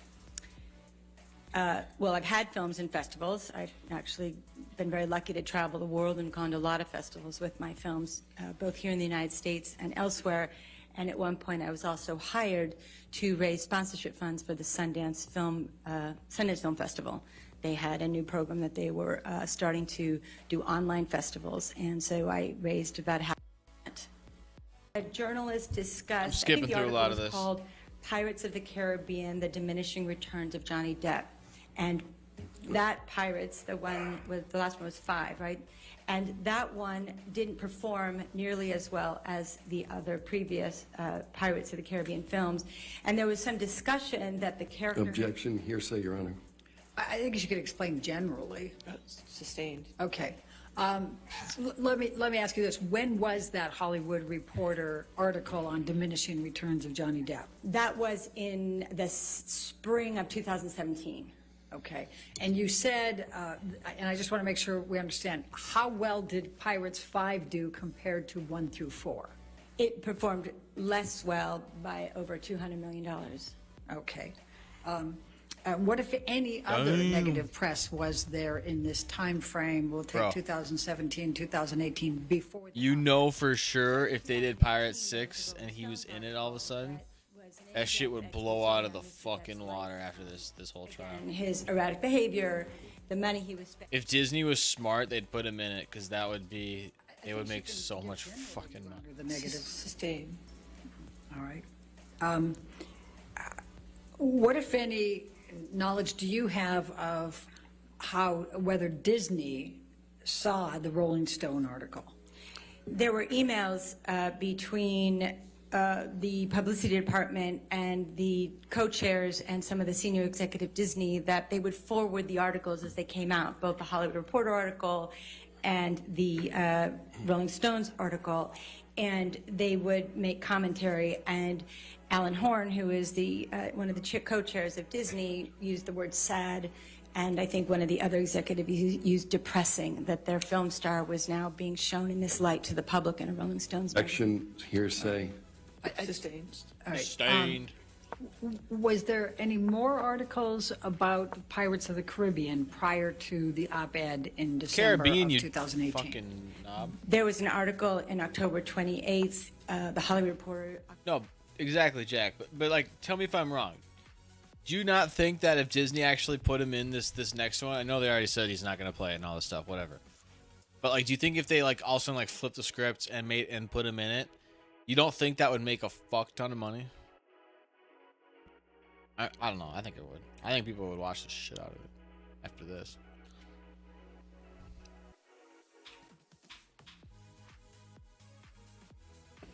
So without saying what the article said, say what it's about. Okay. So in October 28th, the article was about whether the Pirates of the Caribbean Objection, franchise hearsay. would be rebooted without. Overruled. Please continue. In the article in October 2018 was about whether or not the Pirates franchise Disney's too was going to stupid be what and they woke. call reboot, redefined. Yeah, I agree. Without Johnny Depp. I agree. Regarding 2 writers that were on the project. If they had half a brain, though, they would realize that like this woke shit's gonna cost them a lot of money. So there was another article. There was an In the long expose run, on I think the it will. president and production. It was also in the Hollywood Reporter, and this is But I the don't think one they that care. Mr. Marks, I don't Mr. think Depp's they care. expert, pointed to. regarding the op-ed's impact on Mr. Depp's career. And the online article was, as Mr. Marks pointed out, published on December 20th of 2018. But the same article was in print on the morning of December 18th, 2018, which is the same morning of the op-ed. So that Hollywood Reporter article that Mr. Marks used to say... Objection, no foundation. Overruled. Please continue. Mr. Marks had used that article to show that The strategy Disney is just to keep wanted interrupting to let her. go of Mr. Depp because of the op-ed, but it was actually printed in the Reporter the same morning that the Washington Post article was printed. So there's no way that the Washington Post article had any impact on what the Hollywood Reporter journalist wrote. So they were on the same morning. They were released simultaneously, interestingly enough. And the one that was 2 days later was the same article, just online? Well, it was just online, yeah. Okay, thank you. Now, what, if anything, was there about press in 2018 relating to the Sun and Dan Wooten and any litigation that Mr. Depp was bringing? So a lot of press was about the UK trial in the lawsuit that Mr. Depp brought against the Sun in the UK about the wife beater title that they used. So there was a ton of press around that, both at the time that it was filed and throughout as documents were being shared with the public, and then, of course, during the trial itself. Okay. And what is your understanding of when the article, the wife beater article, first appeared? I believe it was in July of 2018, about 6 months before the op-ed piece. And what is your understanding of when Mr. Depp filed suit against the Sun and Mr. Wooten? Again, in 2018, I believe. Okay. June, would it be? Would that, would it refresh? Would it refresh your recollection? It was in the spring or summer. It was fairly shortly after the article, so it was long before the op-ed piece was out. Okay. And what, if any, impact did Mr. Depp's litigation in the Sun case have on his career? That was a really tough one on Mr. Depp's career because every allegation of abuse and every text, every email, all the audio, all the visual stuff was brought to light and made public. And so not only did the public get to see it, but the industry was watching closely. And it's hard for studios, especially a studio like Disney, who's family-oriented, be connected to a star that has texts about burnt corpses and violent behavior in video. So it was a big conflict for a lot of the people in the industry to how to navigate that if they're going to work with a star.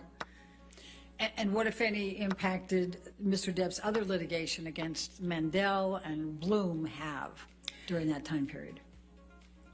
As I was trying to say earlier, every time Mr. Depp brings a lawsuit, because he's such a well-known public figure, the spotlight goes on him. So every time a lawsuit was filed, whether it was to his against his business manager, against his former lawyer, even when he fired his talent agent, it becomes news. And then everybody talks about what could have preceded that. Why would that lawsuit have happened? And then they look at the details. So again, the erratic behavior and the financial issues and the drinking and drug abuse was all part and parcel of every one of those, and it was brought to light yet again each time. What is your understanding of Mr. Depp's claims regarding Pirates of the Caribbean 6 and how that impacted? Well, Mr. Depp is claiming that he's lost money on Pirate 6, but Pirate 6 hasn't even been made yet, nor is there even a script that has been what we call greenlit, moved towards production. So I don't know how you lose something that hasn't happened. So okay, I think that's what you're looking for me to. But they're not casting him, right? They already said he's not being cast, so that's losing. November 2, 2020, and nothing since, and that hasn't happened. Is there any way he could claim damages for Pirate 6? Well, Objection leading. Overruled. Again, you can't claim damages for something that hasn't even happened, whether he was in it or not in it, or was going to be in it, or might have been in it, whether it was 2018 or now. There just is no Pirate 6. Not only did he not have a contract even back in the day, 2018 or after that, no contract had been signed for a Pirate 6. It doesn't exist as we... Objection, legal conclusion. I sustain. Boom, sustained. How do you know he doesn't have a legal contract?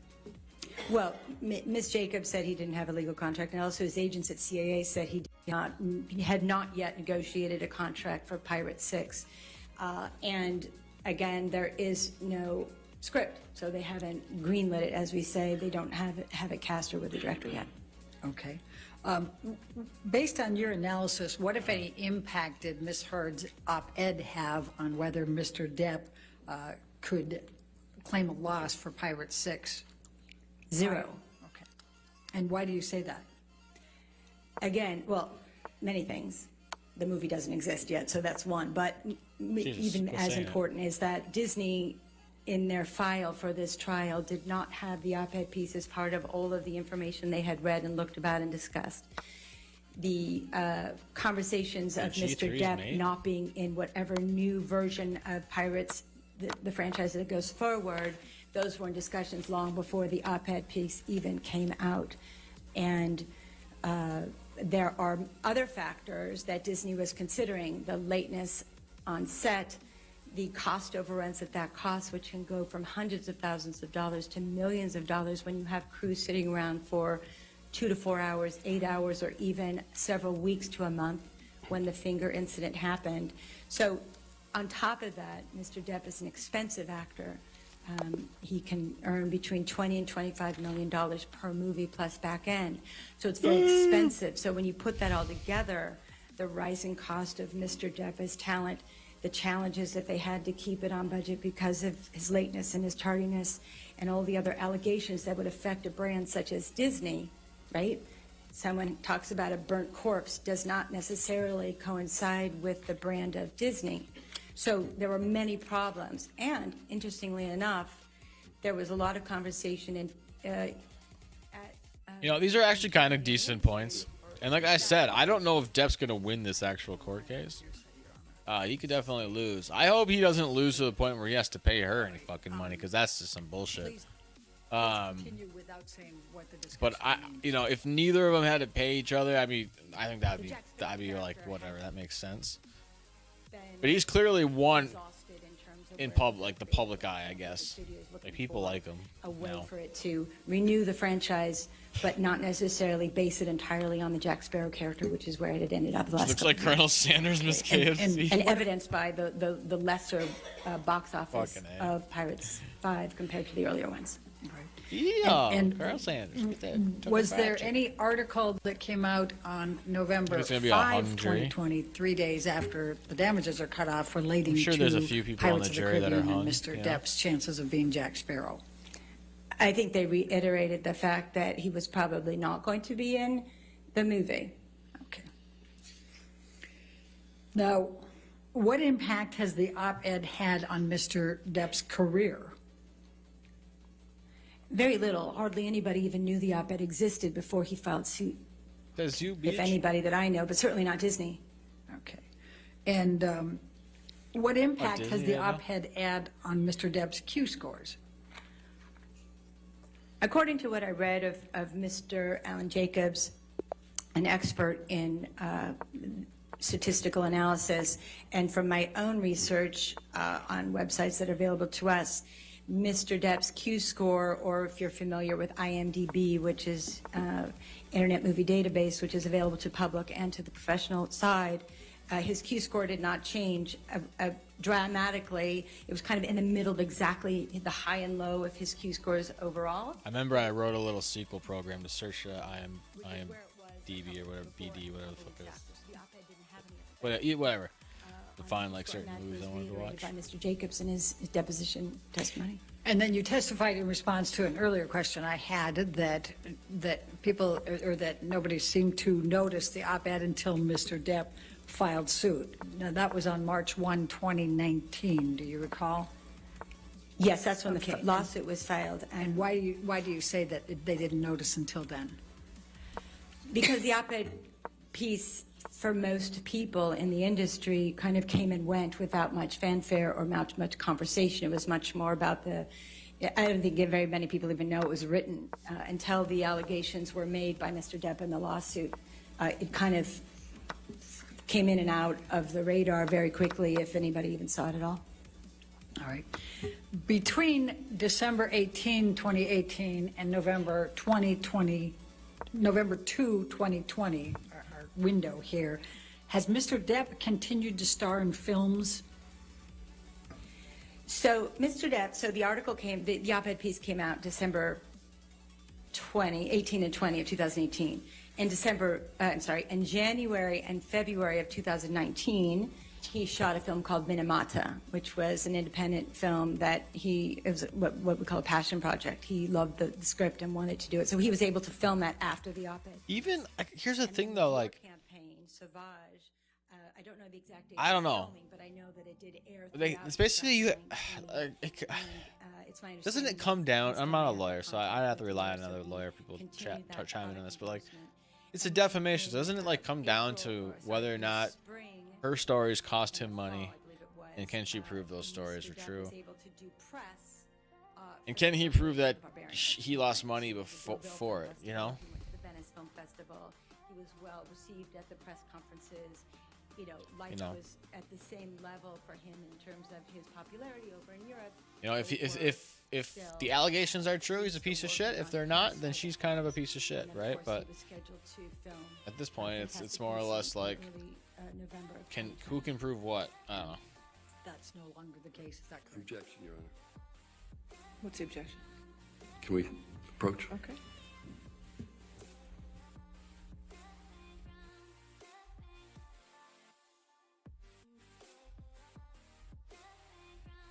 Objection.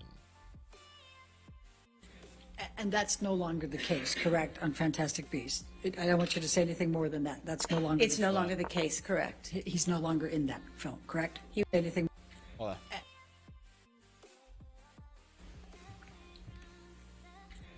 And that's no longer the case, correct, on Fantastic Beasts? I don't want you to say anything more than that. That's no longer. It's no longer the case, correct? He's no longer in that film, correct? He was paid for it, but he does not star in the film. Okay, thank you. Now, what, if any, effect did the op-ed have on Mr. Depp's fan following? I don't know I don't think it had any effect on his fan following. Again, his Q scores didn't shift, and he clearly has a strong fan base.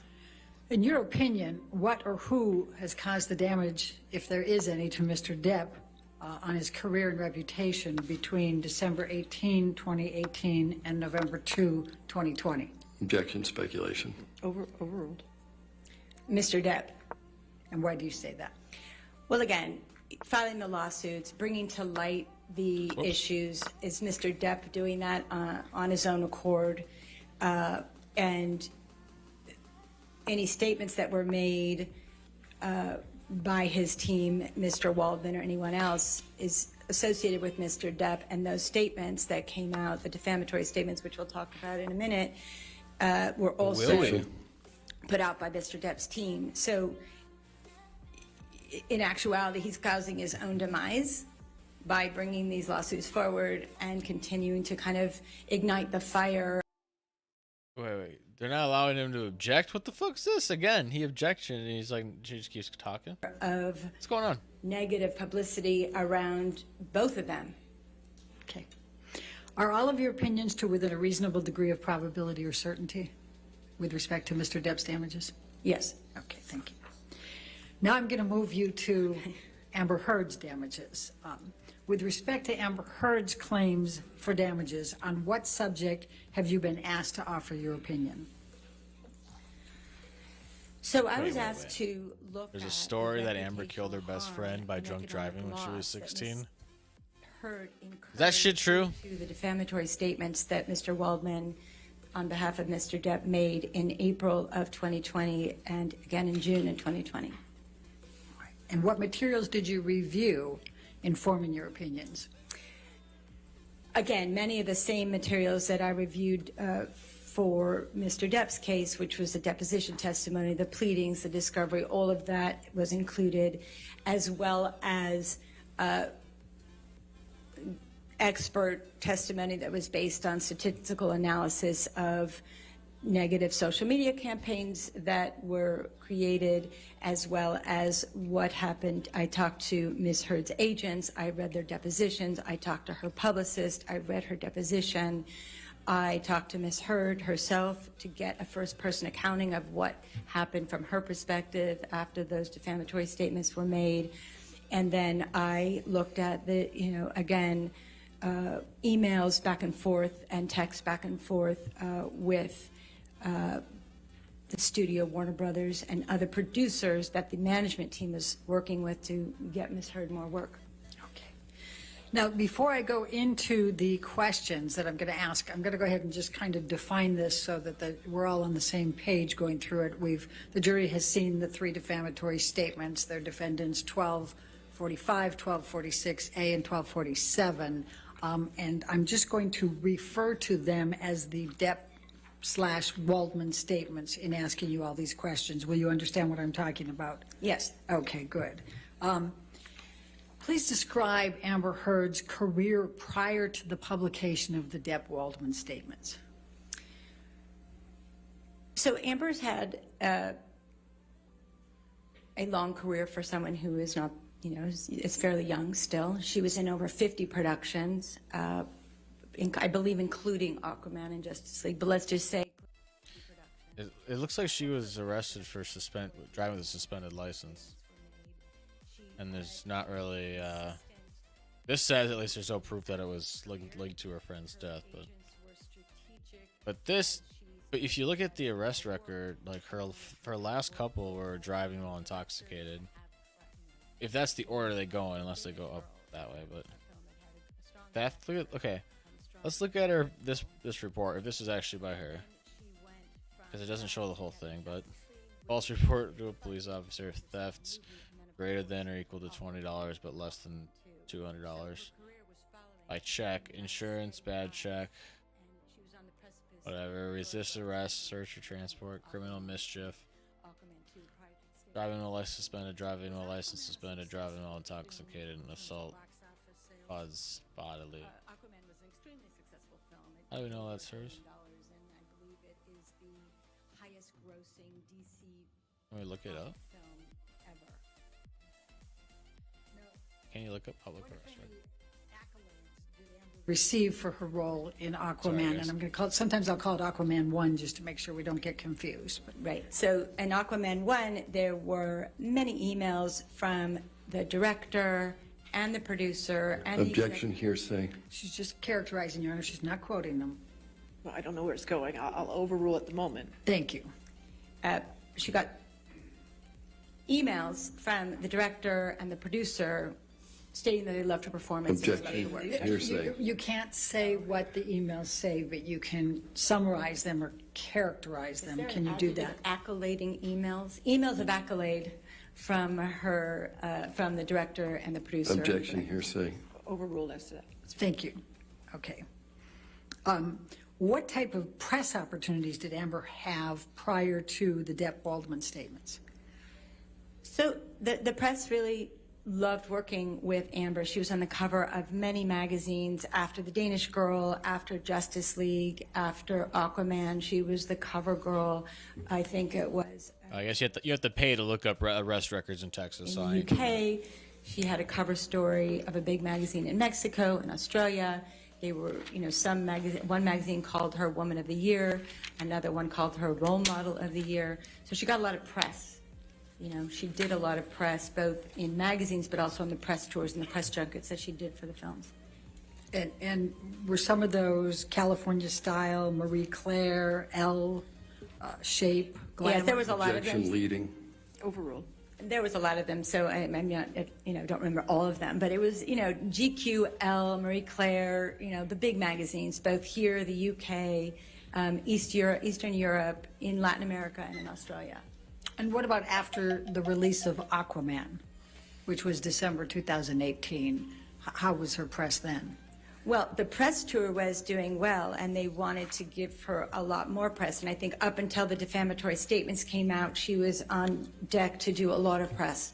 And then it Objection, no foundation. Overruled. Please continue. So the press and the request for press Judge went likes silent the after Heard the side defamatory today, statements guys. were made, and which then the negative social media campaign ensued after that. Now, what factors relating to social media does the entertainment industry rely on when considering an actor for a role? Social media becomes a big part of how studios decide to use an actor or an actress in a film because they want to know how the general public feels about them. They want to know what the consumer feels about that actor. Wait. So does that mean When there's negative social media, it can be very bad because not only can social media be directed at the actor or the actors themselves, but it can also be directed towards the movie, towards the movie company, towards the product that the actor or actor is working with. So it becomes very complicated and it can get very messy to continue working. See, if it's good though, like after this, if it keeps going the way it's going, Johnny's looking pretty good, and by that logic, they should want him, right? After the Depp Waldman statements, social media blew up with negative tweets and Instagram posts and, you know, Facebook posts and Snapchat and trolling, as we call it. It was just negative. According to Mr. Schnell, there was over 1.2 million negative tweets. I agree, Duke. I think there are people even inside Disney saying they want, I don't remember what percentage of content. I'd have to look this up. But I think it was like 50% of all Disney content moving forward. They want it to be LGBTQAI, a PQ, whatever. April of 2020 and November or January of Disney, 21. LGBT, whatever. And there was just a lot of what we call noise Content. around Ms. I don't know how to Heard word and this. her What am I work. doing? Of any Wait, kind. okay, Disney Can you exec please wants describe to 50% of jury all what negative- characters what a gay. negative social Or campaign what is this? Or So, a negative underrepresented, social whatever. campaign would be when a fan I don't know if base, it's actually or true, but in that's this just what case, I heard about according this. to both the forensic statistical analyst as well as Ms. Heard's agents and the product that she was working with, L'Oreal and her publicist, it was a Can we just take a sidebar quick and watch this quick? I'm here as a mother of two queer children, actually, one transgender child and one pansexual child, and also as a leader. And that was the thing that really got me because I have heard so much from so many of Disney my colleagues corporate over the president course of the Carrie last couple weeks. Berkey. In open forums and through emails and phone conversations, and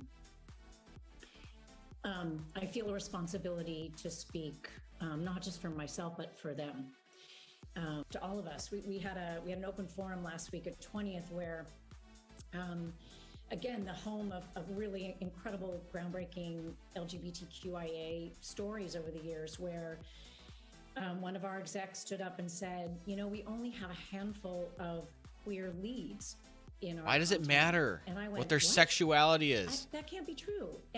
This is what I don't understand. Why does it matter who you want to fuck? Who cares? Leave it out of the shit. Characters Who in cares? our stories, and yet we don't have enough leads and narratives in which gay characters just.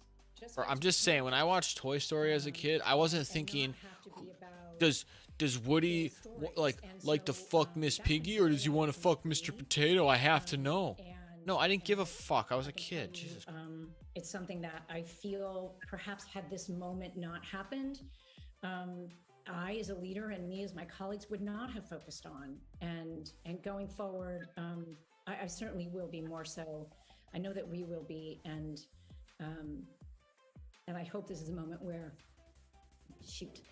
the 50% of the tears, sorry, are coming. We just don't allow each other to go backwards. Oh, I can't. I'm gonna throw up.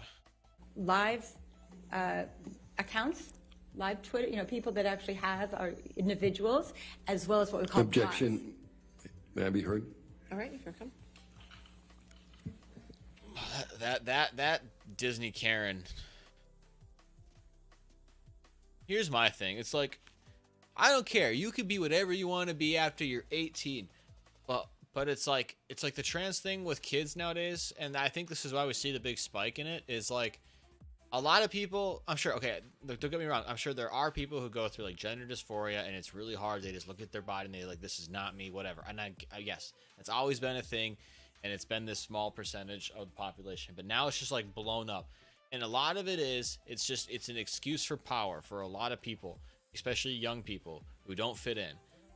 They use it as a way to fit into a group and get what they want, and they're immune to any scrutiny. Other than the bot, And it's just please nuts. describe the rest of the social media, the negative. And it's like social we're just media. it's like they're kids. Like at what point do we? It's like when you're 18 and you would do whatever you want.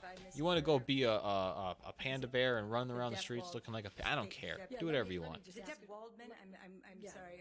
But when it's like It doesn't matter. Why don't I do when this? when Let me I feel like she's like the type of parent that other lady is like the type of parent who's just gonna bend the knee to anything her kid wants. Since the Depp Waldman. Like would you let your kid just like negative campaign has been used both to go like run around with a blowtorch, you know? If they, you know, you're not gonna do that because that's unsafe. No, you're just gonna let your kid anytime you go to the store to be like, all right, they just like I want this candy, and they're just like sure, I want this candy, sure. You just at what point do you say no to your child? And just say, you know what, when you're an adult, this is what my mom always told me. She's like, you know what, you may not like it now, but when you're an adult, you can do whatever you want. I was like, fine, whatever. Can't really argue with that. So, just trust you. I get it. I was a kid, right? You know, we're all kids. We don't agree. We're like, this sucks. This is fucking sucks. I hate you. I hate you. This is stupid. I'm going through puberty and I fucking hate this. Or I'm younger and I'm just like, I just want everything. You know, it's narrow view. Narrow view of the world, and I just want everything, and I want it now, and everything my heart desires, I should be able to get, and I'm safe and immune from anything and everything, and now we're just bending the knee to people. What were your observations with respect to that in connection to the Waldman Depp Waldman statements? Again, and that's why I'm like completely against like the whole like campaign, whether hormones remove for Amber kids. From Aquaman or To me, that's negativity just for her showing relationship bizarre. in that film. It always tended to use words that were inside the defamatory statements. They became hashtags, right? So if it was said in the defamatory statement, they were often reiterated in the tweets and the posts. Okay. How difficult is it for an actor to repair this type of negative social media? Well, first of all, it has to stop. Okay, so once it stops, then an actor and their team can work slowly and patiently in both, maybe it's press interviews, maybe it's relationship with charity, maybe it's a small role in a movie and they do well and they kind of rebuild their career. But it can take 2, 3, 4, 5 years or more to rehabilitate your career. But first and foremost, it needs to stop. It just needs to stop so that they can, the consumer can get beyond it, and then they can reactivate their career by doing their work again. Describe Amber Heard's reputation after the Depp Waldman statements. Well, the reputation, I guess, depends on who you're talking to, but in the public, it's been very negative. In the industry, they like her work, but they can't work with her right now, again, because every time her name is mentioned, the negativity flares up again. So it doesn't make sense for them to try to make a movie which costs millions of dollars and then have a lot of negativity towards the film or the TV show or the product. So her world has been silent in terms of opportunities, and even things that she wanted to work on are no longer available to her. Has Amber been able to obtain roles after the Depp Waldman statements? For a long time, no. Very recently, she was able to do a small independent film from some people out of who get their financing out of Europe. But up until that, no, she has not worked. Now, based on the fact that Amber came out of Aquaman, what should her opportunity, what would you have expected following the release of Aquaman, December 2018, up to what's going on now? I like to call Aquaman really, Amber Heard's Star is Born moment. It was that moment where not only was she a good actor, but she was now world renowned because she was in the most successful film almost of all time, if not all time, and certainly for DC Comics. She was on the poster with the very handsome Jason Momoa, and they were this couple, and she was strong and beautiful, and it was just this extraordinary moment for her career to take off, right? Her agents were excited, the producers were excited, everybody just wanted to hit the ground That's running the and smoke let's do being more. blown up her ass Let's right do more now. work. What, if anything, happened to Amber's participation in Aquaman 2? So for a moment in time, in February 2021, there were conversations that Amber's, I'm going to be technical with you, her option for employment was not going to be exercised. So they may not have hired her again, even though she had a contract for it. There was some question as to whether she was going to be hired again on Aquaman 2. All right. And did ultimately then she still get hired for Aquaman 2? She did. Her management team fought very hard, and they ultimately ended up hiring her, but also not only because of what her management team did, but Jason Momoa, the star, and James Wan, the director, committed to her in an email saying, if we are involved in this movie, you will Objection, no foundation, hearsay. I'll sustain the Don't objection. say what the Hearsay. email said, just summarize it or describe it, Oh, okay. please. I'm sorry. I'm just trying to understand this world. So her management team worked hard, and Jason Momoa and the director were adamant that she was in the film. Objection, hearsay. Worked hard I think to be in the that's, film. Your Honor, she has to be able to say that. Well, sustain as to hearsay. Next Right. question. So what, if any, assurances did Mr. Momoa and Mr. Wan give Amber that she would be in Aquaman 2? Objection, hearsay. Sustained. Yeah, because you can't like say like what the director and what Moa their intent was. And she's probably not lying. I don't think she's lying, but like Between That is Amber hearsay, and right? Jason Momoa from Aquaman.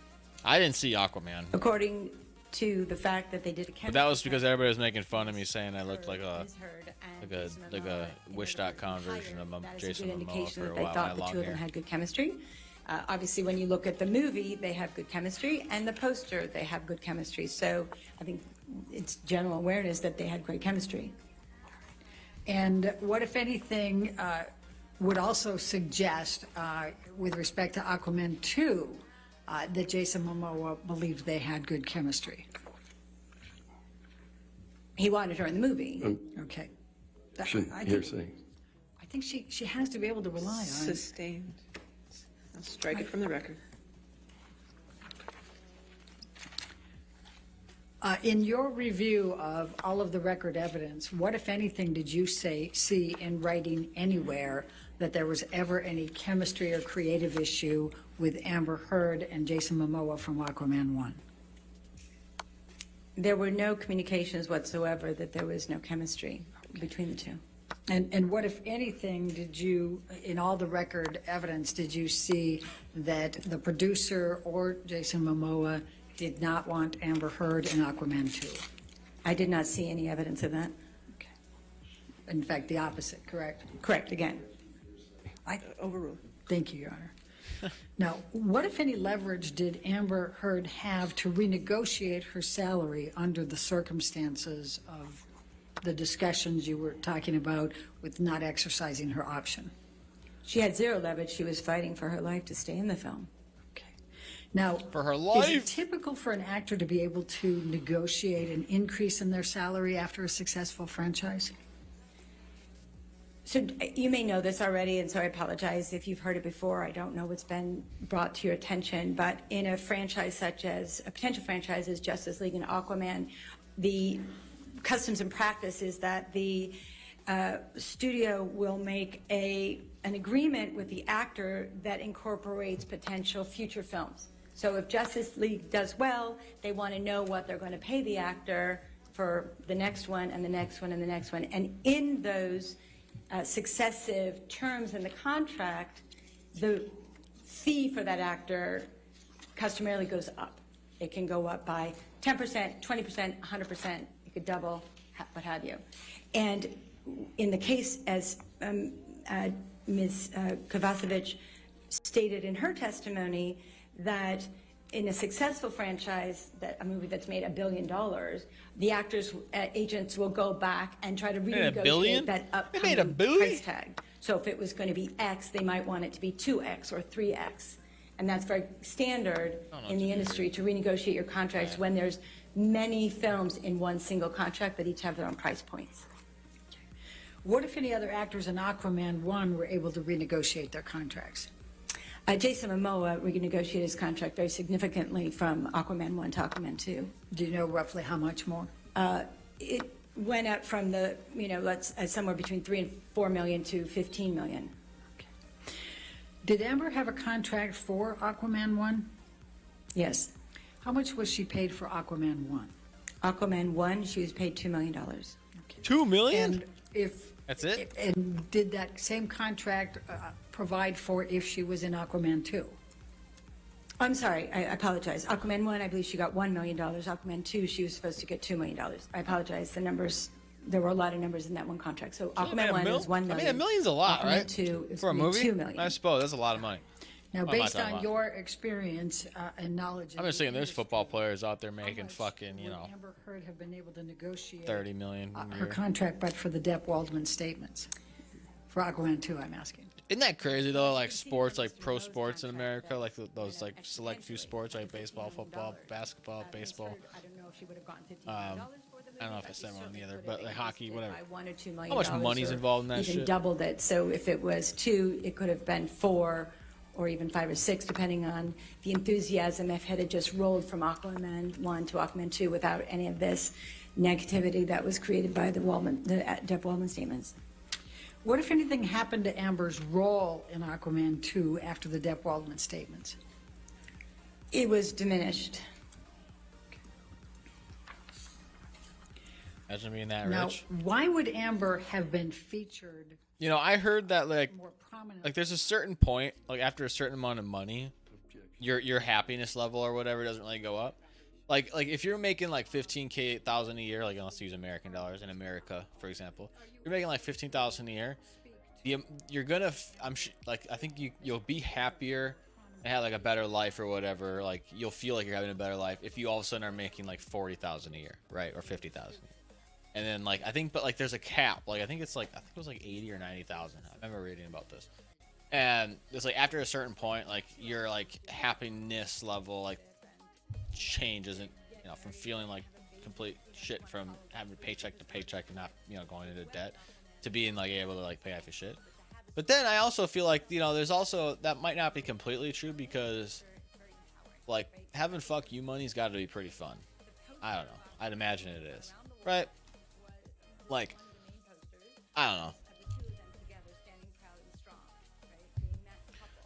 But also, like, not having to, like, you basically you just be like, I can just put all the money aside and I can live off the interest every month.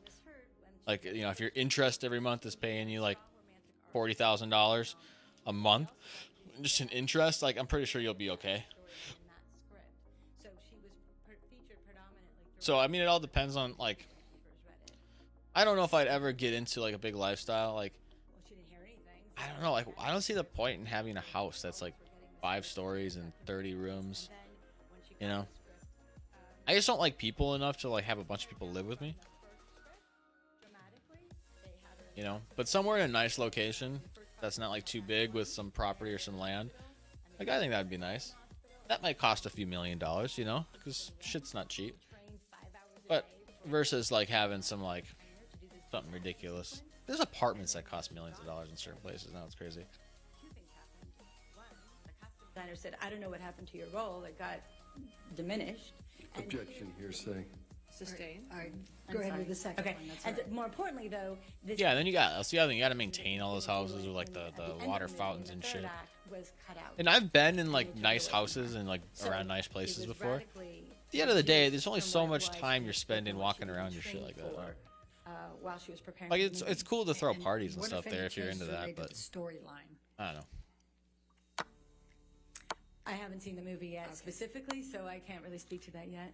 All right, and when you say she was in the hospital, what do you mean by, was she injured in the first scene? I believe that in the first act of the movie, she was injured My goal somehow is to or like had be something able with to the make baby. a ton I of don't know money and exactly. like I'm just going with what Mr. told me about was that she ends up in the hospital early in the be able to scene, buy a property movie and doesn't really come out till that the end, kind I of can rent out to people, like a duplex or a triplex or something. So I have like a piece of land that's making me money every month, right? Maybe 2 of those. Like just invest in some like real estate, and then also have like my own place, right? Like with like a yard and shit like that.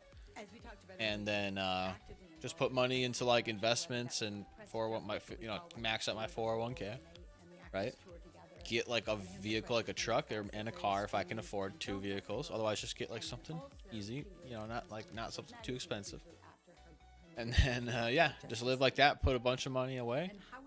Fucking retire early and just live like a decently moderate lifestyle. I don't know. That'd be my goal. To date, or very little, particularly in a teasers that I've seen. We call short little films about the making of and so forth. She's not featured in them. And also, very specifically, there was a big event that Warner Brothers put on during the fandom. I think it's a DC fandom event, which is a big kind of like Comic-Con style event. And they invited all of the actors, or the majority of the actors that had strong roles in film, to participate both in the posters and the artwork, and also participate at DC fandom. And Ms. Heard was not invited to either be in the poster or be at the event. And in fact, they told her she cannot come. Now, can this hurt Amber's career, not being allowed to be in any of the promotional materials? Absolutely. It means that. So this portion here is basically like Amber's claim to the $100 million she's trying to get from Johnny. Like, she's trying to prove the defamation on her end here with this lady. Like, this lady's like trying to, is making her case here. Movie that everybody's looking forward to see. So she's not a part of it because of this negative campaign. How have the Depp Waldman statements affected any other films or TV projects? I'll be right back for Amber? So prior to the defamatory statements, but either around after or around the time that Aquaman 1 came out, she was in the TV show called The Stand. It was based on a Stephen King novel. So big book, going to be a big TV show.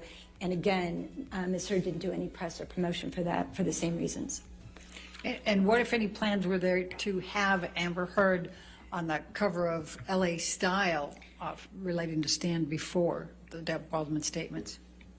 Right. So Ms. Heard was in, and they had done an article about her participation in this TV show, The Stand, the Stephen King novel related TV show, and they were going to give her the cover picture and cover story, and they took that away. I don't know if the article existed, but they certainly took away the cover picture and the cover story. Okay. How have the Depp Waldman statements affected press requests for Amber? There aren't any. So yes, they affected it because there used to be a lot of press requests, and now there aren't any. Has Amber Heard obtained any roles since the Depp Waldman statement? Again, for many years, no, for a good period of time, or a year and a half, 2 years, until she got this small movie called Into the Fire. Okay. Has Amber obtained any studio movie roles since the Depp Waldman statements? No. How, if at all, have Amber's philanthropic opportunities been affected by Depp Waldman statements? Again, she had some passion projects. She was invited to do some charity work, and she also had her own passion projects that she, loved and wanted to be involved with and even travel for. But they decided it wasn't going to be a good idea because every time she appears anywhere, the social media negativity campaign starts up again. So she hasn't been able to do any of her charity work. What is an endorsement? So an endorsement is when an actor associates themselves with a product, either for print promotion or commercials, like Jennifer Aniston doing the water, or Matthew McConaughey doing the car commercial. That's a product endorsement. He's paid to say that the product is good and be associated with the product. How important are those endorsements to the actors in the entertainment industry?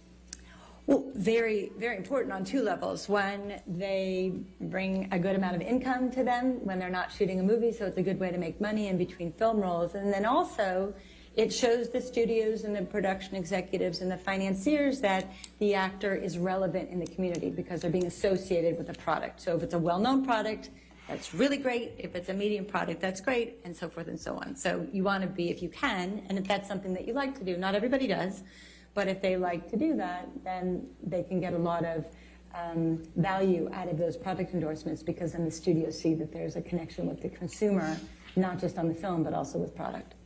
Did Amber have any endorsement activities prior to the publication of the Depp Waldman statements? Yes. Please explain. So Amber was hired by L'Oreal to be a product and endorse their product, the makeup line.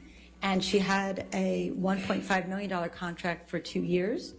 And they were able to work. They had 20 days of her work. You know, they had the right to work with her for 20 days. And she started the work. And then when the defamatory statements came out, they essentially put a pause on working with her. So they no longer brought her to photo shoots. They no longer had her do public events for the product. And it basically said, we love you, but we can't work with you right now because it's just too much. Objection, hearsay. All right. I'll sustain the objection. Next Okay. question. Have the Depp Waldman statements affected that deal in any way with L'Oreal? Well, they put it on pause and haven't done any of the work, so she's not out there in the public eye related to the product. And they have decided to continue working with her at some point once, as I said, this all quiets down, this trial is over, and hopefully the negative campaigns will stop. So they extended her contract, but they did not pay her for that extension. And has Amber been hired for any other endorsement deals since the Depp Waldman statements? No. Now, did you assess Amber's losses as a result of the Depp Waldman statements? Yes. What did you do to assess those? Well, first of all, I looked at Amber's career directly, so I wanted to see, you know, as I said earlier, she worked consistently, and then she was on this kind of very large upswing with the big movies, Justice League and Aquaman and all of that, and The Stand with the Stephen King project. And then it stopped, right? So her work stopped. And then I looked at other actors that kind of grew up at the same time frame, grew up meaning they started their career and had the same time frame to start going from the smaller projects to the well-known director projects to the big movie projects. And I looked at those actors, and I then saw, after they had their Star is Born moment, if you will, I wanted to see where their careers went. So I looked at several actors to see, including Jason Momoa, her co-star, to see what happened in their careers after such a successful film as Aquaman came out. And why did you use that method of analysis? It's a very common methodology in the entertainment industry to work with what we call comps. I think Ms. Kovacevic even used that word, comp. So you know, with films, you try to find comparable films. With actors, you look to see comparable actors. So you can kind of, it's not a distinct actual, this is going to happen, Hello. but this is the probability with a reasonable certainty that with the right management team that she had and her acting ability and her looks and the press that she was getting and should have continued to get, that her career would have been similar to these other actors. Have you used that method in other cases in which you've been an expert on damages? Yes, I have. Who did you select as comparable actors for your comparison?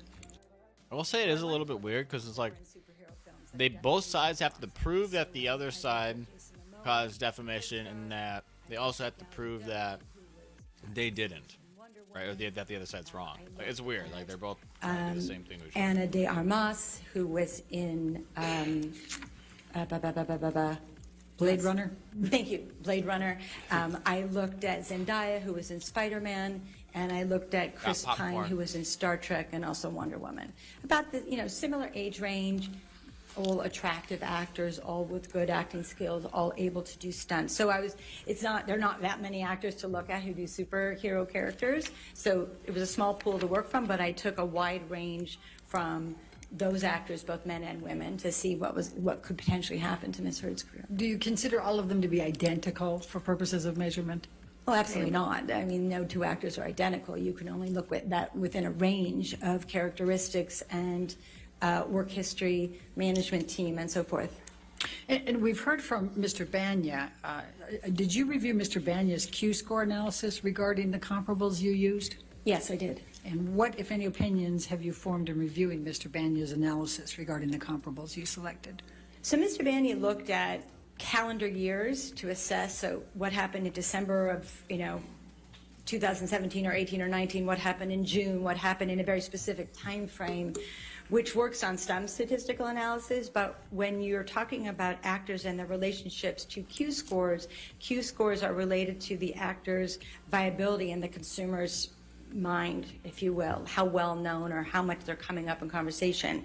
And so Mr. What does Bandy did Q not look scores at stand for? time periods of the actors that I compared them with to the film when it came out. Q so score. like right after the success of their big film, what was their Q score?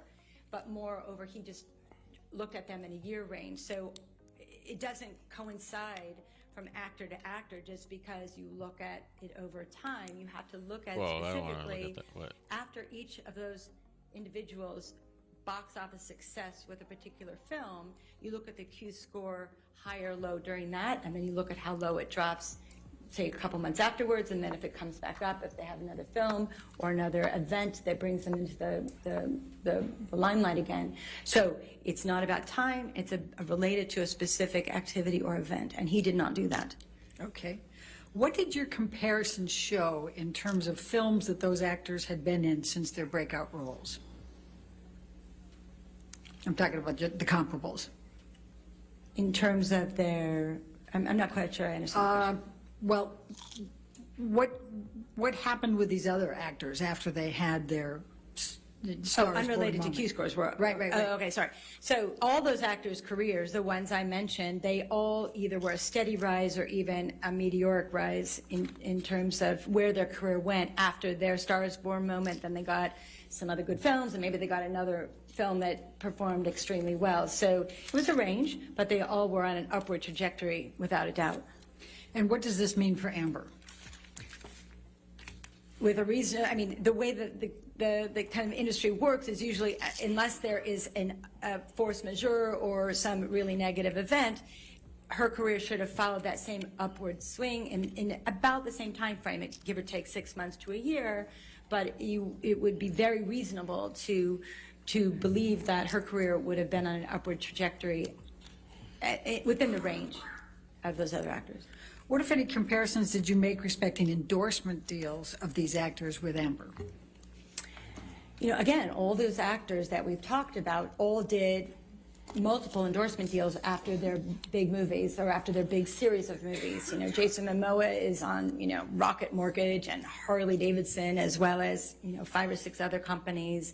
Zendaya is Lancome and fashion and water and jewelry, and Gal Gadot and Chris Pine and Ana de Armas. They've all done either a couple or many, and all of them have associated with a large brand. Unlike Amber, who hasn't even been able to work on the one contract that she had. She certainly didn't get any others. So what did your analysis show with respect to Amber Heard's losses, but for the Depp-Waldman statements? They were significant, if we follow the trajectory of her, colleagues. Well, let's start with at Aquaman 2. What would she have realized there? Well, as I stated earlier, so from Aquaman 1 to 2, it went from $1 million to $2 million, right? So that was a pre-written contract. It doubled. So the agents were very excited after the success of Aquaman to go and negotiate a much higher fee like they did for Jason Momoa. They weren't able to do that. So in that instance alone, it was more than likely a $2 million loss just from that movie alone. So 2 to 4, you'd said before? It could have been 4, it could have been 6. Objection leading. Sustain. Okay. What about other films? Leading. So once, as Amber's agent, Ms. Kovacevic, I was doing okay. Ms. Kovacevic said that once you get that quote of the $2 million from Aquaman 2, that kind of was like the baseline. Is Amber ugly, average, or hot, in my opinion? Oh, she's definitely hot. Like, I don't think there's any doubt about the fact that she's hot. Director She and just seems whatever, kind of like a that $2 million for a crazy studio person. film, and had it jumped to $4 million with the renegotiation, that then would have been the basis. So any future studio film that she would have done, any big budget film, would have been the basis at $4 million, and then most likely have gone up from there if she was able to get others, which she should have, just like the other actors. Let's talk about TV for a minute. What would those losses have included? Well, On the Stand, which was, about the same time as Aquaman, but got the press and the promotion got cut off because of the defamatory statements and the negative campaign. She got paid $200,000 an episode on The Stand. So on a TV series of 9 episodes, I know It's it, Deb. $1.8 million. So if she had, again, done other TV shows, it's very likely that whether she worked with a streamer or with one of the networks, that fee would have gone up from there. Her agents would have been able to use the leverage of the success of Aquaman 2 to put her, if she had done another television show, given rise to even a higher episodic fee. Some actors go up to $1 million an episode. Jason Momoa is, in his TV show, got $1 million. So. The other thing is too is like she's still hot without makeup and everything because we've seen pictures of her without her makeup on. Like she's still good looking, right? Like she's still hot without makeup. The So other that's actors like it's like a true 9. You know what I mean? over the course of a couple years period, anywhere from I'd argue even 5, like 6, 9, 7 9.5. other endorsement deals. She's definitely good And looking. Ms. Heard realistically should have gotten endorsement deals in other categories. L'Oreal is makeup, so probably not in makeup, but maybe water or clothing or jewelry or wellness, or it could have been anything else. And so she too should have, with a reasonable degree of certainty, gotten other contract deals based on the success of the films that she's been associated with and the TV shows she's been associated And what would with. that have translated into in terms of dollars? So in terms of dollars, okay, so if it was $1.5 million for L'Oreal for a 2-year contract, and let's give her 4 other $1.5 or $2 million deals, which all those other actors, especially the ladies, have gotten, then you're looking at an additional $8 million of income over time. I'm not saying this is in one period.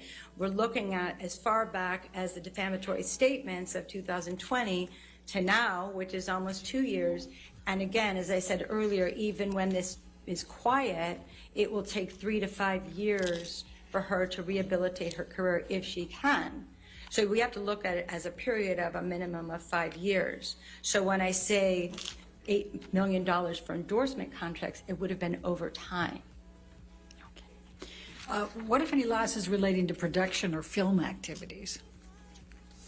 Well, again, these other actors that we looked at, and there's a wide range of them. Some of them did bigger films and some of them did gigantic films, but it is very reasonable to assume that once you are in an Aquaman-style film, you'll either continue to All right, do I'm gonna right? skip ahead just a Some little of bit these because I don't got all day franchises, to as do you the know, stream go like 4, this 5, is a 6 longer one. films, or she would probably have been in another studio film that had nothing to do with Kinda wanna get Aquaman, across. But again, followed after. Yeah, she cheated on Johnny with some chick. I don't That's an know. Something like that. interesting thing. The witnesses.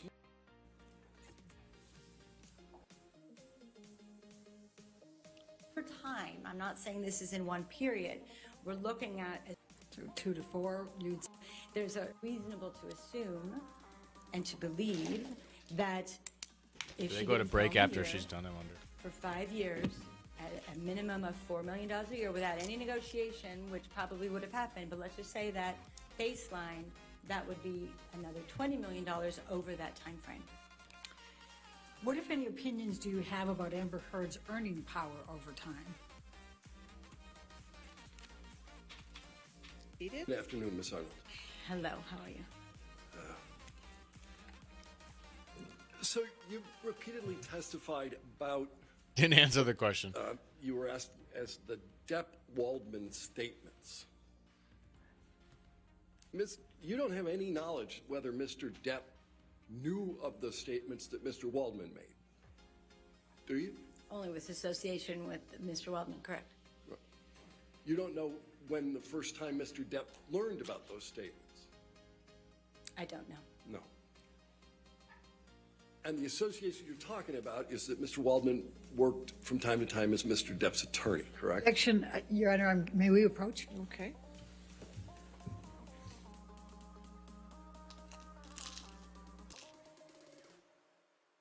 Getting good. We already got an objection.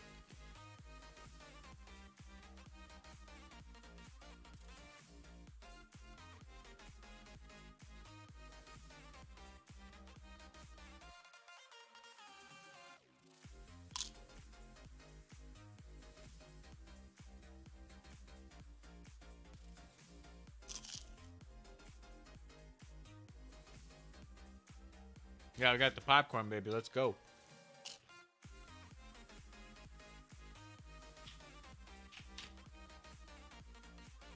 Testifying. All right, and I understand that you're testifying as a damages expert and wear two hats, talking both about Mr. Depp's damages and about nice. Ms. Heard's purported damages. Let's talk about Ms. Heard's damages first. You understand that you have to testify as to damages that resulted from the Waldman statements, correct? That was my analysis. Most of your testimony, however, was just simply testimony about things that occurred after the Waldman statements. That's what I was tasked with, yes. Right. The mere fact that there were activities after the Waldman statements doesn't establish that the Waldman statements caused any damages, does it? When you look at the time frame of when the Waldman statements came out, and you look at what was going on with Ms. Heard's career prior to the statements and what happened after the statements, it's very clear to make that correlation that they were caused by those statements and the campaign that followed afterwards in terms of the negative social media.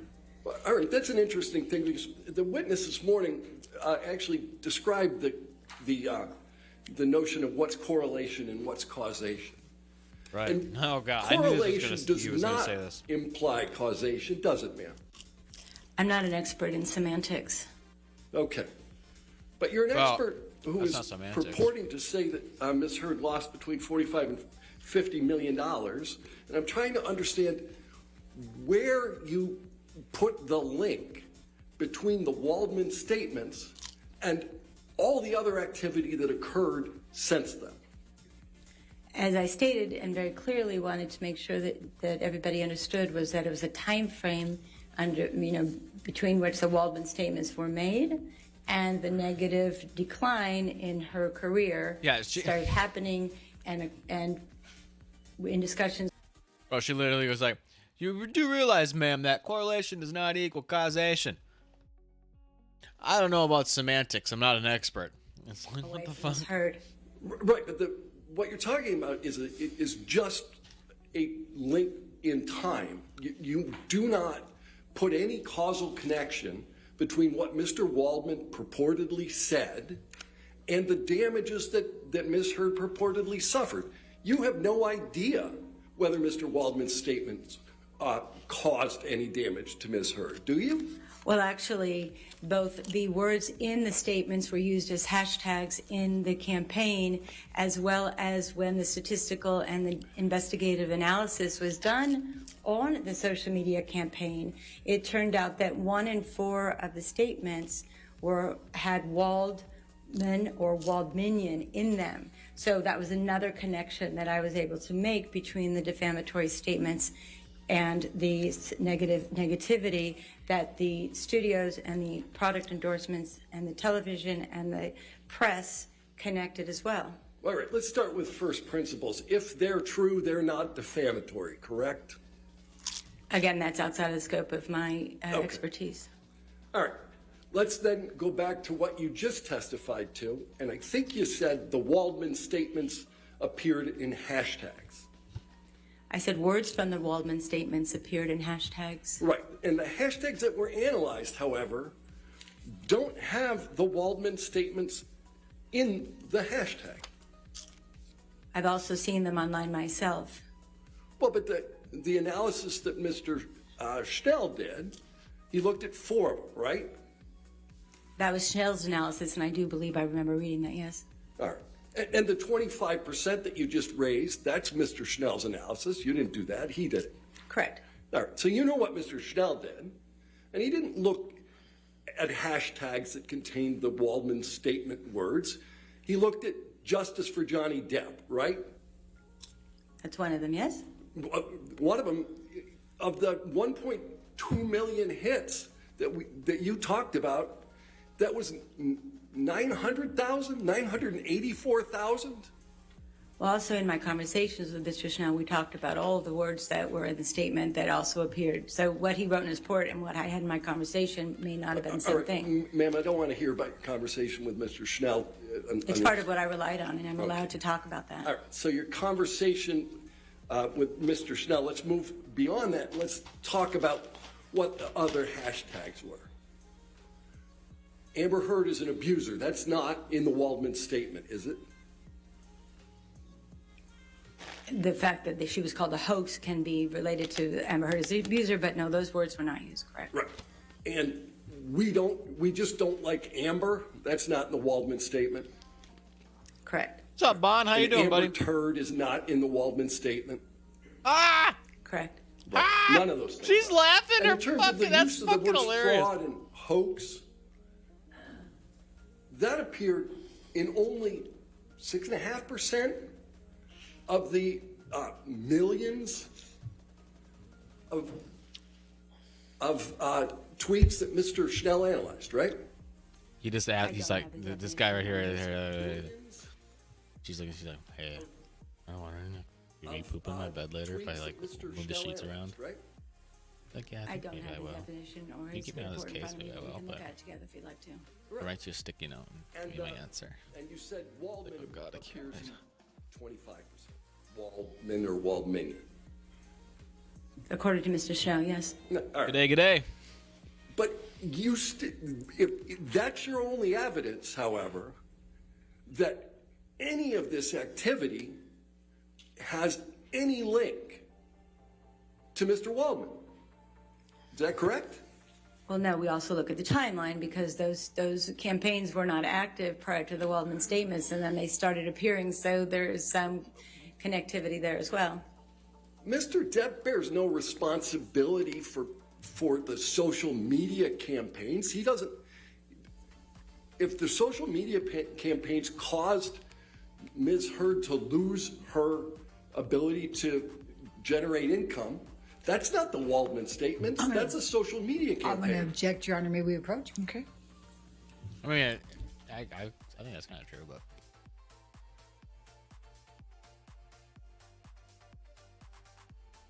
Witness looks grumpy.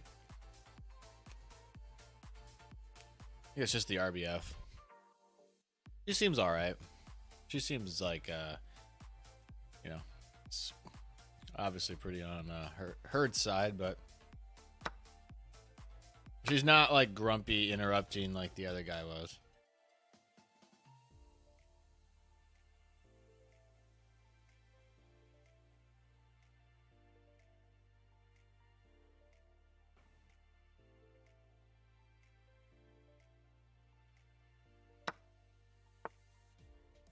Wait, what? What about the bishop? All right, what are they saying? So I'm just looking for all evidence of the causal connection that you claim exists between the $45 million in damages that you assert and the three statements made by Mr. Waldman. That's a good question. She's probably making like 800. Well, you also I also looked at Ms. Heard's career after the divorce proceedings and other lawsuits that she was either involved with or was discussed. And her career might have had a pause, but she was able to overcome that when she did Aquaman and she did The Stand, both very prominent productions. And there was no dramatic downturn in her career after any publicity. Ma'am, I don't mean to interrupt you, but do you have notes with you? No, there's dust. Oh, okay. It's just dust, and I'm just distracting myself. I guess I'm sorry. It's just nerves. It's really just that. There's just that's okay. dust. Sorry. So you looked at her career, and you looked at the way her career was moving. Right. So as I was saying, nervous her too. career I get was that. moving forward, and even she had been able to overcome the negative publicity surrounding the divorce or the initial filing of the UK lawsuit and the other lawsuits, anything that she was associated. She overcame that. She did Justice League, and she did Aquaman, and she did The Stand, and she got the L'Oreal contract all after that. The only time her career slowed down and stopped was at the same time that those defamatory statements came out. So. But there was a lot of other activity that happened following the defamatory statements. You said every time Mr. Depp files a lawsuit, it ignites the fire around the both of them. right? No, I actually said it ignites the fire mostly around Mr. Depp. That was No, in well, you didn't that use the was, words excuse both me, of them? please. I'm sorry. That was in context of when I was asked about Mr. Depp's career. That was not in context of when I was asked about Ms. Heard's career. It's not the same fire? It is and isn't. Who's the protagonist in the case in the UK was Mr. Depp. Ms. Heard was a witness to that case. She was not a part of the case. So But most there of the were- negative press went. There was enormous amounts of negative activity around Ms. Heard as a result of the UK case. Isn't that true? There was negativity, yes, about both of them in the case, yes. You're right. Substantial amounts of negativity. Right. Right? And so you can't tell me that that negativity isn't the thing that keeps your or Ms. Heard from working. Well, again, it was a close time frame. The negative statements were a much closer time frame to the press and publicity around Aquaman and The Stand than the UK case, which was months later. So again, I will look at the defamatory statements as kind of the igniting force, and it was promoted and kind of more oxygen was put on the fire when the UK came out. So it kind of became a snowball effect of the match was lit and it kept getting stronger and stronger. Right, but Ms. Heard isn't claiming a causal connection between the UK case and her damages, right? No. It's just put him in the UFC ring and let him sort it out. Why not like a mud wrestling match? Just let him fucking go at it. And the bad publicity that derived. You know what I think? I think Elon should just put up 150 million, split it between the two of them, and just say, Let's be "Hey, specific on time frame. shut the fuck up, and don't ever talk about my name again, and go your separate ways." To the 2 years that we're at now, plus the 3 years moving forward, is what I talked about in terms of the time frame that it would take someone who's been under this much duress to kind of rehabilitate their career. That's when we talked about the 5 years. Right, that's when you talked about the 5 years. So you look over this 5-year window, and during the period that precedes this window, there's lots and lots of negative press about Ms. Heard, irrespective of the Waldman statements, correct? Before the Waldman statements, as I said, she was able to overcome that, and she got great jobs and was getting endorsement contracts. Right, but after the Waldman statements, there is more activity in the press, there's more social media activity, and you cannot put a causal connection between that activity and what Mr. Waldman said. It can be the instigating event, if you want me to call it that. We'll call the Waldman statements the instigating event of a torrential rain of social media tactics that went on. I honestly don't know if Johnny will win or not. And I said this last week too, or was it the week before? I don't know. I said it like there's a good chance he won't. I hope he does, because I don't think he should be paying that turd anything. But yeah, there's a chance he won't. You know. So. But I think, like I said, I think the public now is like on his side, and this lady, she's honest in the sense that she even said, she's like, if the public doesn't like you, nobody's going to mess with you. Like, no, Disney's not gonna, put you in their movies, or they're not gonna pay you anything to do it. People aren't going to want to work with you if the public doesn't like you. And right now, the public doesn't like Amber, and no court case outcome is going to change that. It seems like, unless there's some like evidence that pops up in the middle of this case that hasn't been already introduced, like that's because they all know what the evidence in the case is at this point. Like, they don't know what everybody's going to say on the stand, but all the evidence has been introduced, and both sides have seen it. Like, that's how the court works, I guess. But I don't know.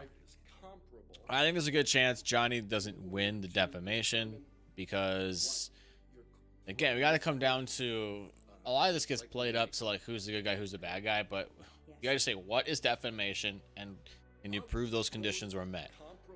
And if there's any like controversy on any of the conditions, it can be tough. So who knows?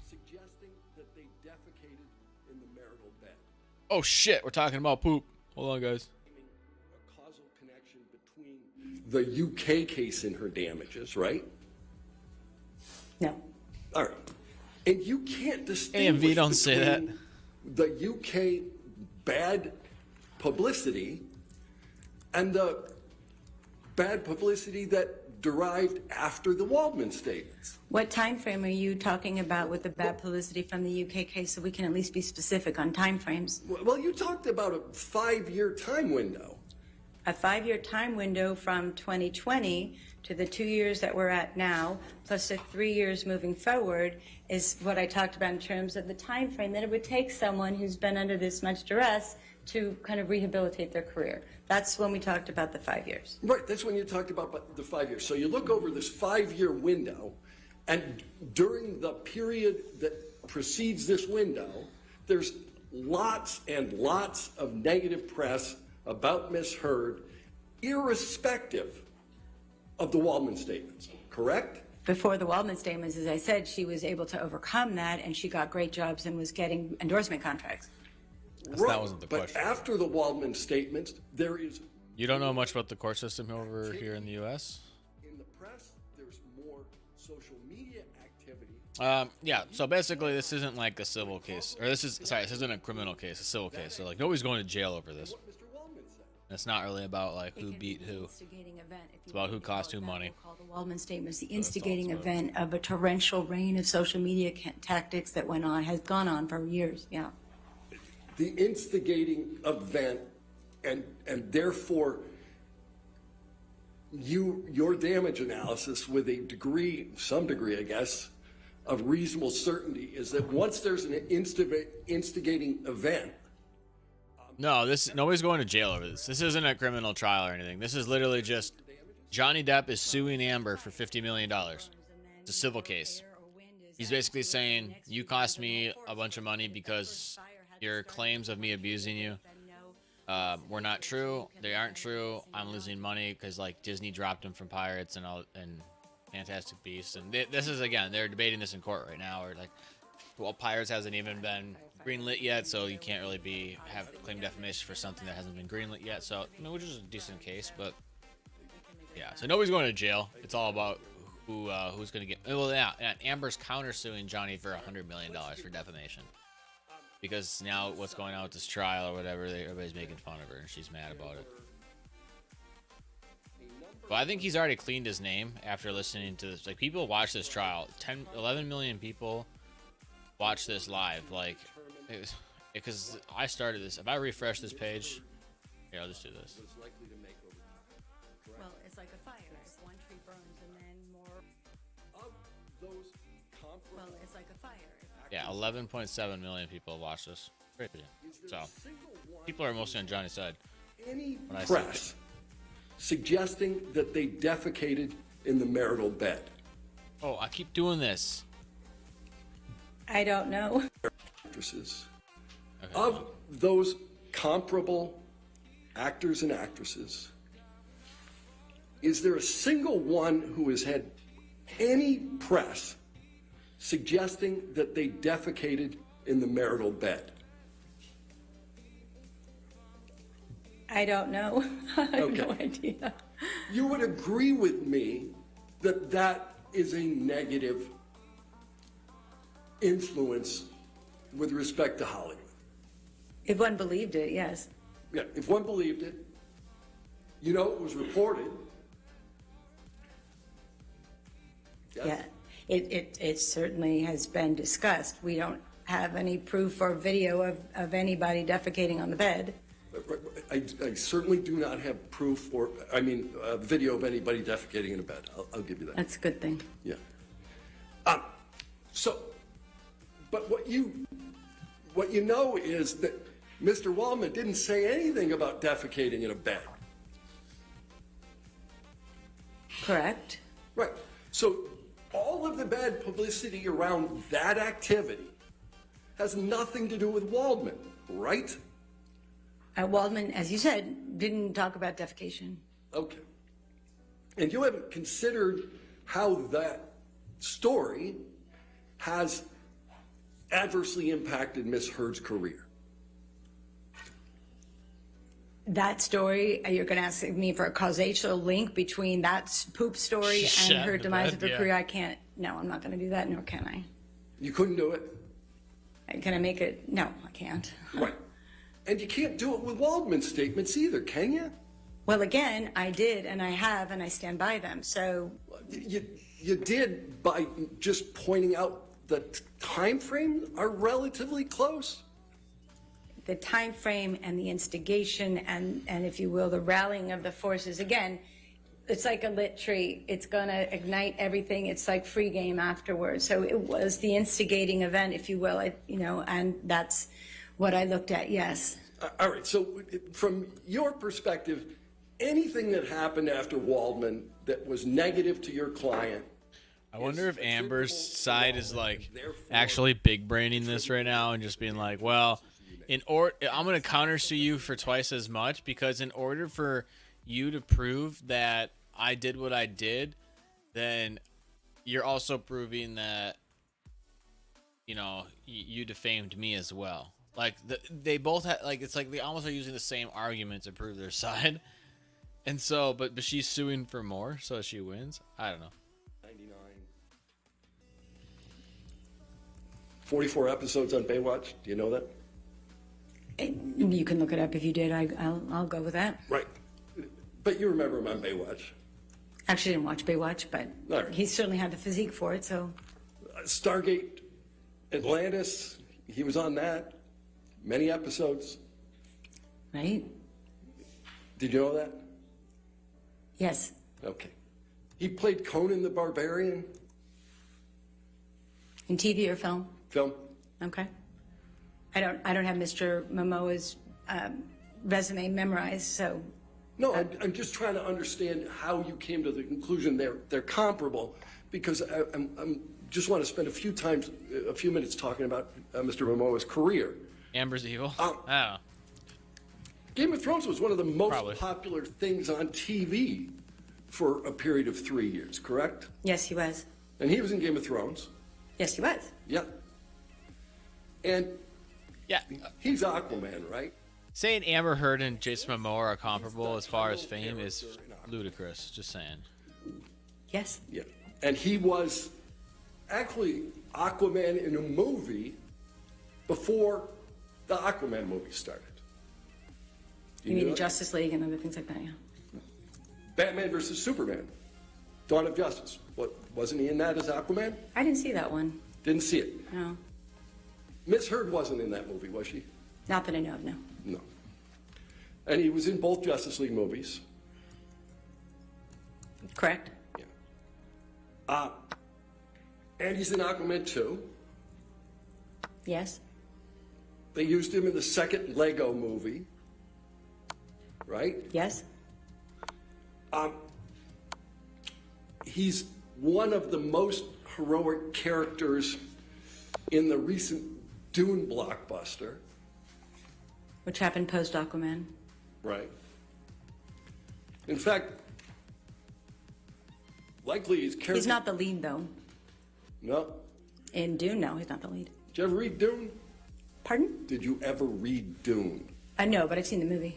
No. Do you understand whether his character will come back from the dead in the third movie? As again, I didn't read the book, so he might. I don't know. We're just talking about that one movie. That might be a bit of a spoiler. Oh, man. Dude, he's nerding out on this lady. He's like, he's not the main character. It's like, have you read the shit, lady? He's coming back, and he's gonna be the main character, motherfucker. Fast X, right? I don't know that for sure. I've never read Dune. I've never seen the movie either. But that's not the career path that Ms. Heard has had. She's never been the title character in a movie. She hasn't spent years on television. She did, what, 8 TV shows? 8 single episodes of TV? Again, I don't have her resume. If you want to show it to me, we can count them together. All right. Fair answer. Mr. Momoa remains well-liked, even though he's engaged in a recent divorce from another actor. That's correct, right? I don't know. I don't follow his fan base. you don't follow Jason Momoa, but you use him as a comparable to come up with a $45 million. I said I don't follow his fan base. I understand him as a prominent actor in the business, but I don't follow his fan base. Isn't fan base one of the things that you analyze? Of course, you can look at numbers, but I don't keep a watch on his social media feeds. How can you compare the two and say I don't keep track of the variables that make him popular or not for the thing I'm comparing it to? Like, that doesn't make any sense. Like, if I'm going to compare something, like if I'm going to compare, She's in fact Wonder Woman. if I'm going to compare two pens to each other, Yeah. I'm going to say, all right, these are the things I'm going to look at. All right, these are the variables I'm going to look at, and I'm going to look at them from both things. Right? But I don't know. Yes? Yeah. Some And of you even compare before things. that, she was in franchise films. Which one are you referring to? Fast and Furious. Excuse me, I honestly don't remember her being that as one of the main characters. I know it's The Rock and that You whole crew. didn't even know she was in the Fast and Furious franchise. I've seen it on her resume, but I didn't. Again, I'm not a fan of the fan. This lady don't know shit. You'll agree with me that Wonder Woman is a more prominent role than Mira? Fuck yes. If you're going to talk about apples to apples in that exact movie, yes. Right. No, I want to talk apples to What apples. about, does Mira have any, self-titled franchise films? Not yet. No. And Ms. Godot played a much bigger role in the movie they were in together, the Justice League movie. In what movie they were in together? Oh, in Justice League? Yeah. I haven't counted the screen time, so I can't really say. Okay. You indicated that another person that you compared Ms. Heard with is Zendaya. Zendaya, yeah. Person so famous she goes by one name. I guess when you have a name that's a Z, it works, I guess. All right. She's been on the Disney Channel since she's 13 years old. Right. Right? She's won an Emmy. Yes, she did. Right. She Amber Heard never won no was Emmy. singing and dancing and That's what I was gonna swinging say. from trapezes in The Greatest Showman, right? Yes. Yeah. She's now been in multiple Spider-Man movies. Yes. She's 10 years younger than your client. Right. Yeah. But this is a person that you deemed a comparable. Well, as I was explaining to you how I chose them, when you look at superhero characters, there's not that many to pull from. So I just I worked on pulling characters that were in superhero movies that were about the same age range within. I think what he's doing is good, though. He's basically, she's pulling, she's comparing things based off of, age, height, whatever, race, whatever they fucking do now. Not actually comparing them to, how fucking good they actually are. Based off of, have they won Emmys? How much screen time do they have? How, what does their fan base think in spite of, hardship or accusations and things? She's comparing her client to people like these bigwig actors and actresses and saying, well, Simple as that. I don't know. That's what So far, he's just trying to everybody prove we that looked at wrong. have That been doesn't make in sense. more blockbuster movies than Ms. Heard. But Miss Heard was also in the biggest blockbuster movie, and the light that shines on cares? Jason Momoa will also shine on her. So you have to look at Sometimes it you get struck by lightning. biggest movie that In the DC DC Comics universe. is, and also one of the biggest box office films ever, probably within the top 10 because I've looked at it, right? So that light was going to shine brighter on her than someone who wasn't in that movie. And again, it would have just helped her in her career move forward, not stalled it and be her world be silent afterwards. For the jury to accept your damage Is analysis, she a main character in Aquaman? they would have to agree with you that Ms. Heard was on the I've never seen it. precipice of a meteoric rise. That's the word you used, right? Actually, no, I didn't. I did use meteoric with someone like, let's say, Gal Gadot or Zendaya, but I actually gave you a range and gave the jury a range that they weren't all going to have a meteoric rise. Some of them would be smaller, right? And so what the numbers that I gave you do not represent a meteoric rise. A meteoric rise is when Jason Momoa goes from I don't know, $4 million, $5 million to a $50 million payday. That's a meteoric shift in our business. But when someone has contracts that actually go from $1 million to the first one, $2 million, and then $4 million, that is standard for a franchise that is perceived to do well. And so I based those calculations on very specific numbers that were already contracted. I wanted to stay within reality and look at the numbers that were already contracted for Ms. Heard and just move out forward on one film a year, maybe a TV show here or there, and some endorsement contracts, which is very typical for an actor in our business to make that kind of money. It just is what happens. So the example you just used is somebody went from 1 million to 2 million to 4 million. Your client has never had a contract that exceeds $2 million, correct? Incorrect. All right.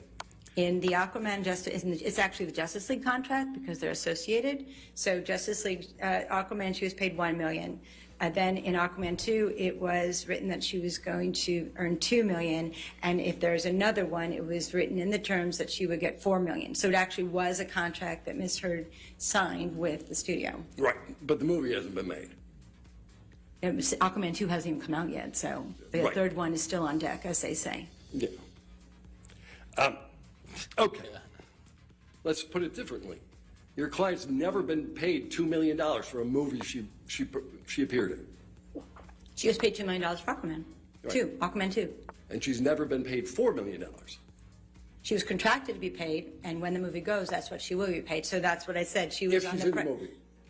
Right, but if Aquaman 2 does even nearly as well as Aquaman 1, there's going to most likely be a third one. So we can look at that It as a will precedent not. that was set I don't think it will. in, I don't know, man. in writing, actually.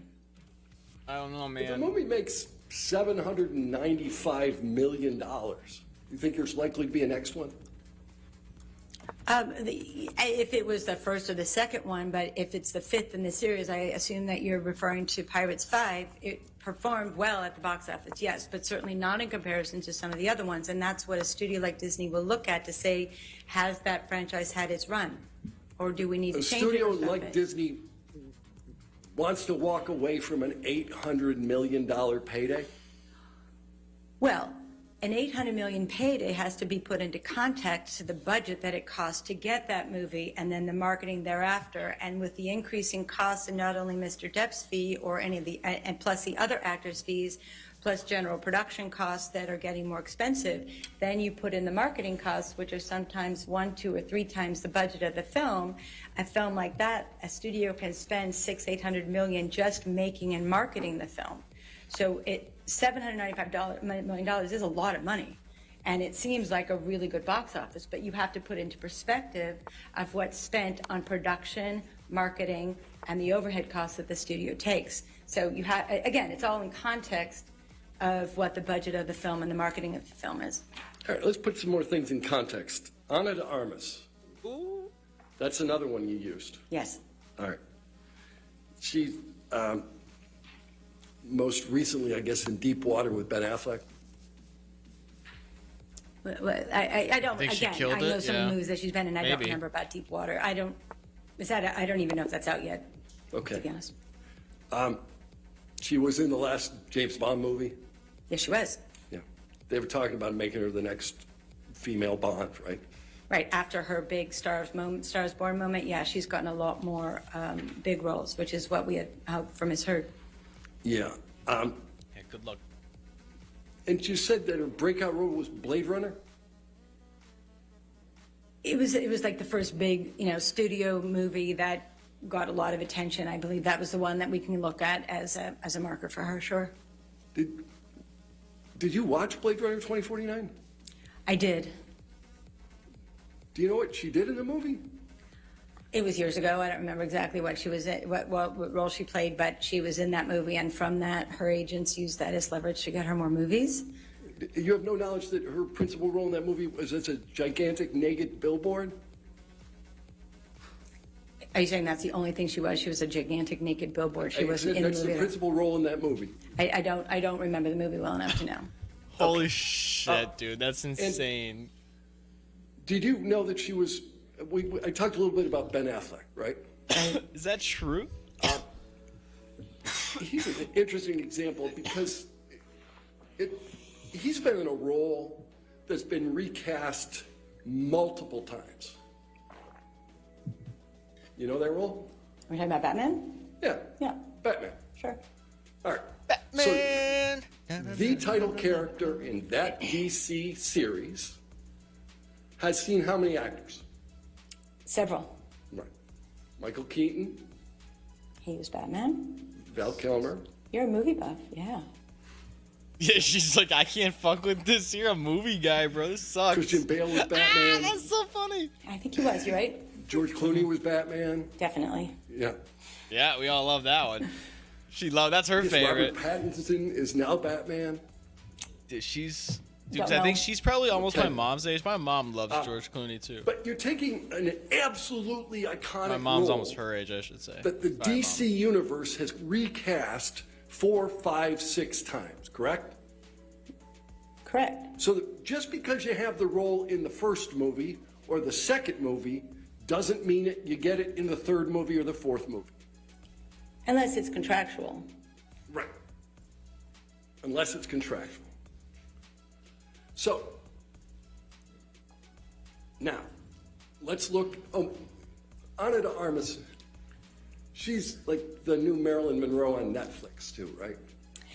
I believe so. She was also in Knives Out, which is probably even a bigger breakout role for her. But Right. again, I chose Blade Runner because it's a similar thing. You have to start somewhere. But Knives Out probably was her big moment in time. Yeah. All right. The other person you picked was Chris Pine. Chris Pine is in a superhero movie, Wonder Woman. He is in Wonder Woman. He's also, well, Star Trek being a blockbuster, but not necessarily a superhero, right? Yeah. He was in both Wonder Woman movies, right? Yes, he plays the love interest to Gal Gadot, yeah. Yeah. On Star Trek, in the Star Trek franchise, he plays Captain Kirk, right? I don't remember exact role that he played. I didn't see it in the movie. I just know it from his resume, to be honest. Do you know who Captain Kirk is? Yes, I do. All right. Well, But you didn't with know that characters. Chris Pine is Captain Kirk in Star Trek? I hate to say I'm not a Star Trek fan. Okay. But you used Mr. Pine as an example, irrespective of the fact you didn't even know he starred in this franchise film? I did know that he starred. That's why I used it. Again, in fact, he was the most prominent person in the movie. We can go over this a couple more times, and I'm happy to do so. All I wanted to do was look at, from a small pool of people that have been in huge franchise movies or superhero movies, and give you a sense of what the range is or what someone's trajectory can be. Again, they are not apples and apples. They're not both green apples or both red apples. I just was looking at a range. It's what we do.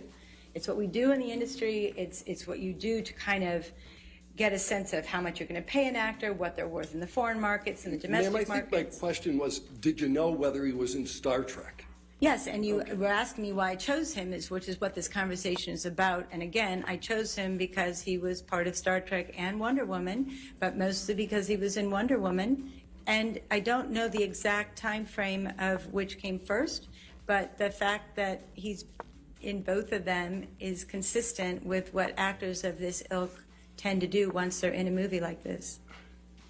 But you talked about breakout roles, but you don't know which was his breakout role. Chris Pine's been an actor. He's been a well-liked actor. He was in both Star Trek and in Wonder Woman. And Did a Star movie Trek. with Denzel Washington? Pardon? Did a movie with Denzel Washington? He's had a good career. Yeah, great career. Yeah. Yeah, much longer career than Ms. Hurd, right? She was on the precipice of a great career. Yeah. She hasn't had the chance to negotiate for that yet or be in those movies yet, so we don't know. We're getting back to Precipice. Didn't you just deny Precipice a few minutes ago? I said This lady is literally comparing all of these like top-notch actors and actresses that has some like major roles and starred in some major shit, and comparing it to her client, Ms. Hurd, and saying like, well, she was robbed of that trajectory. She was robbed of becoming that. And it's like, fuck off. two of them are the title characters in their DC movies. One is Aquaman. Who's the other title character? Gal Gadot. Wonder Woman, right. Right. She's Wonder Woman. And you mean Jason Momoa, sure. Yeah. So you get two Yeah, she title probably characters. doesn't even know who Captain Jack You Sparrow got is. She'd be like, "Who's that? James I'm not Kirk. familiar with that stuff." And those are the people that you thought were most representative of Ms. Heard. Again, there are not that many in the pool to pick from. I'm not going to put comparable actors that haven't been in either large, what we call tentpole movies, or franchise movies, or superhero movies. So I wanted to work within those parameters, and that's what I did. So those are the actors I chose, yes. And to What happened? The audio stop. again, they were all in superhero or franchise movies that did very, very well at the box office. And there are tons of actors and actresses who are in superhero movies that don't have meteoric rises thereafter, correct? Not when they're the lead character with Jason Momoa, but to your point, there are many actors that have no career prior to a breakout role and then have a meteoric career and have had no career prior. So you don't always just look at the past. It's helpful, and with Ms. Heard, she had good reviews, so that's what I looked at. But if you look at other actors and they have their first role and all of a sudden they become a superstar from one role. So that happens in our business. It just does. All right. With respect to your comparable actors, you have no personal knowledge as to how much any of them were compensated over the period you reviewed. Incorrect. You have personal knowledge as to who? Jason Momoa. And you derive that personal knowledge from talking to somebody? Yes. He didn't tell you. His agent did. Okay. So what you will rely on what Mr. Momoa's agent told you, but you have you didn't see the contract. No, his agent is at William Morris as well, so they told me that. Right. And you've never seen anybody else's contracts as to what they were making. No, but in 25 years of being in this business, I understand the basis of which actors are paid when they're in blockbuster films and then they're in large budgeted studio films. So it's not a leap to kind of understand where the actor's making. And again, I really didn't want to try to be speculative in my analysis. I wanted to work with the numbers that Amber had contracted for already and just take it from there and said if she had done one movie a year and one series and done product endorsement, that's how I got to the number. So I wasn't looking to take her on a meteoric rise. I wasn't looking to give her the same career as Jason Momoa. I took her numbers that her agents had actually negotiated and worked from there. When you say you weren't trying to give her the same career as Jason Momoa, the TV program that she most recently did, The Stand, she made $200,000 an episode. That's what you testified to. Correct. And in your damage analysis, you give her $1 million an episode had the Waldman statements not occurred. And you do it only because you believe Mr. Momoa has gotten that in something that he's in. Right. So you are giving her the same career as Jason Momoa. Well, again, with someone like Ms. Heard, who was in a blockbuster film with the team at William Morris, in my discussions with William Morris, that's what they were looking to negotiate for her on other projects. So I got some of that information from her management team directly. So her agents were looking to get her as much money as possible? I think that's the job of an agent. They usually try to get the most money. Man, I forgot to turn the fucking music off. None of y'all let me know the music was playing. You need somebody willing to pay on the other side of that deal, don't you? Right, but agents are working with people in the industry and have a pulse on have a finger on a pulse of what's going on, so they know who's marketable and what the prices that all the streamers are paying these days. You haven't seen a single one of the endorsement contracts that you referenced, other than Ms. Heard's? No, other than, again, what I was talking to William Morris in terms of the pricing that they are aware of, not only for their own clients, but what's out in the marketplace, and it's pretty consistent. And I've also worked with other actors on other cases that have gotten similar contracts, so I'm familiar with the rates of endorsement contracts. You haven't made any reference to the actual earnings of any of these actors. Yeah, it's not playing anymore, Bond. again, as you do an analysis, you put together the numbers that you know from both your experience and the marketplace and the agents that are working in the marketplace. Clearly didn't bother you very much, I guess. Those Yeah. numbers, and mostly using Ms. Heard's numbers specifically, and giving her a very steady career, which is what she had had prior to Aquaman. Yeah, and you don't have the prior earnings of any of the actors you looked at other than Ms. Heard's. No, I don't have all the contracts now. You don't have any of that information. I'm sorry? You don't have any of that information. No. Okay. In fact, that information, I guess aside from Mr. Momoa's, is confidential, right? Usually it is, yes. Yeah. And the only reason you know anything about Mr. Momoa is that Ms. Heard shares an agent? Or an Right, agency? but I've also been in the industry for many years, and I know what actors get paid. I talk about budgets constantly, so it's not a secret within the industry the amount that actors in those types of movies are paid very, very well. You're not currently working as an agent for anyone, are you? No. All right.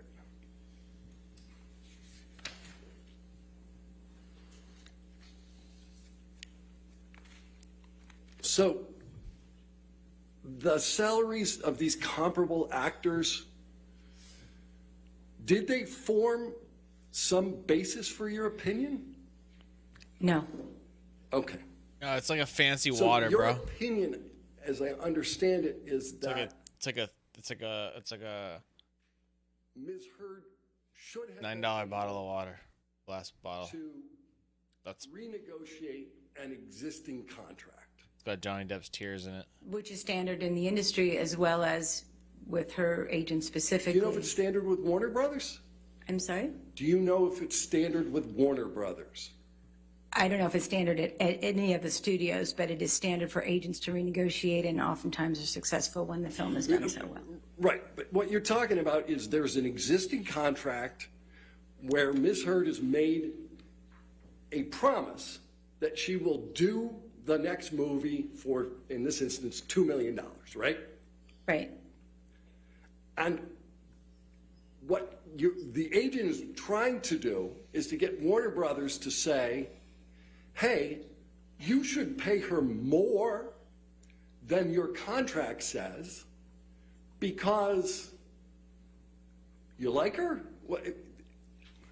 Well, as Ms. Kovacevic said, also, it's standard in the industry. As again, I've been in the industry, I've worked with agents, and I've worked with lots of lawyers, and we have conversations about what is an actor getting, or what can they do, or what are they going to do the next time. So again, it's a standard in practice in the industry, especially when a film is as successful as Aquaman, that the agents will go back and renegotiate.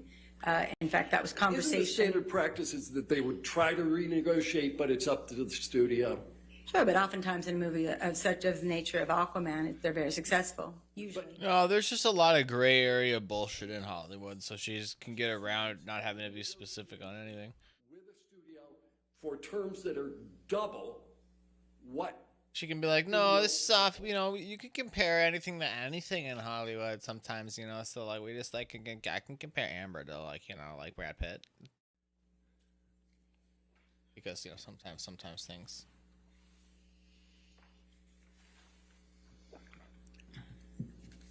But I do think like some of the stuff she has said, is probably true. But I think she's clearly like trying to help Amber out. I don't know, that's what it looks like at least. To Walter Hamada. Have I spoken to him? Mm-hmm. No. Do you know who he is? Yes. Who is he? He's a senior executive at Warner Brothers, or I think he still is there, but certainly at the time. Yeah, whoever the main character woman is in Pirates of the Caribbean can just like fight Amber Heard, and like Aquaman and Jack Sparrow can just sit on the beach, like he can be in the water because he doesn't want to die on land. Be on land, I don't know, I haven't seen it. They can like just kind of chill and like watch it all happen. See who wins. I based this on the agents that were talking to Warner Brothers. They have to fight on land though, because Heard would probably win in the water if she's like an aqua lady. It's pretty easy to drown too. I based my information on them. Oh, So the connection should be Mr. Hamada or the agents, not Mr. Hamada and me. Or you just get the whole like British army to like hunt her down. position to Like to Pirates of know the Caribbean whether style, brothers not would like in real days. renegotiate. Objection, Your Honor. You know what I mean? Like whoever the army is, like it's because you have Pirates of the Caribbean. Like I don't think I've seen like the most recent one, but like I'll sustain the objection. all like the you know the troops and stuff. I don't know. Are they British? Fuck, I don't know. So, anyways, you just get Did them you like, do any testimony oh, I'm from going Mr. on a manhunt across I the did. seas. On some mermaid. You understand They that Mr. fucking Hamada hunt her says down in that the they movie. don't, that they want to hold their In the movie. lawyers, In the I mean, movie. hold the actors to their deals? That was a philosophy that he Catch stood a for when mermaid. I was Aye. young, yes. Arr. And Jack Sparrow. Did you understand that Mr. Hamada Freezer said that and- nothing Mr. Depp did And then gets to impacted her compensation? fucking I don't remember that part of the sucker. testimony. You have it I'm done. available Okay, for me never to mind. read? Fuck it. Just maybe he keeps her captive. You Steals don't her know powers. whether Mr. Hamada testified. Did anything Mr. Depp said about Amber Heard affect her compensation? Again, I don't. You don't remember. That's I don't. okay. Recall, I don't recall that testimony. No. Do you know whether Mr. Hamada indicated whether he even knew who Adam Waldman was? Again, I don't remember the conversation about Hamada and Waldman or Depp. And you don't remember whether Mr. Hamada made any statements as to whether anything Mr. Waldman said affected Ms. Heard's compensation? In my experience, studios don't talk about how or why they make decisions based on publicity or conversations. They're not going to try. They're going to be very protective of all their relationships. So that's just natural. Yeah, unless you can get him to testify under oath at a deposition, right? Well, even so, they're not going to say anything negative. They may bypass it by being positive, but they're not going to do anything that could potentially damage a relationship that may change or be worthwhile in the future. So that's just what a studio person does. Mr. Hamada is in the best position to determine whether there were chemistry issues with Ms. Heard. Objection, Your Honor. Calls for speculation. He's the president of the company. Overruled. Boom. I don't know how involved Mr. Hamada was on a daily basis in terms of chemistry, but I do know that Warner Brothers did a chemistry test with Ms. Heard and Mr. Going Momoa on, Lion? before How you doing? she even got the role. She went in and did what they call a chemistry test. So that was to actually see whether there was good chemistry between them. And evidently there was good chemistry because she was then hired to be the romantic interest. So whatever Mr. Hamada said during his deposition, I look at what actually happened in real life, which is she got the chemistry test and then she got the job. Yeah, let's look what happened in real life. She went in before and took the test. Then she made a movie. Then there was an existing movie under which Warner Brothers could then decide whether there was chemistry, right? The movie worked. It made over $1 billion, and they're all over the poster. If they didn't think that there was chemistry, they wouldn't have put Ms. Heard on the poster next to Mr. Momoa. So, You know there were multiple posters for the Aquaman movie. yes, And that there always three- are. That's standard. And that 3 out of the 4 posters, the standard posters for Aquaman, didn't even feature Miss Heard. Right. So when you make a poster at the studio, it's normal to have 3 or 4 variations because you want to appeal to different people's perspectives. So you want the romantic poster, you want the action poster, you want the superhero poster. So it's normal for them to have many posters, but the romantic poster was of Ms. Heard and Mr. Momoa. Right. And everyone, and all the others are just of Mr. Momoa. Like we talked about, it's Aquaman, but she was prominent in the ones that that Warner Brothers wanted to appeal to women and to the romantic interest of the consumer. Right.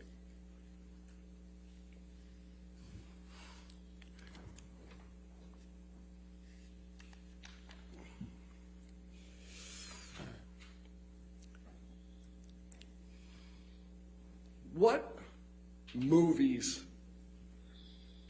would Ms. Heard have gotten absent Mr. Waldman's statements? What's up, Vanessa? Welcome back. How'd it go?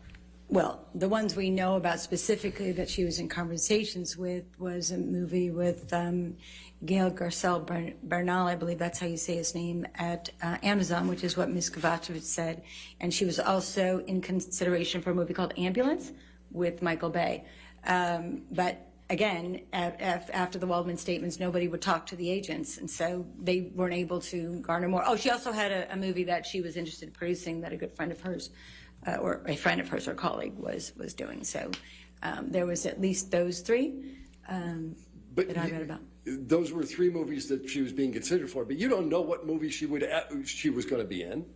Well, again, they stopped the conversation after the statement, so we don't know where they would have gone, of course. But she was in consideration for all of them, and given her fame from Aquaman, that would have helped all those movies. So it would have made a lot of sense. You're projecting movies way out into the future that you have no knowledge would ever have gotten made. Well, that's what we do when you talk about comparables and economic damages. You talk about the future. That's standard in our industry as a forensic expert and in the industry. That's how movies are financed, as a matter of fact, is by forecasting. Wait. Are you didn't get the job because you're not indigenous? Is that seriously? Is that really true? Between No shot. Waldman's statements and the reported reduction in Ms. Heard's Aquaman 2 role. Again, it's the timing of it all. It's the timing of it all. And also they were going to... They're referring you to something else, though? And they put it back in. Well, that's good, I guess. Can I talk about the emails that I read? I'm not sure at this point, but... So, when you say they were going to take her out of the movie, when you have an option, you literally have the option whether to include the actress, right? That's what it means. Correct. Right. So they can choose to exercise the option or not exercise the option. Entirely up to them. Correct. And they have, that particular studio, to your knowledge, has repeatedly recast even major figures in their DC movies. We talked about Batman. What about Superman? You know, I think I'm more familiar with the Batman actors. I think there have been a couple actors of Superman, but depending on how the movie performed, if a movie doesn't perform, they'll look for other actors. If they want to go a different direction or reboot a franchise, they will look at different actors. So if a movie's successful, they're not likely to change the actors, especially not in the second one or the third one. Another reason they'll look for a different actor or actress, if the actor or actress is charged or asking too much money to play the role again, correct? Yes, not in figures under $10 million, but yes. Yeah. If you're asking for too much money, you might not get your role again. And your analysis assumes that Ms. Heard could double her money. Well, her contracts doubled her money from each one to the next, so it wasn't that large a leap to do that, especially when the agents had told me that that was what they were considering and what they'd been discussing. All right. You seen the script of Aquaman 2? Personally? Yeah. I did see a draft. I don't know what the date was or when it was or where in the succession of the rewrites it was. I did see one draft, yes. You don't know what Warner Brothers has in mind for that movie in terms of the kind of movie it's going to be? It's a superhero movie. Right. It's supposed to be like a buddy comedy, right? I don't know. I don't know about a buddy comedy. It's an action movie, superhero movie. I don't know. Who's Patrick Wilson? Patrick Wilson. I've heard that name in terms of an actor, but I don't know Mr. Wilson. All right. Do you know if he appears in Aquaman? Again, I don't know him by name. If you want to show me a picture, or a clip from the movie. All right. Do you know if Mr. Wilson appears more frequently in Aquaman than your client does? I didn't count the screen time when I watched the movie. It was a long, even when I watched it again, I didn't count the screen time of anybody else.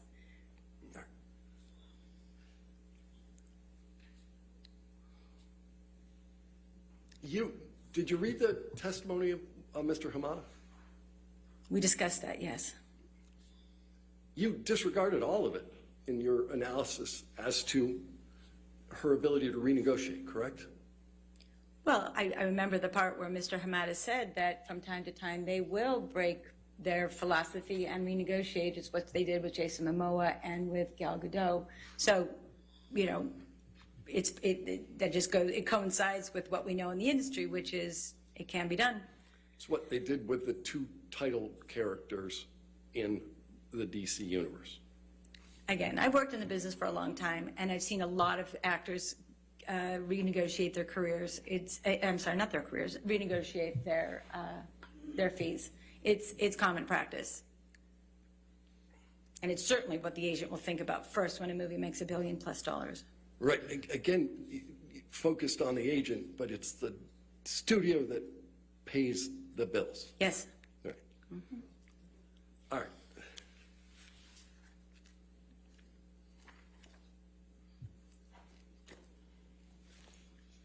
Your Honor, I have a fair amount more to do. Continue. I'm sorry? Continue. Okay. I didn't know if we were going to 5:30 today or not.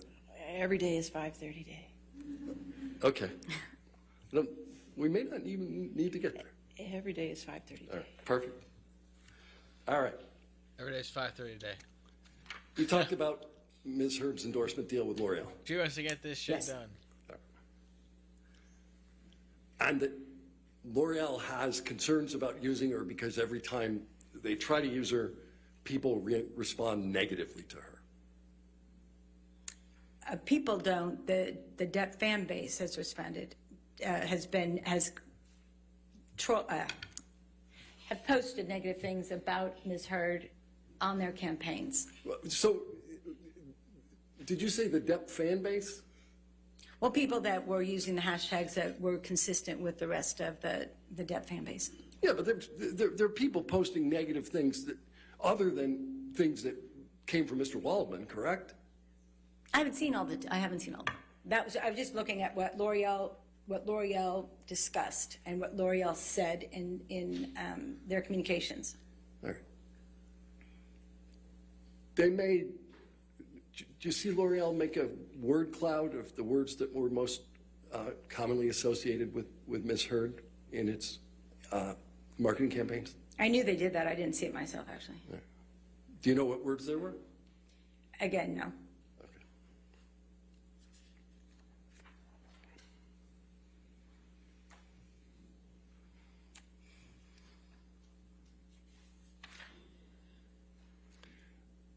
You didn't talk much about this, but in order to get to the damage analysis that you got, the $45 million, I think at least initially you suggested that Ms. Heard would have a role producing and starring in a movie, and that she would make $12 million.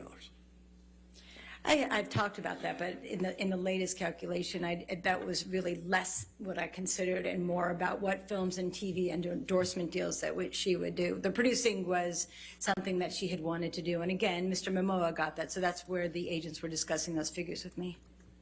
The last movie that she has a production credit for is in 2013, right? Again, I haven't memorized her resume. It was a movie called Syrup. Did you ever hear of it? No. Aside from having probably seen it on her IMDb. And Soon the Darkness, that's her other production credit, right? If you say so. If you're reading it off of her resume, I will believe you, yes. 2010? Okay. All right. 12 years ago. But you, at least at some portion of at some point in this analysis, were of the mind that she would recover $12 million with a producing role and a starring role in a movie? Because that's what Mr. Momoa got. Again, the agents were just saying that those were the kinds of numbers they were looking at to help her as she moved forward in her producing career. Right. Those are the kind of the numbers the agents would like her to get. Right, but again, I didn't use that in the final analysis of my $45 million, so it was just a discussion point because that's what the agents wanted me to consider. All right. All right. You have testified that the breakout role for Ms. Heard was Aquaman, right? I didn't say the breakout role, but I used it as a movie that it was a superhero kind of super box office success. I think that some of her other critically acclaimed movies probably helped her break into that role, which would have been The Danish Girl, and then her work in Justice League, which was a natural progression to getting to star in Aquaman. All right, but I used breakout, perhaps you didn't, but this is the movie that springboards her to the kind of money that you are suggesting she should earn. It should have, yes. Yeah. And other than Aquaman, which was released in 2018, how many movies has she booked? Well, she booked Aquaman 2. Right. And she did The Stand, which was a significant television show. Right. But outside of the Aquaman franchise, she obtained only one movie role, since 2018, right? Right. The industry also knows that she's planned to be on that next movie, and they understand her production schedule, so she's not going to go after films that would conflict with a mega box office movie. So there's scheduling and conflict issues as well that she and her team would consider. So from when was Aquaman released in 2018? It's December. It was either December 2018 and then it depends on where it was in the world. It started in December 2018 and then it moved out, into 2018. Last film 2018, yeah.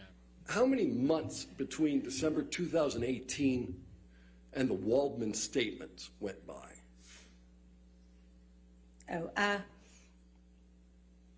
12, I think 15 or 16 if my math is correct. Right. She got one role during that 15 or 16 month period during the entirety of the post-Aquaman boost, right? She got Stand. Right. And then she was in discussions for the films as they were getting ready to go. But she didn't get another role for 16 months between the release of Aquaman and what you say are the Waldman statements. Well, she got The Stand. Right. She got one TV role. A pretty significant TV role, yes, for a Stephen King novel. Right. She was in a movie, though. I'm sorry? She was in a movie that was released after Aquaman. What movie are you referring to? Gully. Oh, well, I don't know when that was shot, so you'd have to tell me when it was shot. Movies get released at different time frames. Like they can be shot in 2016 and not get released till 2018. So you'd have to tell me. We'd have to look at the actual filming dates of the Gully for me to talk to you about that. She wasn't initially cast in Gully, was she? I'm not familiar with the casting process of Gully. All right. Do you know who Alice Eve is? Who? Alice Eve. Alice Eve. Sounds familiar, but I'm not recalling who she is. She's an actress, been in any number of movies. You don't know who she is? Again, I know her name, but I don't know her resume. She's in Star Trek. Great. Right. She was in one of those breakout roles, Star Trek, but you don't even know who she is. He's basically saying this lady doesn't know talked to you about shit Star about Trek anybody before. and what I'm not a their big Star roles are in these Trekian. movies. Okay. So why are we listening to her comparisons? Ms. Heard replaced Alice Eve in the movie Gully, right? I don't know the casting process. I don't know who starred in that movie. Do you know what she was paid? Jeez, what does she know? Who? Ms. Heard. For Gully? Yeah. Can you tell me when that was in? No, I don't. But what was the filming date of, and what was the start date of Gully? You didn't look at the Gully contract when you were making an analysis of Ms. Heard's damages? I don't recall whether I looked at it or not. Did you understand that she was making $2,190 per week for Gully? Can you tell me when it was shot? When does that contract get negotiated?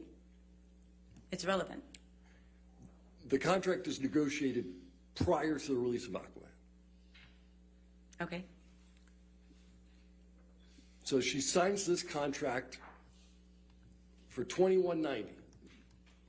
Is there do you know what the Screen Actors Guild low budget agreement minimum scale is? It changes from year to year. It depends on what year and what the size of the budget. There's actually 3 or 4 different scale, benchmarks. So when there's a low budget, it can be a micro budget, it can be a minimum budget, at low budget, there's like 4 or 5 different scales that they use when it gets to anything other than a studio film. Yeah. And oftentimes actors do passion projects, and that has nothing to do with, or something that they really love to do, or they think that would be good for the career. It doesn't have anything to do with the fee made on the film. All right.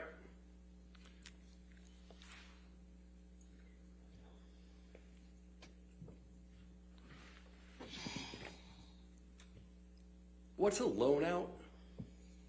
A loan out? A loan out is the corporation that an actor will use so that their money comes in through a corporation, and then that corporation technically loans out the actor's services to the production. So the loan out is the corporation that the actor uses, and then they loan out the services to the production company. It's just really for tax purposes.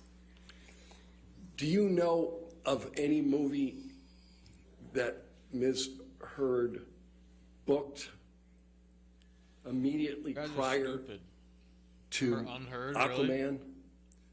other than Gully? Well, I know she did Justice League. I don't remember the dates and times of the filming of the other ones. You always have to look at the filming dates. You talked about Mr. Schnell. Gully was in his chart, right? I don't remember where Gully was. Right. Did you look closely at his chart? Pardon? Did you look closely at his chart? At Mr. Schnell's chart? Yeah. I looked at the numbers with respect to the social media campaigns is what I was looking at Mr. Schnell for. Mr. Schnell and Mr. Schneebly. Do you know whether any of the dates of the Waldman statements even appear in Mr. Schnell's chart? I don't remember. Okay.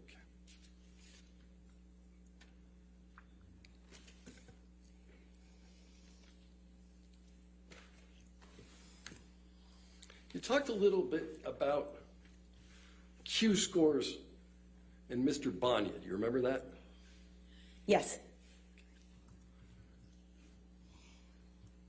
For Ms. Heard, Mr. Bonya used Q scores from immediately after Aquaman, right? Again, if you want to show me something, I can answer it. I don't remember every word of Mr. Banya's, but I remember talking about the dates with you earlier. All right. But you don't know as you sit here today whether the Q scores that Mr. Bonya used were after Aquaman but before the Waldman statements? He used a couple different scores based on dates. I don't remember if they were correlated to the statements or not. I remember years more than anything else. Again, I looked at thousands and thousands of jury pages of members documents, get paid? so I don't remember exactly what his said. Even before the I don't know how it Waldman works, but statements, Ms. Heard, I believe, and I could be completely wrong. I believe that, Negative high Q scores? no, very high negative Q scores. That's what I said. like, if you're getting a salary, you can take off work and your work can't not pay you. I think they still have to pay you. Like, they can't make you take time off or anything. So in your analysis, you didn't consider Otherwise, I don't know if they have if you do get paid or not. scores How that works. as a restraint on what she might earn on a going forward basis? No, Q scores change all the time. Because everybody his time is worth different amounts, right? At the end of the day. And it's been 300. But there are laws saying you cannot be fired for having to do jury duty and things like that. Like there are laws against doing that. Like if I have to be in a courtroom for a month, and I work at if I worked at a grocery store and I had to take a month, they can't fire me. They'll get big trouble for that. Mr. Depp's damages. And I believe I think they still have to pay you. I don't know how it works. If Did that's you on the talk- company who's Jerry or if Bruckheimer? Who's Jerry Bruckheimer? The producer just pay of you. the Pirates franchise. Well, he's a huge No. producer of a lot of movies, but he happens I to be don't the know how it works. producer of the I've never Pirates had to do You jury didn't duty. talk to him prior to your testimony? Personally, no. No. And you didn't have other people talk to him on your behalf, did you? Me personally, no. I did not talk to Mr. Bruckheimer. And you've never spoken with Mr. Bruckheimer about why Mr. Depp has not appeared in a 6 pirate movie? There has been no Six pirate movie. There is not a Pirates movie titled Pirate Six yet. Right. Or ever. But you haven't talked to Mr. Bruckheimer as to whether Mr. Depp was going to appear in the movie? From things that I've read in newspaper publications and emails, I've read that Mr. Bruckheimer was uncertain whether Mr. Depp would star in. Right. But you haven't talked to him.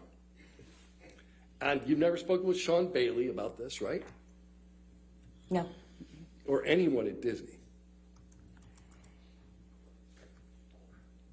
I actually put a call into somebody at Disney and they didn't want to talk on the record. All right, you called somebody at Disney and they didn't want to talk to you.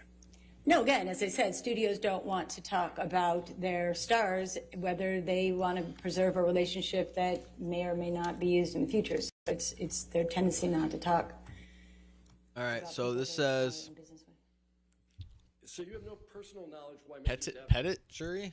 Pettit jury? I don't know what the fuck it is. hasn't made a Six pirate movie. Federal jurors are paid $50 a day, while the majority of jury trials last less than a week. Jurors can receive up to $60 a day after serving 10 days of trial. I read Mr. Wickham's testimony. Bro, they give you $50 a day to be a juror. A deal for the movie, right? Yeah, I get it. You don't make shit. But I think you can't get fired. Mr. Carino said he did not. And I think there's different states have different rules on like Pirates movie. There have been no deals. if your work still has to pay you or not. I think there's also state laws and stuff on it. But Mr. Wiggum testified to something. Because there's also like federal court and state courts, right? Like there's like not all trials are in federal. Actually, I'm sure most of them are at the state level. You've indicated. Because like I read this and it said Texas, where I am, does not require that a jury duty be paid. Jury duty leave be paid. Has received negative. Has received a variety of negative comments in Hollywood. But you cannot be fired for it. Like for like missing work, they can't be like, oh, if you're gonna miss, 3 weeks of work, we just don't want you working here. They can't do that. One of the elements that has contributed to a lot of negative press and attention is. But it's your civil duty. It's your civil duty. Behaviors that we talked about earlier have been brought into because you want people to a jury sometimes. Mr. Depp's So it's $40 a day in Australia and $80 if it goes longer than a month. So yeah, we get paid more because Australian dollars are like pesos. Yes. I mean, they may as well be. That lawsuit, until she's filed a counterclaim, didn't relate to the Waldman statements, did it? Mr. Depp's lawsuits? Yeah. No, we talked about that. It was pertaining to her op-ed piece. Right. It related to what Pardon? Ms. Heard said. I'm sorry? This Mr. Depp's lawsuit relates to what Ms. Heard said and not to what Mr. Waldman said. It related to the op-ed piece that Ms. Heard wrote. Right. So Mr. Waldman's statements have no connection to the negative publicity that Ms. Heard has received relative to this trial, correct? Objection calls for speculation, foundation, hearsay, and outside the scope. Any response? We're looking for a causal connection here. I'll sustain the objection. Next question. Yeah. Sustained.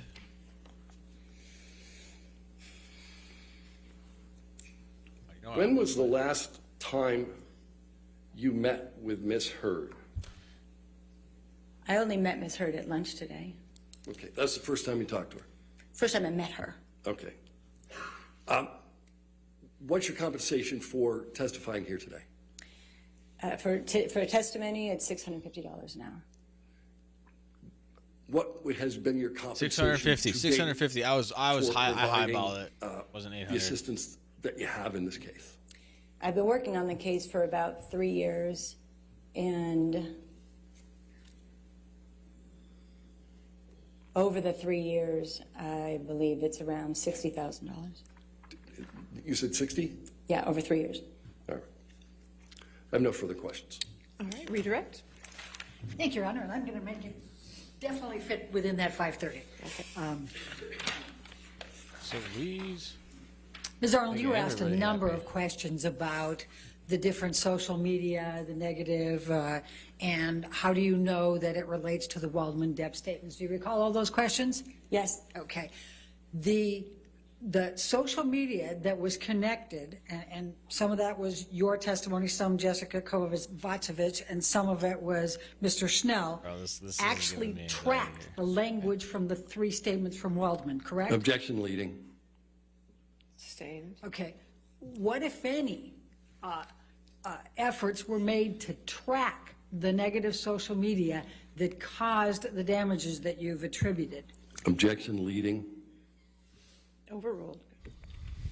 So L'Oreal did a lot of research. William Morris did a lot of research. Mr. Schnell did a lot of research. And in those conversations, those were also connective tissues to the negative social media campaign and the Waldman statements. And if you got And they connected back to those three statements, correct? Yes. Objection leading.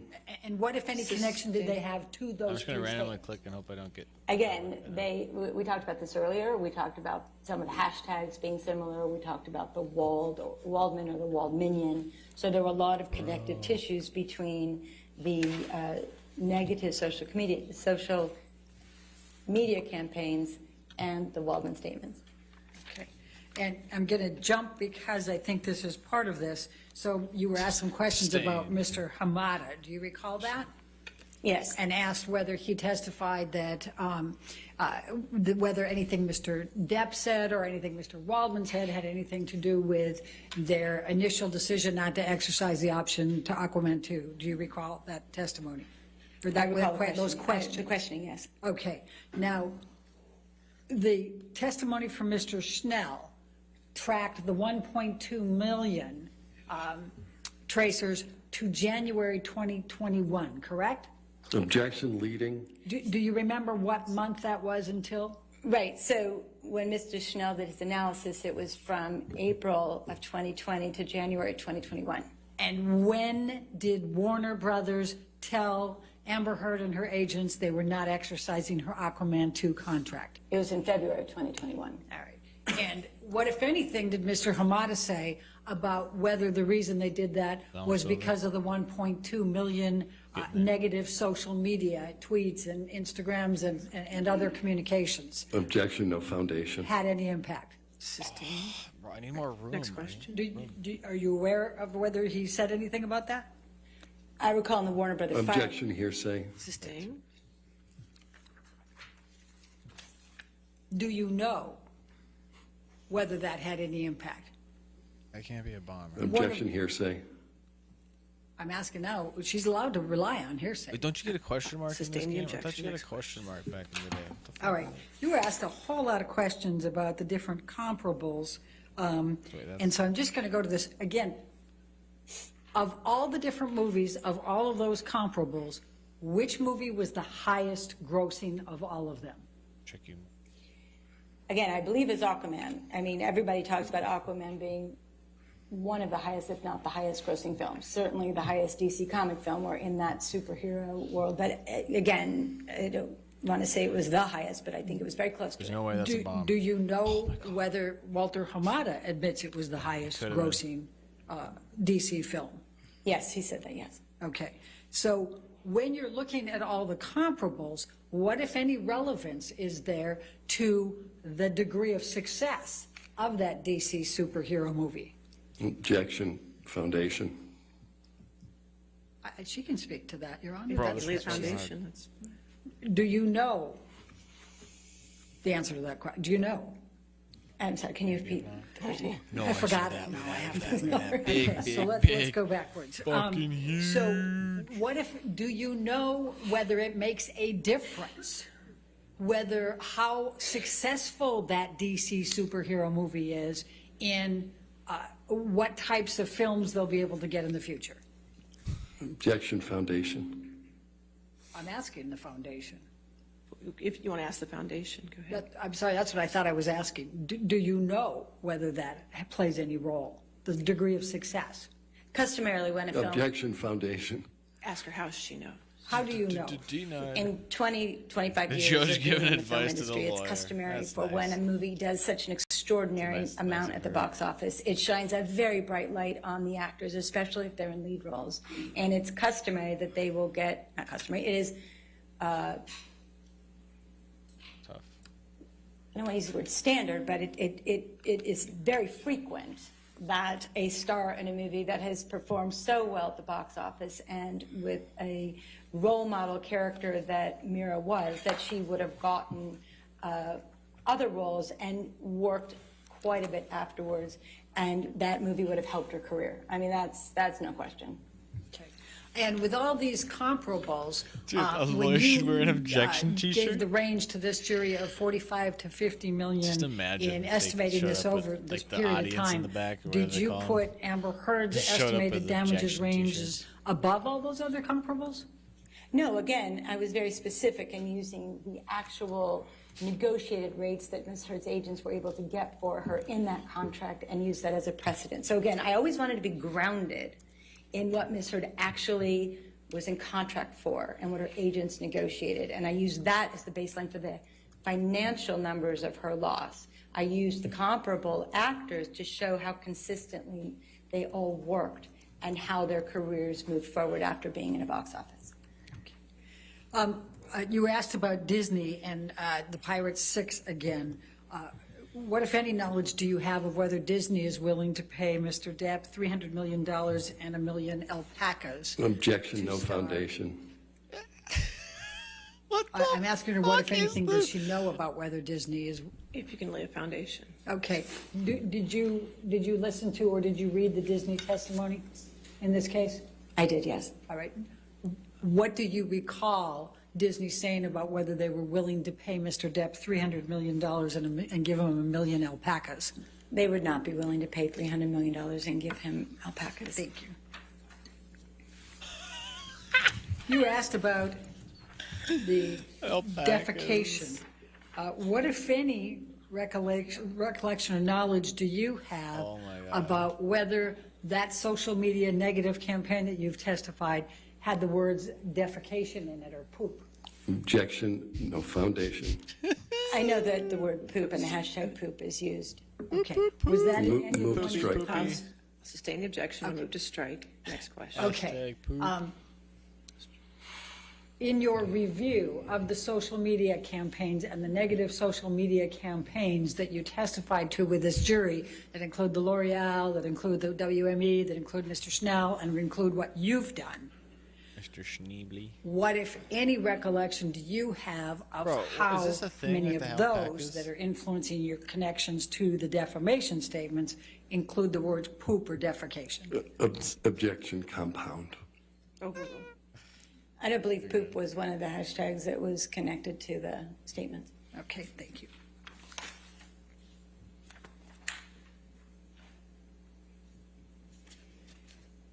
You were asked about the time period between the defamatory statement, between the release of Aquaman 2 in December 2018. Aquaman 1. Aquaman 1, thank you.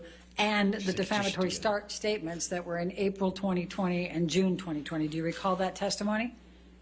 I remember that questioning, yes. Okay. During that time, were you aware of whether Aquaman 2 was in discussions with Amber Heard about scheduling the filming of Aquaman 2? In the period between the statements and... Before. I'm going before. Okay, I'm sorry. talking about the period of time when they released Aquaman 1. Okay. And the April 8th, first of the defamatory statements. Right. Do you know whether whether Warner Brothers was in discussions already with Amber Heard about scheduling her Bro, for I'm Aquaman 2? gonna win this Objection, one. I hearsay. gotta win this one, Do bro. you know? I'm asking her whether you know. I'll sustain as the hearsay. Okay.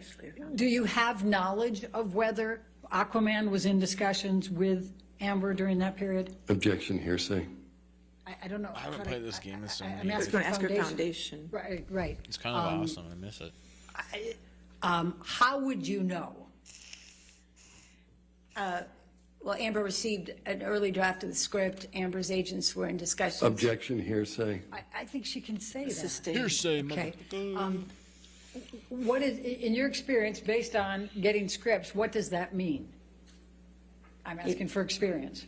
In my experience with the movie as high profile as something like Aquaman, they keep the scripts very tight. You know, they don't let anybody read them. They're numbered. They have your name on it. So if you're getting a script for a movie such as Aquaman that's kept tightly close to the vest, if you will, by the studio, you are going to, they want you to be in the movie. Otherwise, they would never give you the script. And so if a script was given to Amber Heard before the first April 8, 2020 defamatory statement, what would that suggest? Objection. Based on your knowledge that you've just testified to. Objection. Speculation. It's not speculation. Overruled. Again, if she got the script, they were going to use her in the movie. That was their plan. It's not. I have no further questions. Thank you. All right, thank you. Is this witness subject to recall? Yes, Your Honor. All right, so you're still an expert, so you can have a seat in the courtroom. I'm sorry. That's the end of that. Thank you. Well, I still got to finish this game and then I'll be done. All right, ladies and gentlemen, this come to the end of our day. All right, so Wow, please we do not do watched any a lot outside today, research guys. tonight, and don't talk with anybody about the case, okay? And we'll see you in the morning. We watched a lot today, guys and gals. Oh, that's me.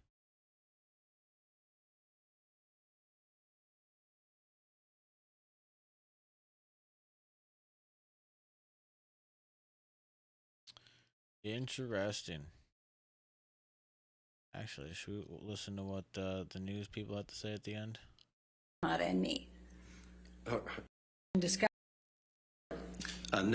The medical data is inconclusive. It's not consistent with what we see in the described injury pattern or in the clinical photographs. And there are several elements. There's the description was of the hand being flat on a bar and the bottle crushing the finger from the top.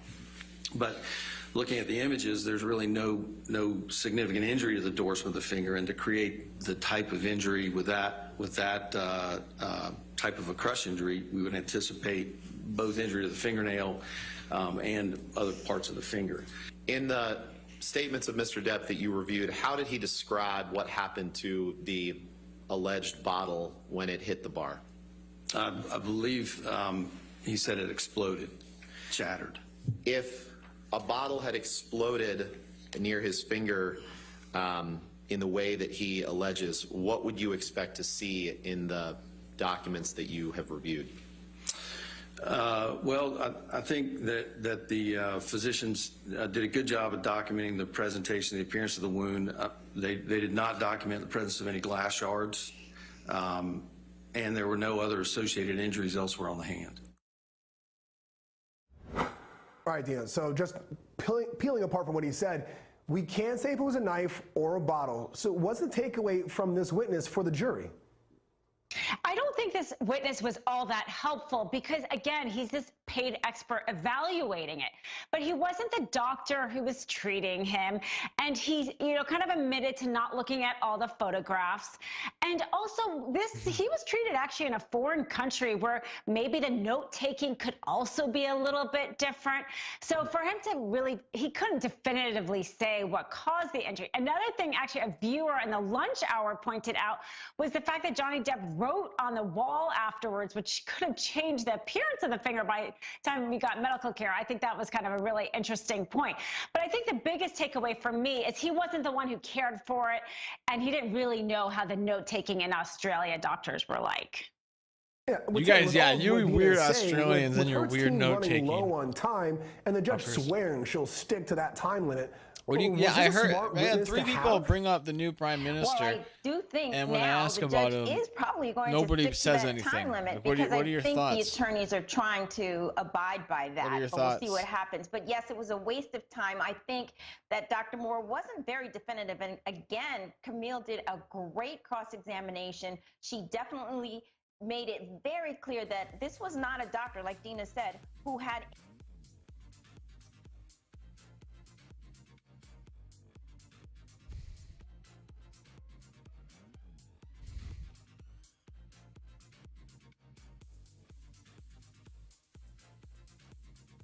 All right, we're gonna finish this.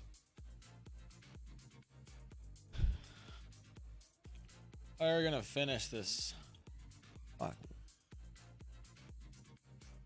Bro, it's getting hard, man. I'm not getting any like good boxes here, you know? Like shit. It's not good, you know?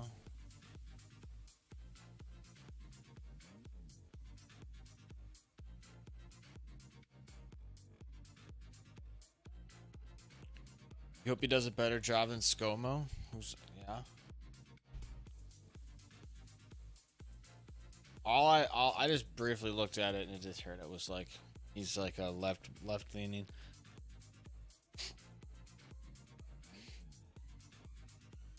So it's like it's just like I guess it's a change, right? That's all I was basically reading or briefly summarizing from the articles I saw. That's a bit of a change or a swing.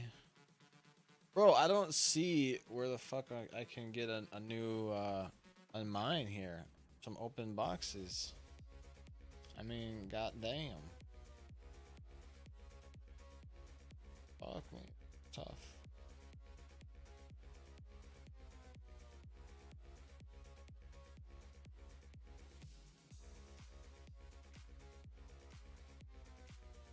I do not want to lose at this point. If I lose right now, I'm gonna be mad. I'm gonna hit the timer cap. I hit 99 seconds. 900. I almost hit 1,000 seconds. Fuck. If I did like that, 3, 4.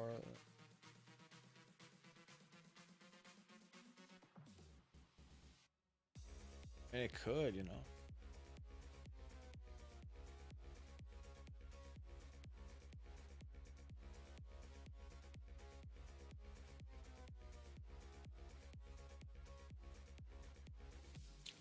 Do I have to gamble a box right now?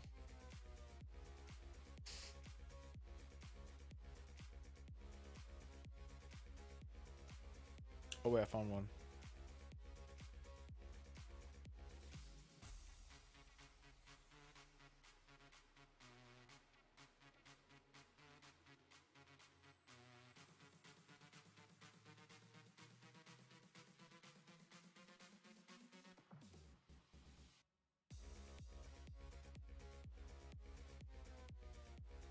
Okay, okay.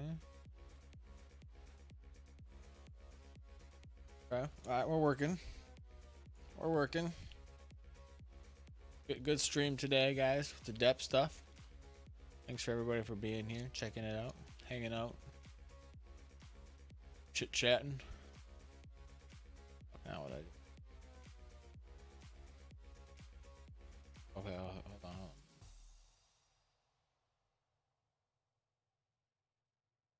Okay, okay.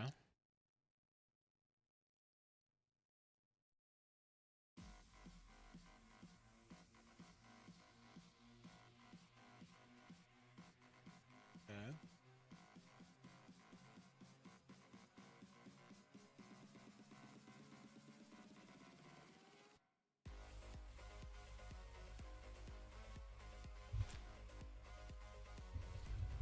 So, I think because he's not from a well-off family, he's going to be good. I'm just kidding. Yeah, I mean, I guess we'll see, right?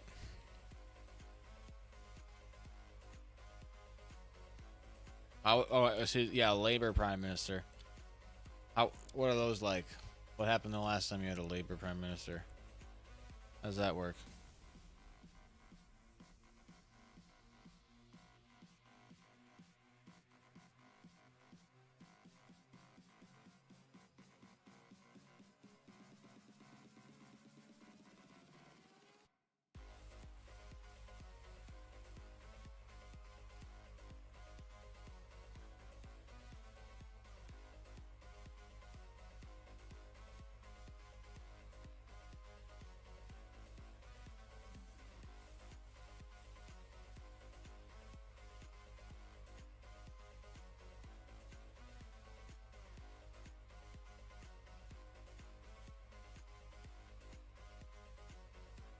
The lower the number, the easier it is, I tell you.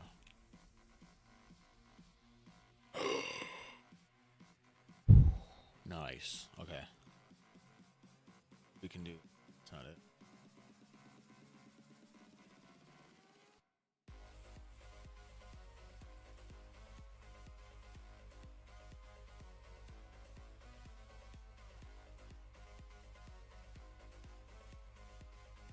Flavors for the working class.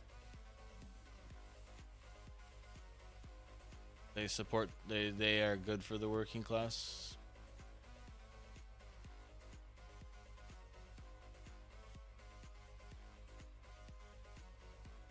Oh man, I'm getting stuck here.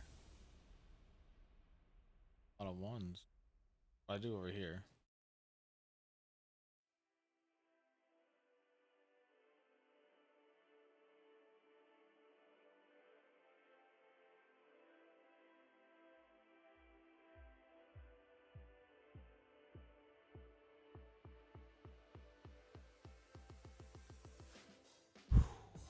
Okay, we got that done. Now we can just work our way around somehow.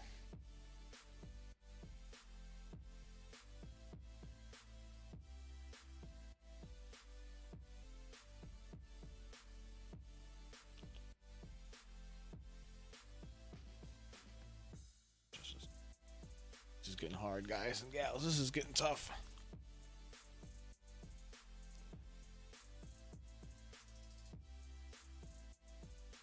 Oh, okay, hold on.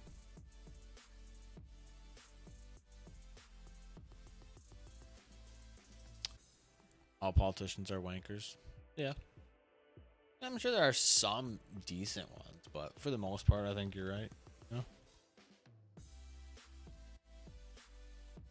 the end of the day, somebody's got to do it, I suppose. Okay. Got 1, 2.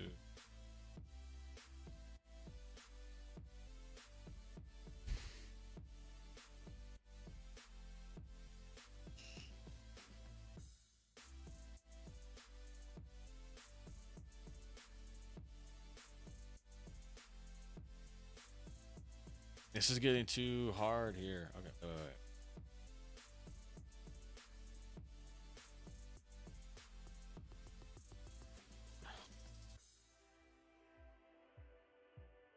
Look at this wall of mines here.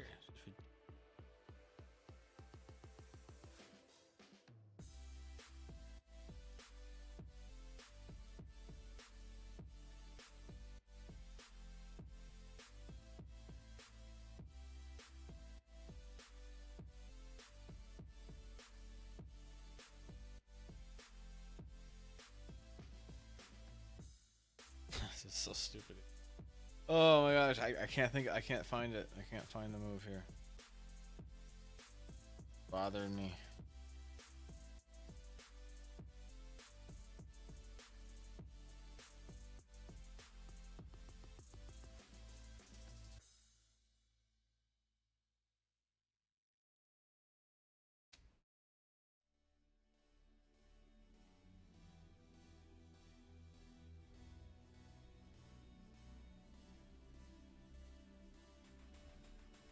Bro, I don't know what to do with this game.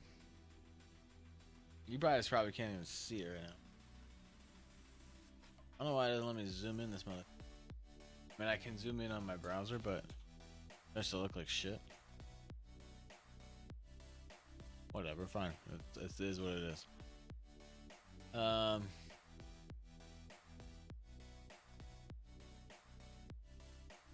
Wait a second. Wait a second. Something over here. I can feel it.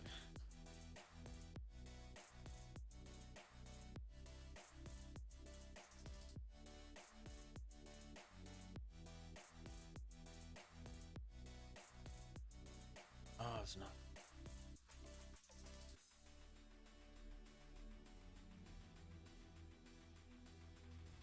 Bro, I feel like I have to like randomly pick something. Got myself right here.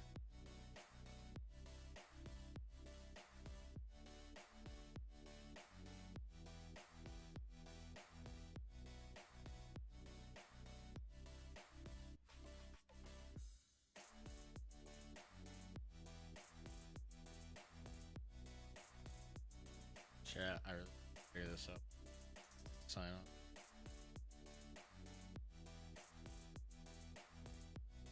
Getting really hard, not gonna lie.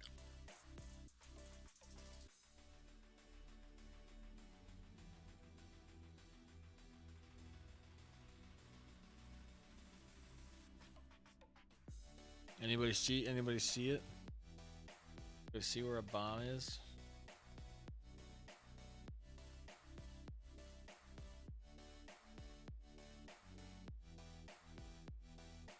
How I like to look at it is I like to look at a thing and I like to look at all the squares around it. Count. So like right here for example. There's a bomb. So or sorry, I look at the number I should say. So like there's a number 1. Go to all the squares around. It's got 1. Got a couple of ideas. Well, give me like a quadrant, like a top left, top right, bottom right. I don't know. You know, far like middle. I know for sure if it'll be right or not. I just need to find it. Even if there, but even if there's a way, I have a feeling there's something over here maybe, but I can't. 1, 2. It's one of these two. One of these two. But there's no way to tell. Sure.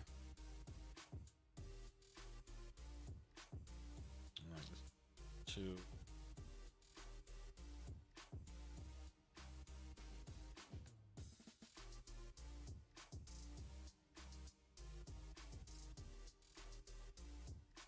It's 1. It's 4. It has to. Oh wait, no. This has to be it. No, it doesn't.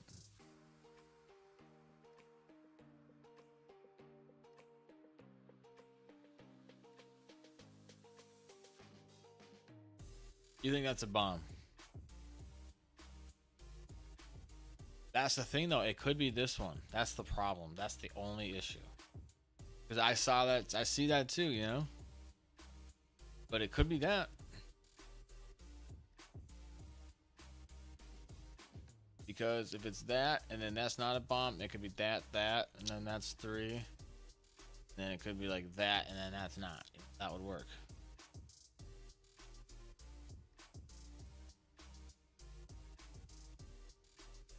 Oh, this is tricky. 3, 4. 1, 2.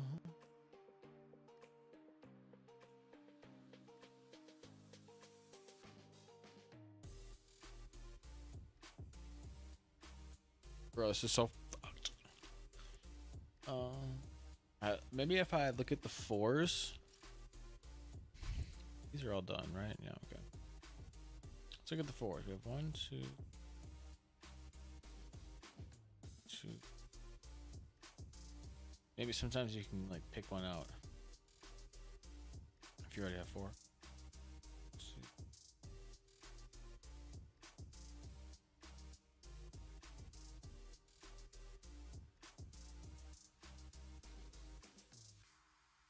Guys, I really don't want to guess. I really don't want to guess.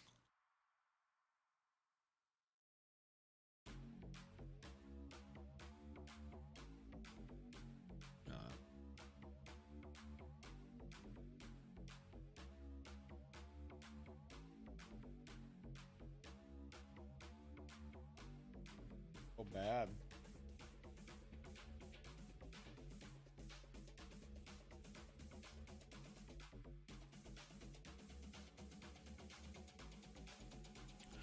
All right, where's the best place to guess if you have to just randomly guess a block? Obviously, I don't want to like. Some of these are questionable. 4th from the left, 4th from the top. Right here. You're really counting the boxes. I feel bad for you. Thank you. Yeah, the thing is, like, it could be that one too. No. If it's not that one, right? And then you have 1, 2, that, and that would still work.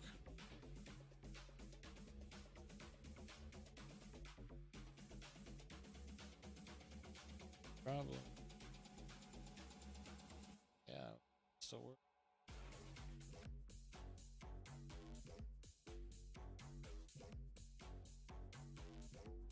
I've been looking at all those. I don't see it. I don't see it. I don't see like a definitive move that you can do. It's only probabilities that it could be something. Too.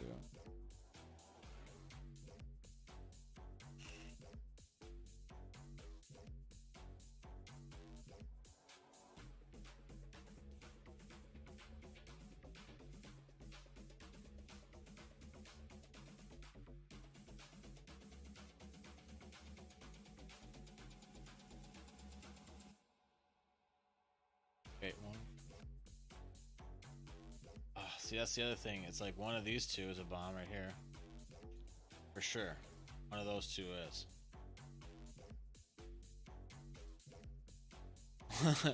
Like, it's one or the other. Not both, but one or the other. Oh my god, there's no gut in this. You know, because I guarantee you, like, the minute I do it, I'll find one. I'll find, like, where there was...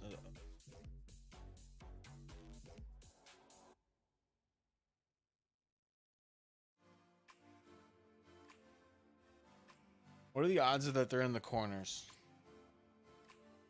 Like, where's the best place to guess? What does that do? That resets it. I think it resets it.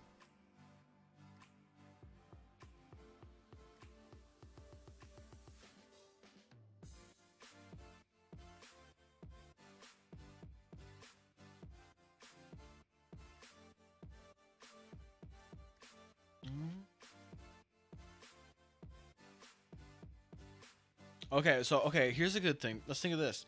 This square here. This bottom one, third from the left. This already has 2 attached to it. So what are the chances that it's a 3 or higher?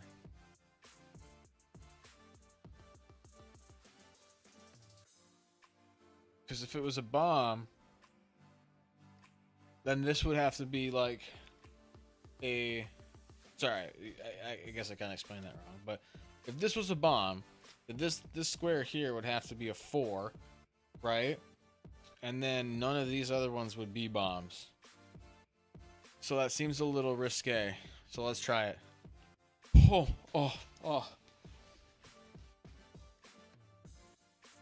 Oh my god. Alright, that's my brain thinking right now. Okay, hold on.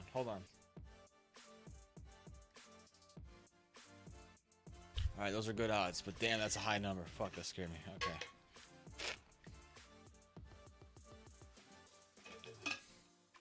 Alright, okay, hold on.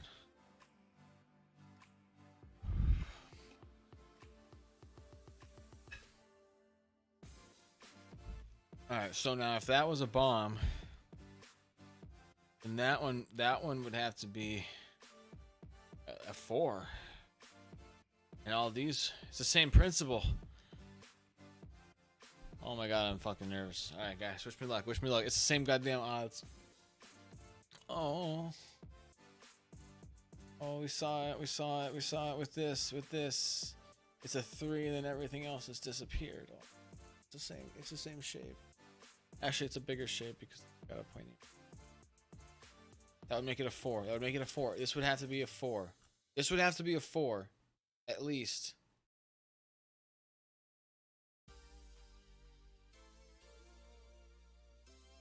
Oh!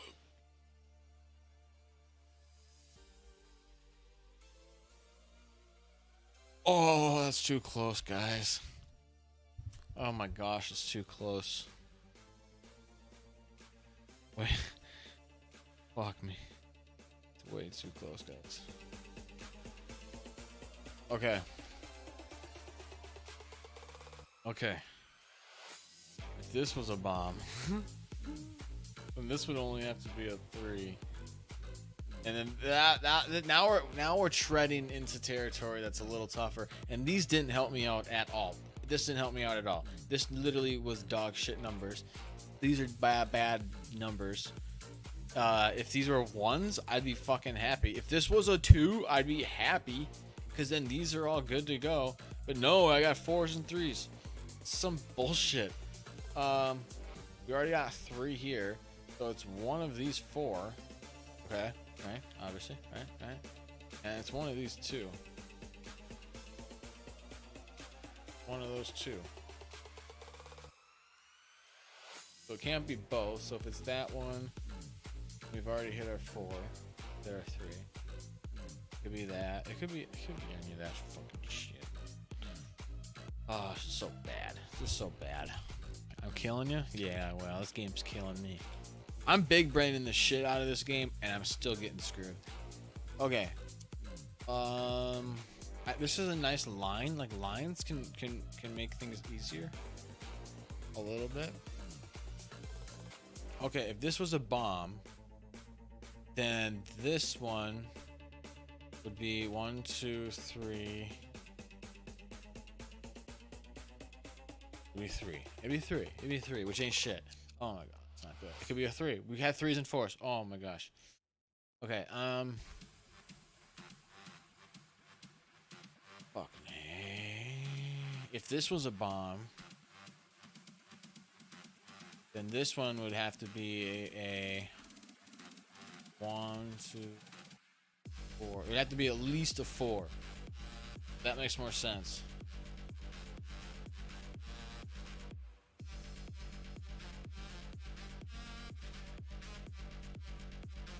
So if this were a bomb, wait, hold on, I think if this were a bomb, this one would have to be like a really high number.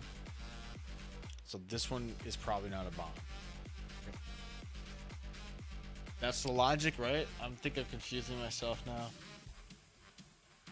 Because if that's a bomb, then that one right there is going to be 3 or 4. It should be at least a 4. At least a 4. There's still 3 other squares. So it's going to be a 4 with these 3 squares. Oh, that's risky as fuck. Okay. I don't know. Do we do it? Do we do it? Now, I mean, we're literally just playing like a risk game at this point. Oh my god. Heart just went an asshole. Jesus Christ. Okay. Alright, well then that's a bomb. We have 1, 2, 3. Oh, that's good. 2. Okay. Now we're getting a little somewhere.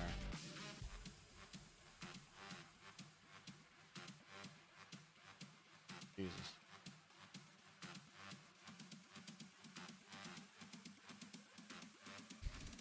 Cucked again in the corner. Ever. How safe do we think the corner square is? This is a gamble for me. This is honestly a gamble for me.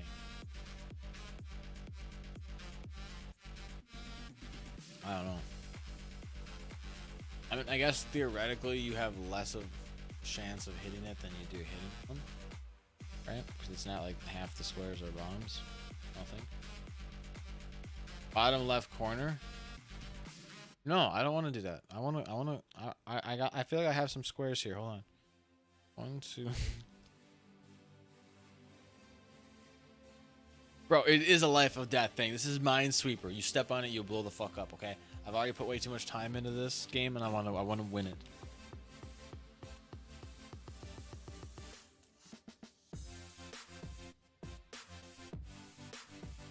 Okay, 1, 2, 3. So that's not a bomb.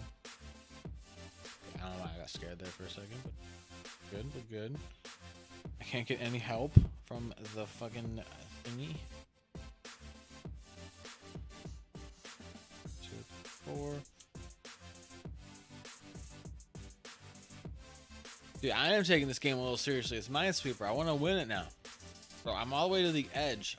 I made it this far. I'm competitive games, I guess.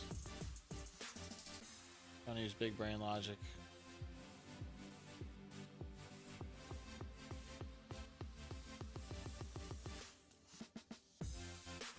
Five. It's 5. Not gonna be one of them. Yeah.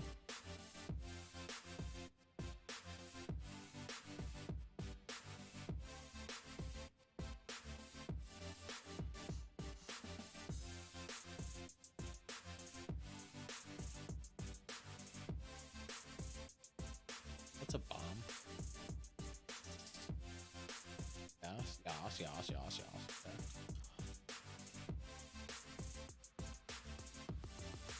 It's okay. One of these three is a bomb. Not a bomb. Two of these are a bomb.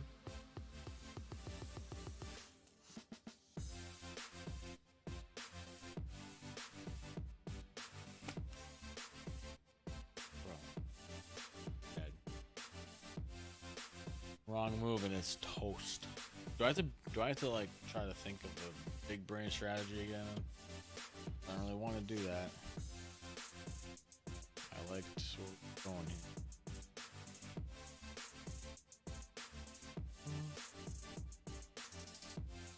Why has this got so hard all of a sudden?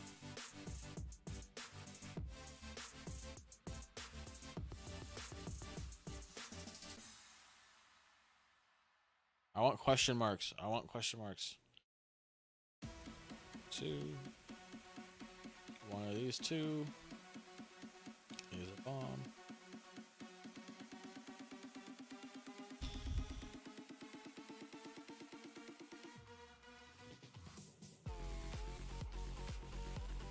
I wonder if there's like competitive Minesweeper. It's a thing. Competitions.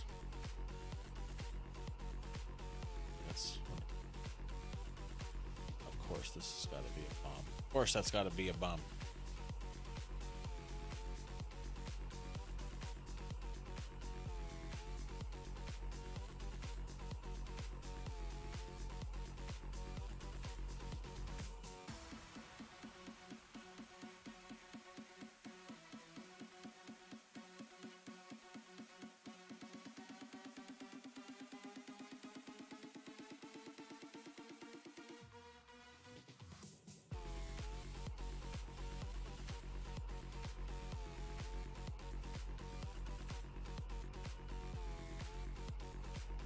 Wouldn't be surprised. There's competitive Minesweeper, yeah. I wouldn't either. When I watched competitive like Tetris, like that's like a real big thing, I guess. When I watched it for the first time, I thought it was hilarious. People get super into it. But then I started getting into it. And I never really played Tetris, but I started getting into watching them. Pretty entertaining. Yeah, I don't know.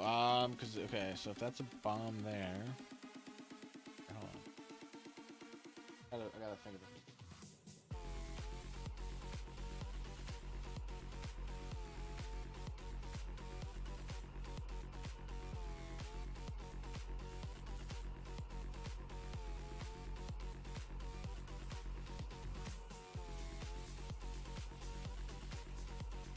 You're washing dishes listening to me, Bon? Wow. I'm glad I can pass the time while you wash dishes. I play Minesweeper. Yeah. Fun stuff. Fun stuff. I don't really want to be playing this. I really just want to finish it in my like whatever mental thing you want to call it is preventing me from stopping and moving on with my day, night, whatever.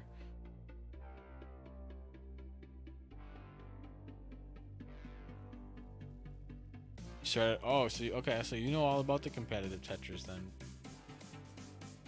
You know all about it, huh? See? One of those is. Oh wait, so there's only 20 more bombs. Oh, that's good to know. How many did I start with? 2. One of those is a bomb.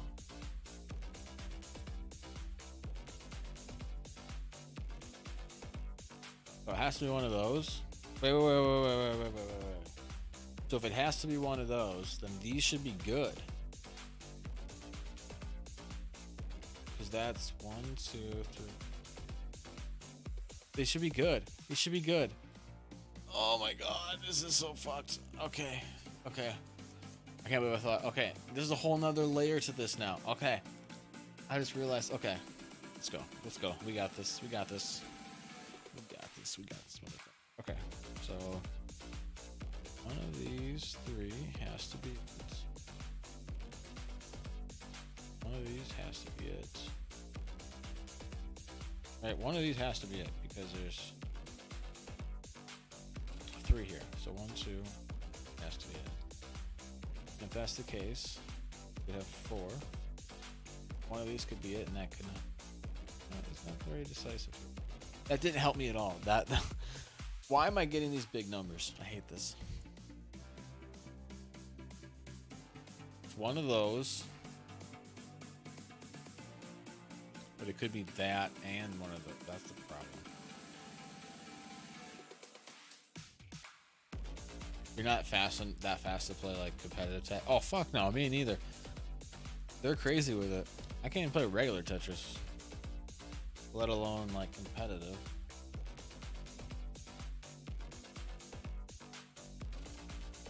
I love how I click on both of these. They don't open up any other squares.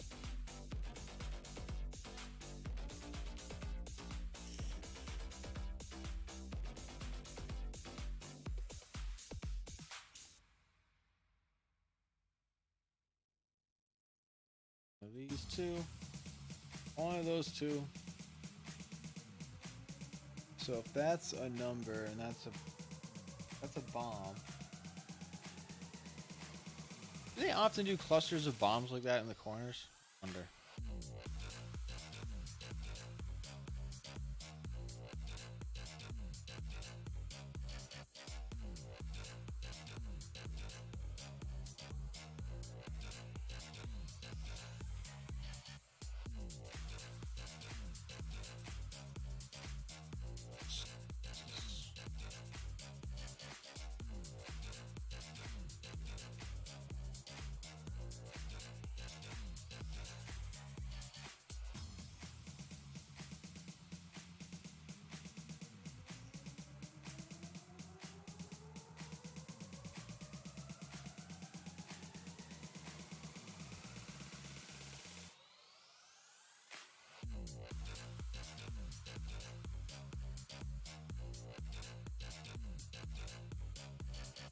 Find corners are either bombs or empty spaces. Nice.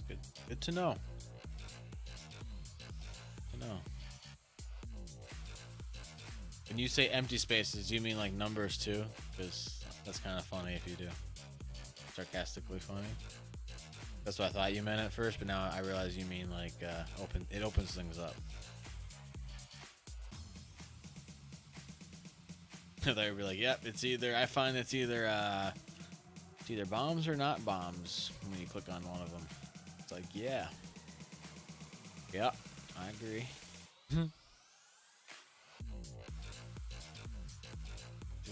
What do?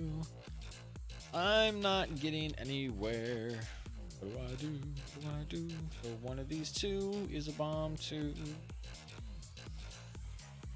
It's just a matter of which one. It's not that one. That one, we have all 4, and then these are not bombs. Yeah, that's tricky. Making lasagna for dinner? Fuck, I'm actually really hungry. I need to eat some. It's 2 in the morning. Some shit like that. Yeah, it's almost 2:30. I gotta eat some food.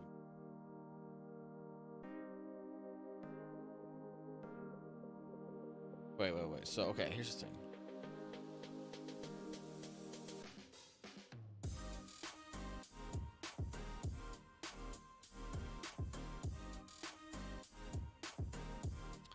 If that's a bomb, right? So if that is a bomb, and this isn't a bomb, that is not a bomb.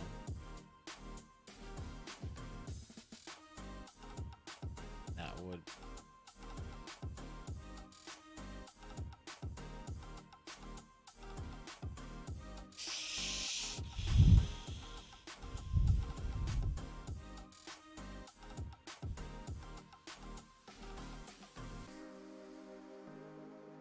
Just.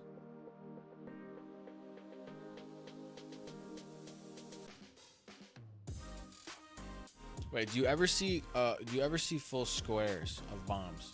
That's one thing I haven't seen. Yeah, I've gotten up and taken a couple breaks. I haven't never seen 4 square bombs. Have you?